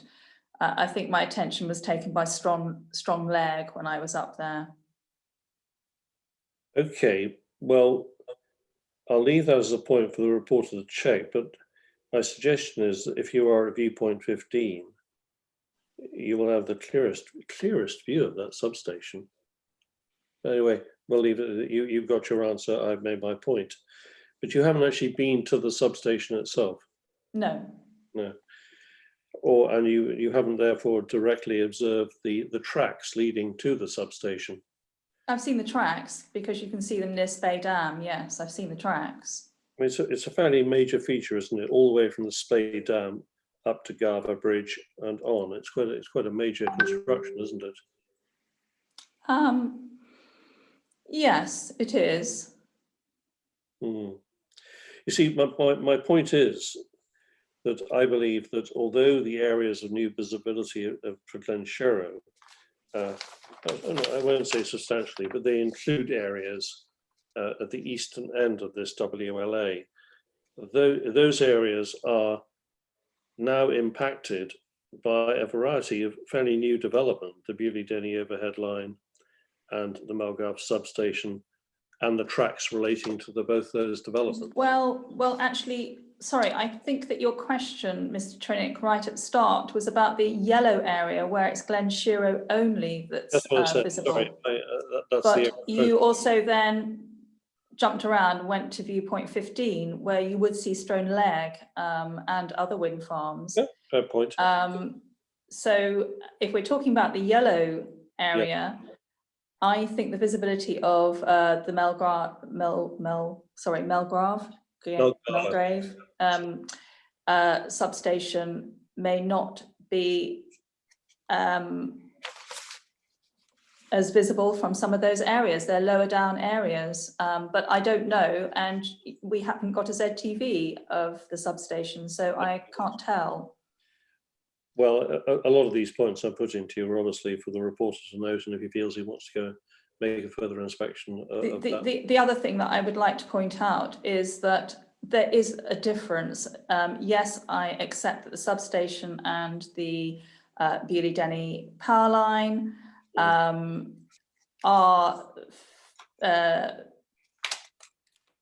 noticeable, fairly major developments, but nowhere near as major as this proposal, the Glenshero proposal, in terms of the size of the infrastructure, the turbines, etc. You make that comment without having been to the Melgarve substation. I'm not sure that actually going to the substation and actually standing there is going to tell me that much. I think it's more important to see it in views from around to see what its okay. Well, impact is in terms of the scale of the landscape. Yeah, we agree to disagree. Go to page 24 of your inquiry report, please, at 5.7. So just make a note that there is a fundamental disagreement on that point relating to the comparison between Melgarve substation and Glenshero. But I've taken also it down with this witness. Yeah. Sorry, going back to the substation. Yeah. I don't recall that Mr. Welsh has mentioned it in his evidence to the inquiry, in his assessment of the wildland area. Mr. Finley can scurry around looking for references and come back to re-examinations. Right. I can't remember either. 5.7 of your inquiry report, please, page 24.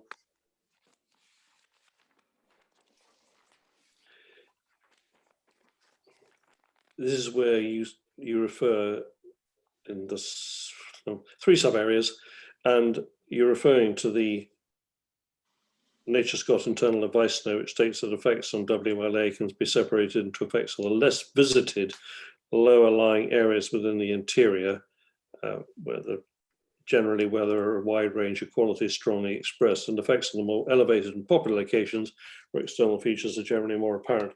I want to just look at that proposition, but let's take in 1 or 2 other references so we deal with it all at once. Go to page 26. Inquiry report 5.16.4, which again refers to the peripheral areas having less strong qualities of wildness. There's also 5.22 on page 36.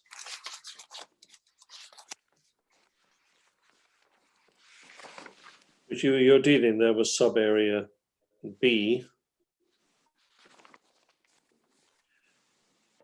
The hidden interior of Upper Glenroy. I'll leave people to read it. And then on page 37 at 5.23, there we are. We have again the 3rd line, the more contained Upper Glenroy Spey headwaters. So what I'm examining here is the relative wildness as between the interior of the WLA at Glenroy and the elevated edges of the WLA. For this, can we go to JW21, please, in CD 12.3?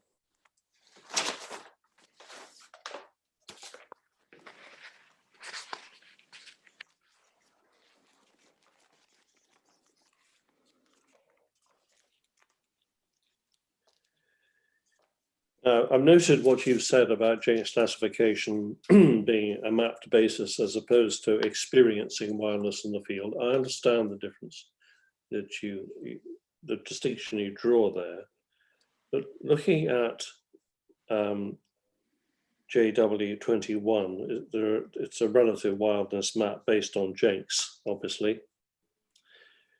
And do we see that, in fact, Jenks classification includes that the areas of higher wildness are actually around the peripheries of the WLA rather than in sub-area 1. In terms of this, yes.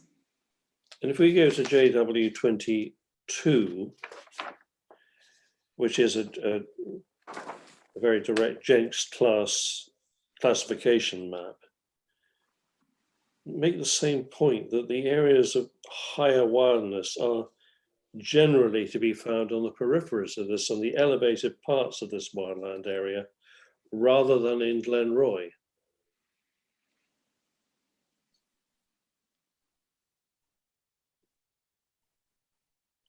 Indeed. Well, it's patchy. I think that's a bit simplistic, actually. It's quite patchy looking at that. It varies quite a bit. And I am not the person to question about this. I don't have the experience of the background mapping that determined the wildland area, the definition of the wildland areas, and I think that needs to be asked at the policy session.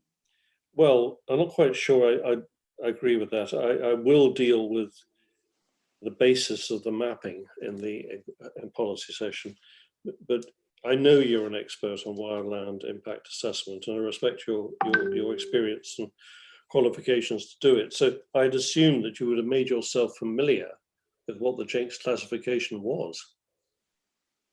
Have you not done so?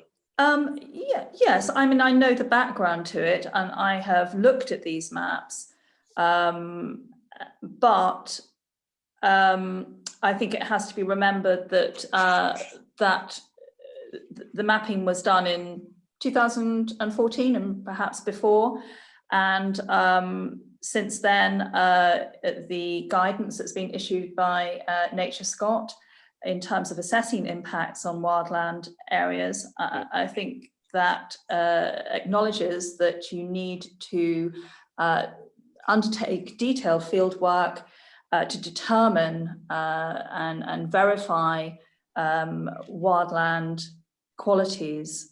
And obviously there have been sort of developments since 2014, since the definition of the wildland area. I think that is important to verify that, and it is a requirement of the guidance. It is. And I think that can only be determined by field work. Yes, we quite agree. And as Mr. Welch said, you update your understanding of wildness on a case-by-case basis through doing the field work, and I understand that. Yes. And things change.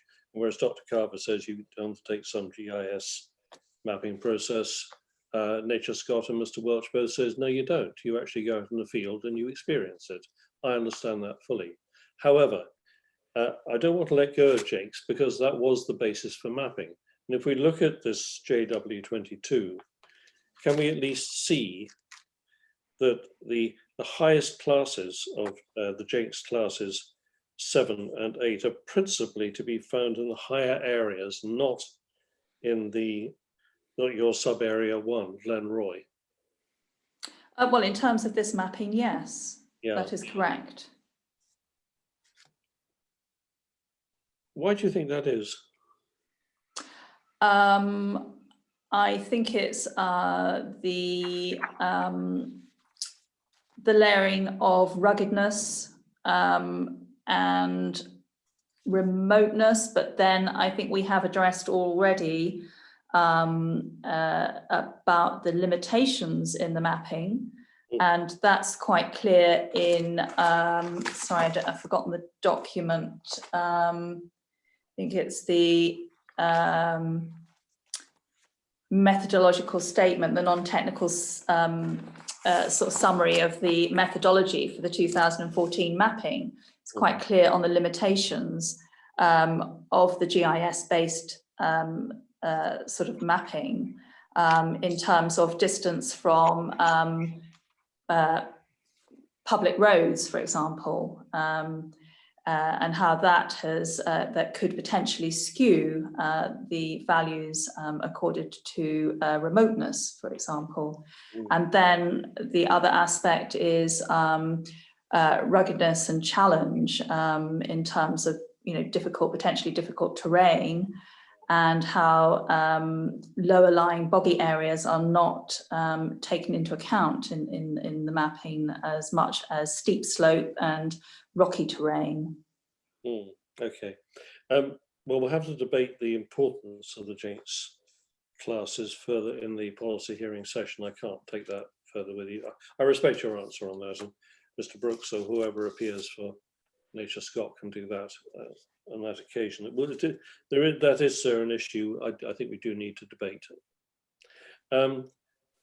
By the way, just in passing, to save Mr. Finlay the appalling effort of looking through the whole of Mr.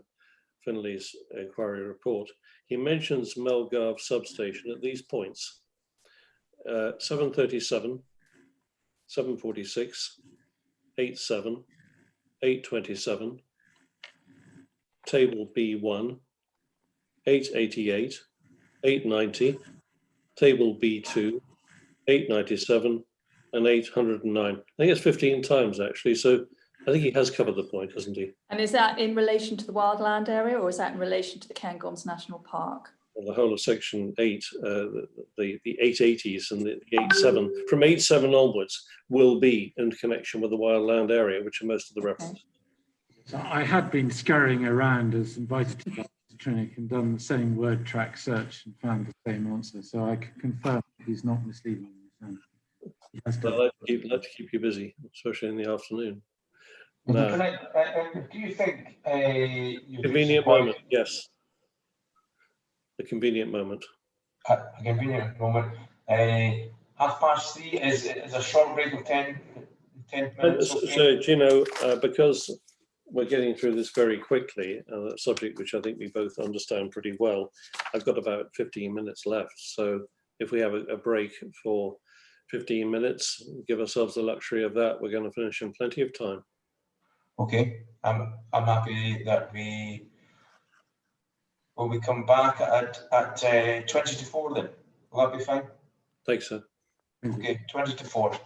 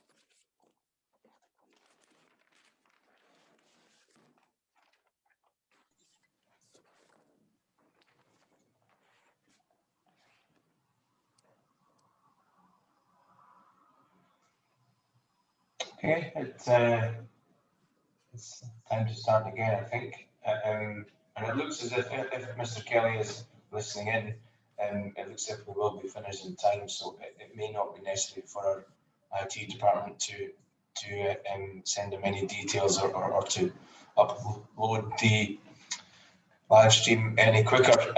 So I'm just going to hand over back to Mr. Trinick to continue with this cross-examination. Thanks. Having had that slightly longer break, a lot of my remaining examination has come out because it was to do with relative wireless and Jenks classification and the like. So since most points have been covered, I've really only got 2 more points to deal with, which will take less than 10 minutes. Now, the first, I just want to go back to this Melgarve substation. Would you take up JW17, please? You see the 1232 should be.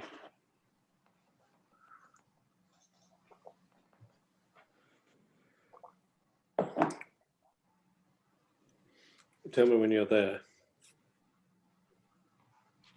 JW 17. 17.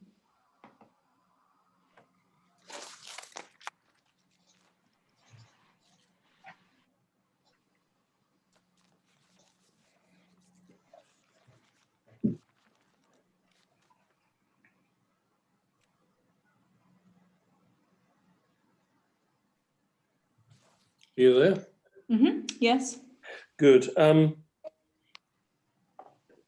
Just see if we can agree where it is on the JW17 map. Do zoom in if you need to. Maybe you could just pinpoint it for us on the map.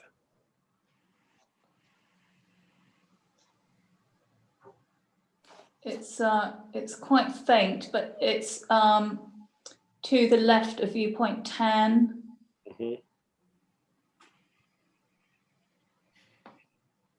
Yeah. Just to, so I can't read the grid reference. It's quite faint. It's in a sort of open area with turquoise around it. Yeah. What, close to the green to the right, or what? I think there's a little forestry plantation there. With the Sorry, I'm just enlarging it. Yeah, okay. You'll see the figure 326. Yeah. So it's just to the east of that, isn't it? Mm-hmm. Yeah. And then the track, just for the reporter's benefit, runs down towards Garver Bridge and then on to the Spey Dam. That's correct, isn't it? Yes. And if you're on the public road at the Spey Dam, you can see there's quite a large entrance taking off. I think yes, there's a construction area. It's actually signed Substation Access Road, I think. Yes, it is, yes. You see, when did you last go to viewpoint 15? Looking at I went to 15 in, I think it was July, August time. So substations there, did it not form a very major feature in the view? Do you know, I'd have to look back at my photographs, Mr. Trinick. I'm sorry, I obviously haven't spotted it. I think I was so stunned by seeing Strone Leg when I went up there, because I had been up there many years ago, and it was a bit of a shock to the system, I have to admit. Well, it may have been a shock to the system, but you're not there to be shocked. You're there to make a professional assessment. Looking at which I did do when I was there. Viewpoint 15, my suggestion is that the Melgarve substation is a very major feature and absolutely unmissable in the view, and yet it escapes any attention in your. I think you're overemphasizing it. Yes, it is a major feature, but it's not as major as Strone Leg in that view, in that particular view. Well, you mentioned the Beauty Denny line in your assessment of this sub area. You managed to see that and mention it, but not the substation. I'm surprised. I've given you my answer, Mr. Trinick. I don't recall seeing it, but it probably is in my photographs. All right. Nora V mentioned looking at page, electronic page 30 of your inquiry report, where you're looking at sub area A, so the Southern Mountains, where viewpoint 15 is. Nor have you mentioned the other wind farm developments of Banoon, Millennium, Blairy and Corrigarth, which are also visible from viewpoint 15. Didn't you think those should feature in your assessment? I didn't really, because I focused on what I believed to be human influences which significantly affected the wildland qualities in that area, and I didn't consider that they did, because of their distance and because they were barely visible in my view. All right, in terms of, I think we're going to go over all ground unless we watch it, but I'll put the point only because I think I ought to, not because we haven't really dealt with it already. In table 5.2 on electronic page 30, I think I know the answer I'm going to get, but I want the reporter to have a note of your answer. In the description of visibility of area B, you say in the third last line, development would be the only wind farm development and large-scale human artifact visible. Again, aren't you missing Beauty Denny? Aren't you missing, again, the Melgarve substation, I have to suggest, in what you say there? Major features. Well, I think you need to read that whole sentence, don't you? Gosh, it looks like a very long sentence.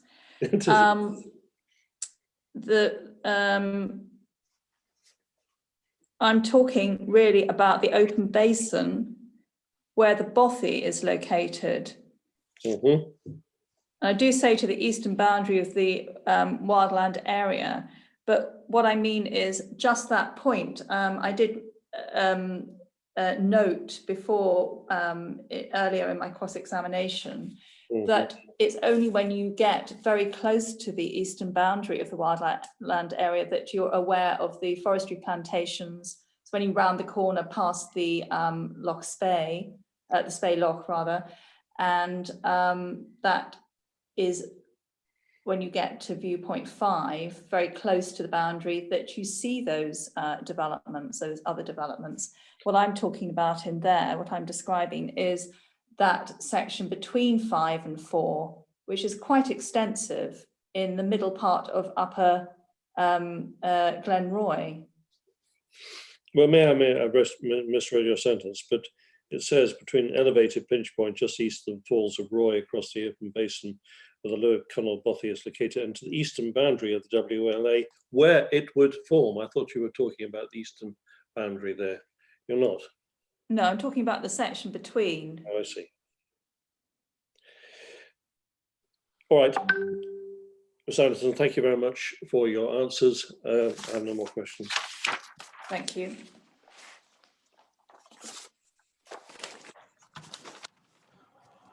I think I recall Mr. Kelly indicated he wouldn't be asking any questions, and I'm sure he would have popped back on if you did have any particular questions. But I just have a couple of questions before Mr. Finlay can re-examine. We'll stay with actually your inquiry report, and it was really just to clarify your conclusions in 7.3, which I think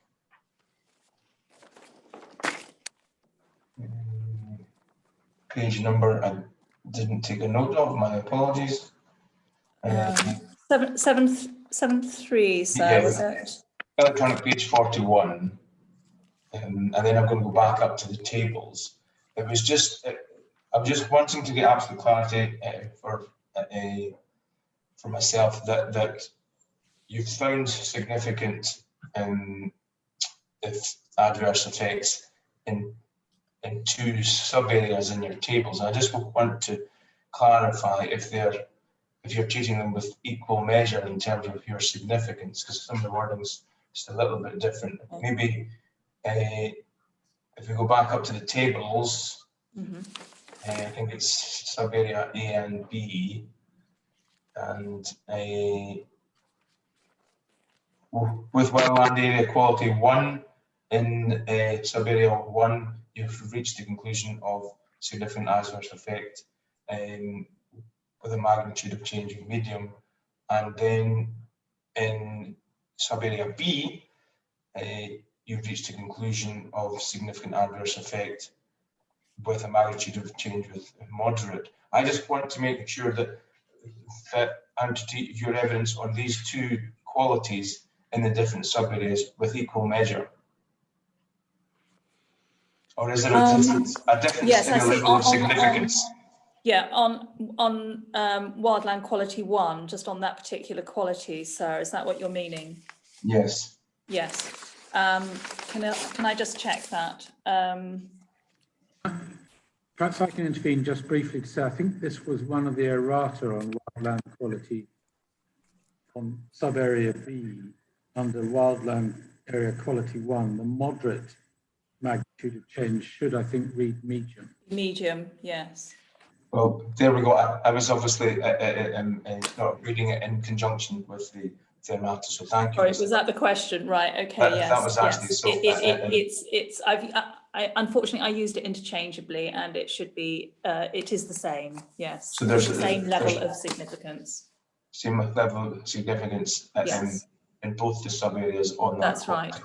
Though I would say that within that assessment, the interpretation, or rather the expression of perceptual responses is slightly different.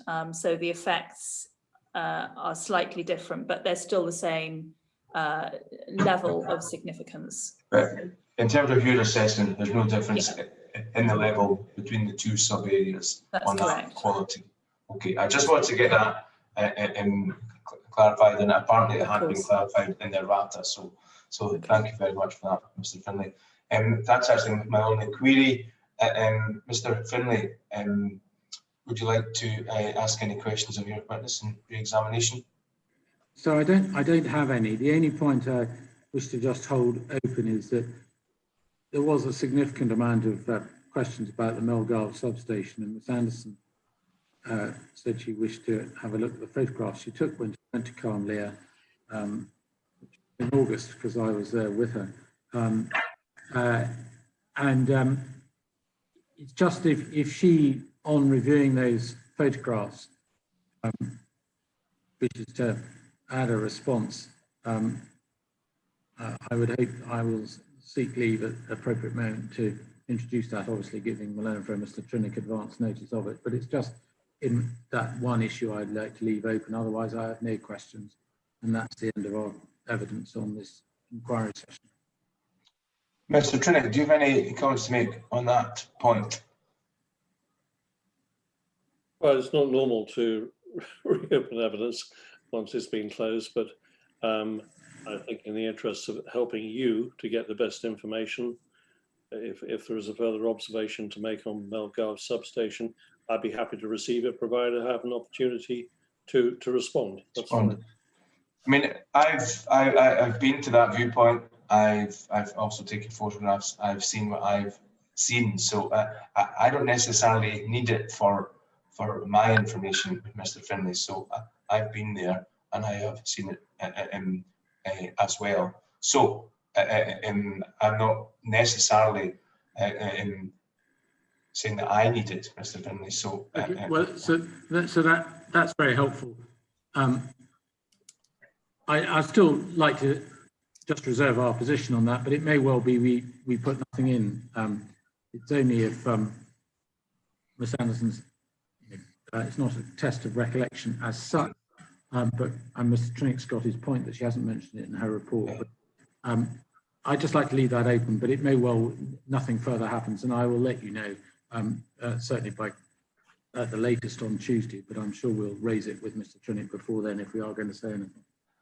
And there will be an opportunity to deal with some of that in closing, that Mr. Trinick will have time to respond to. So now we have agreed that we would start tomorrow morning at 9:30, and usefully Mr. Kelly has appeared on video.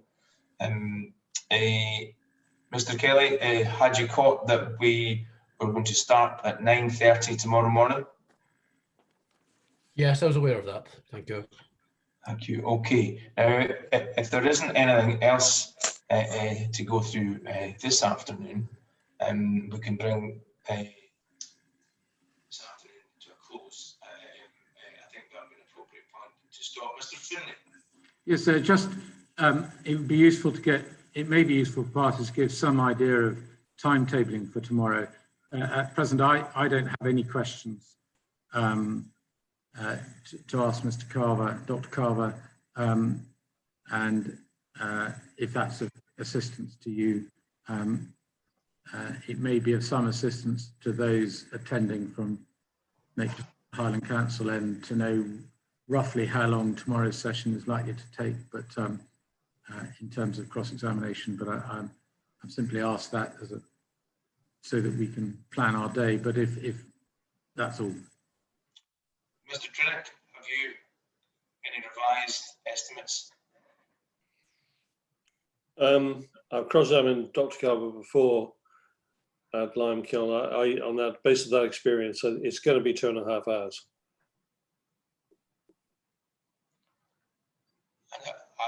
I may have a small number of questions also, so it may take us to lunch and maybe just beyond lunch. Mr. Kelly, do you think you'll be much beyond the 30 minutes in your evidence in chief, given what you said earlier on that you weren't going to need to witness other than the methodology? I wouldn't like to commit to exactly 30 minutes. We will certainly ensure that we are somewhere between 30 and 40 minutes. We will not go beyond that. There are 1 or 2 points which were raised by Mr. Welsh today, but I'm virtually certain that Mr. Trinnick will cover them in cross-examination. So I'm happy to stick with opening up with just the short presentation by Dr. Carver and no further questions then on to cross-examination. So if allowing for a short break after that, if you said 45 minutes for the opening session, that would be fine. Well, based on that, I think we could plan for finishing perhaps just before lunch or perhaps just after lunch, but we'll keep things under review as we move forward tomorrow. Mr. Finlay. That's extremely helpful, and I'm very grateful to Learned Friends for their estimates. Okay. Well, good night to you all, and we'll see you all, or most of you, tomorrow morning at 9:30. Thank you.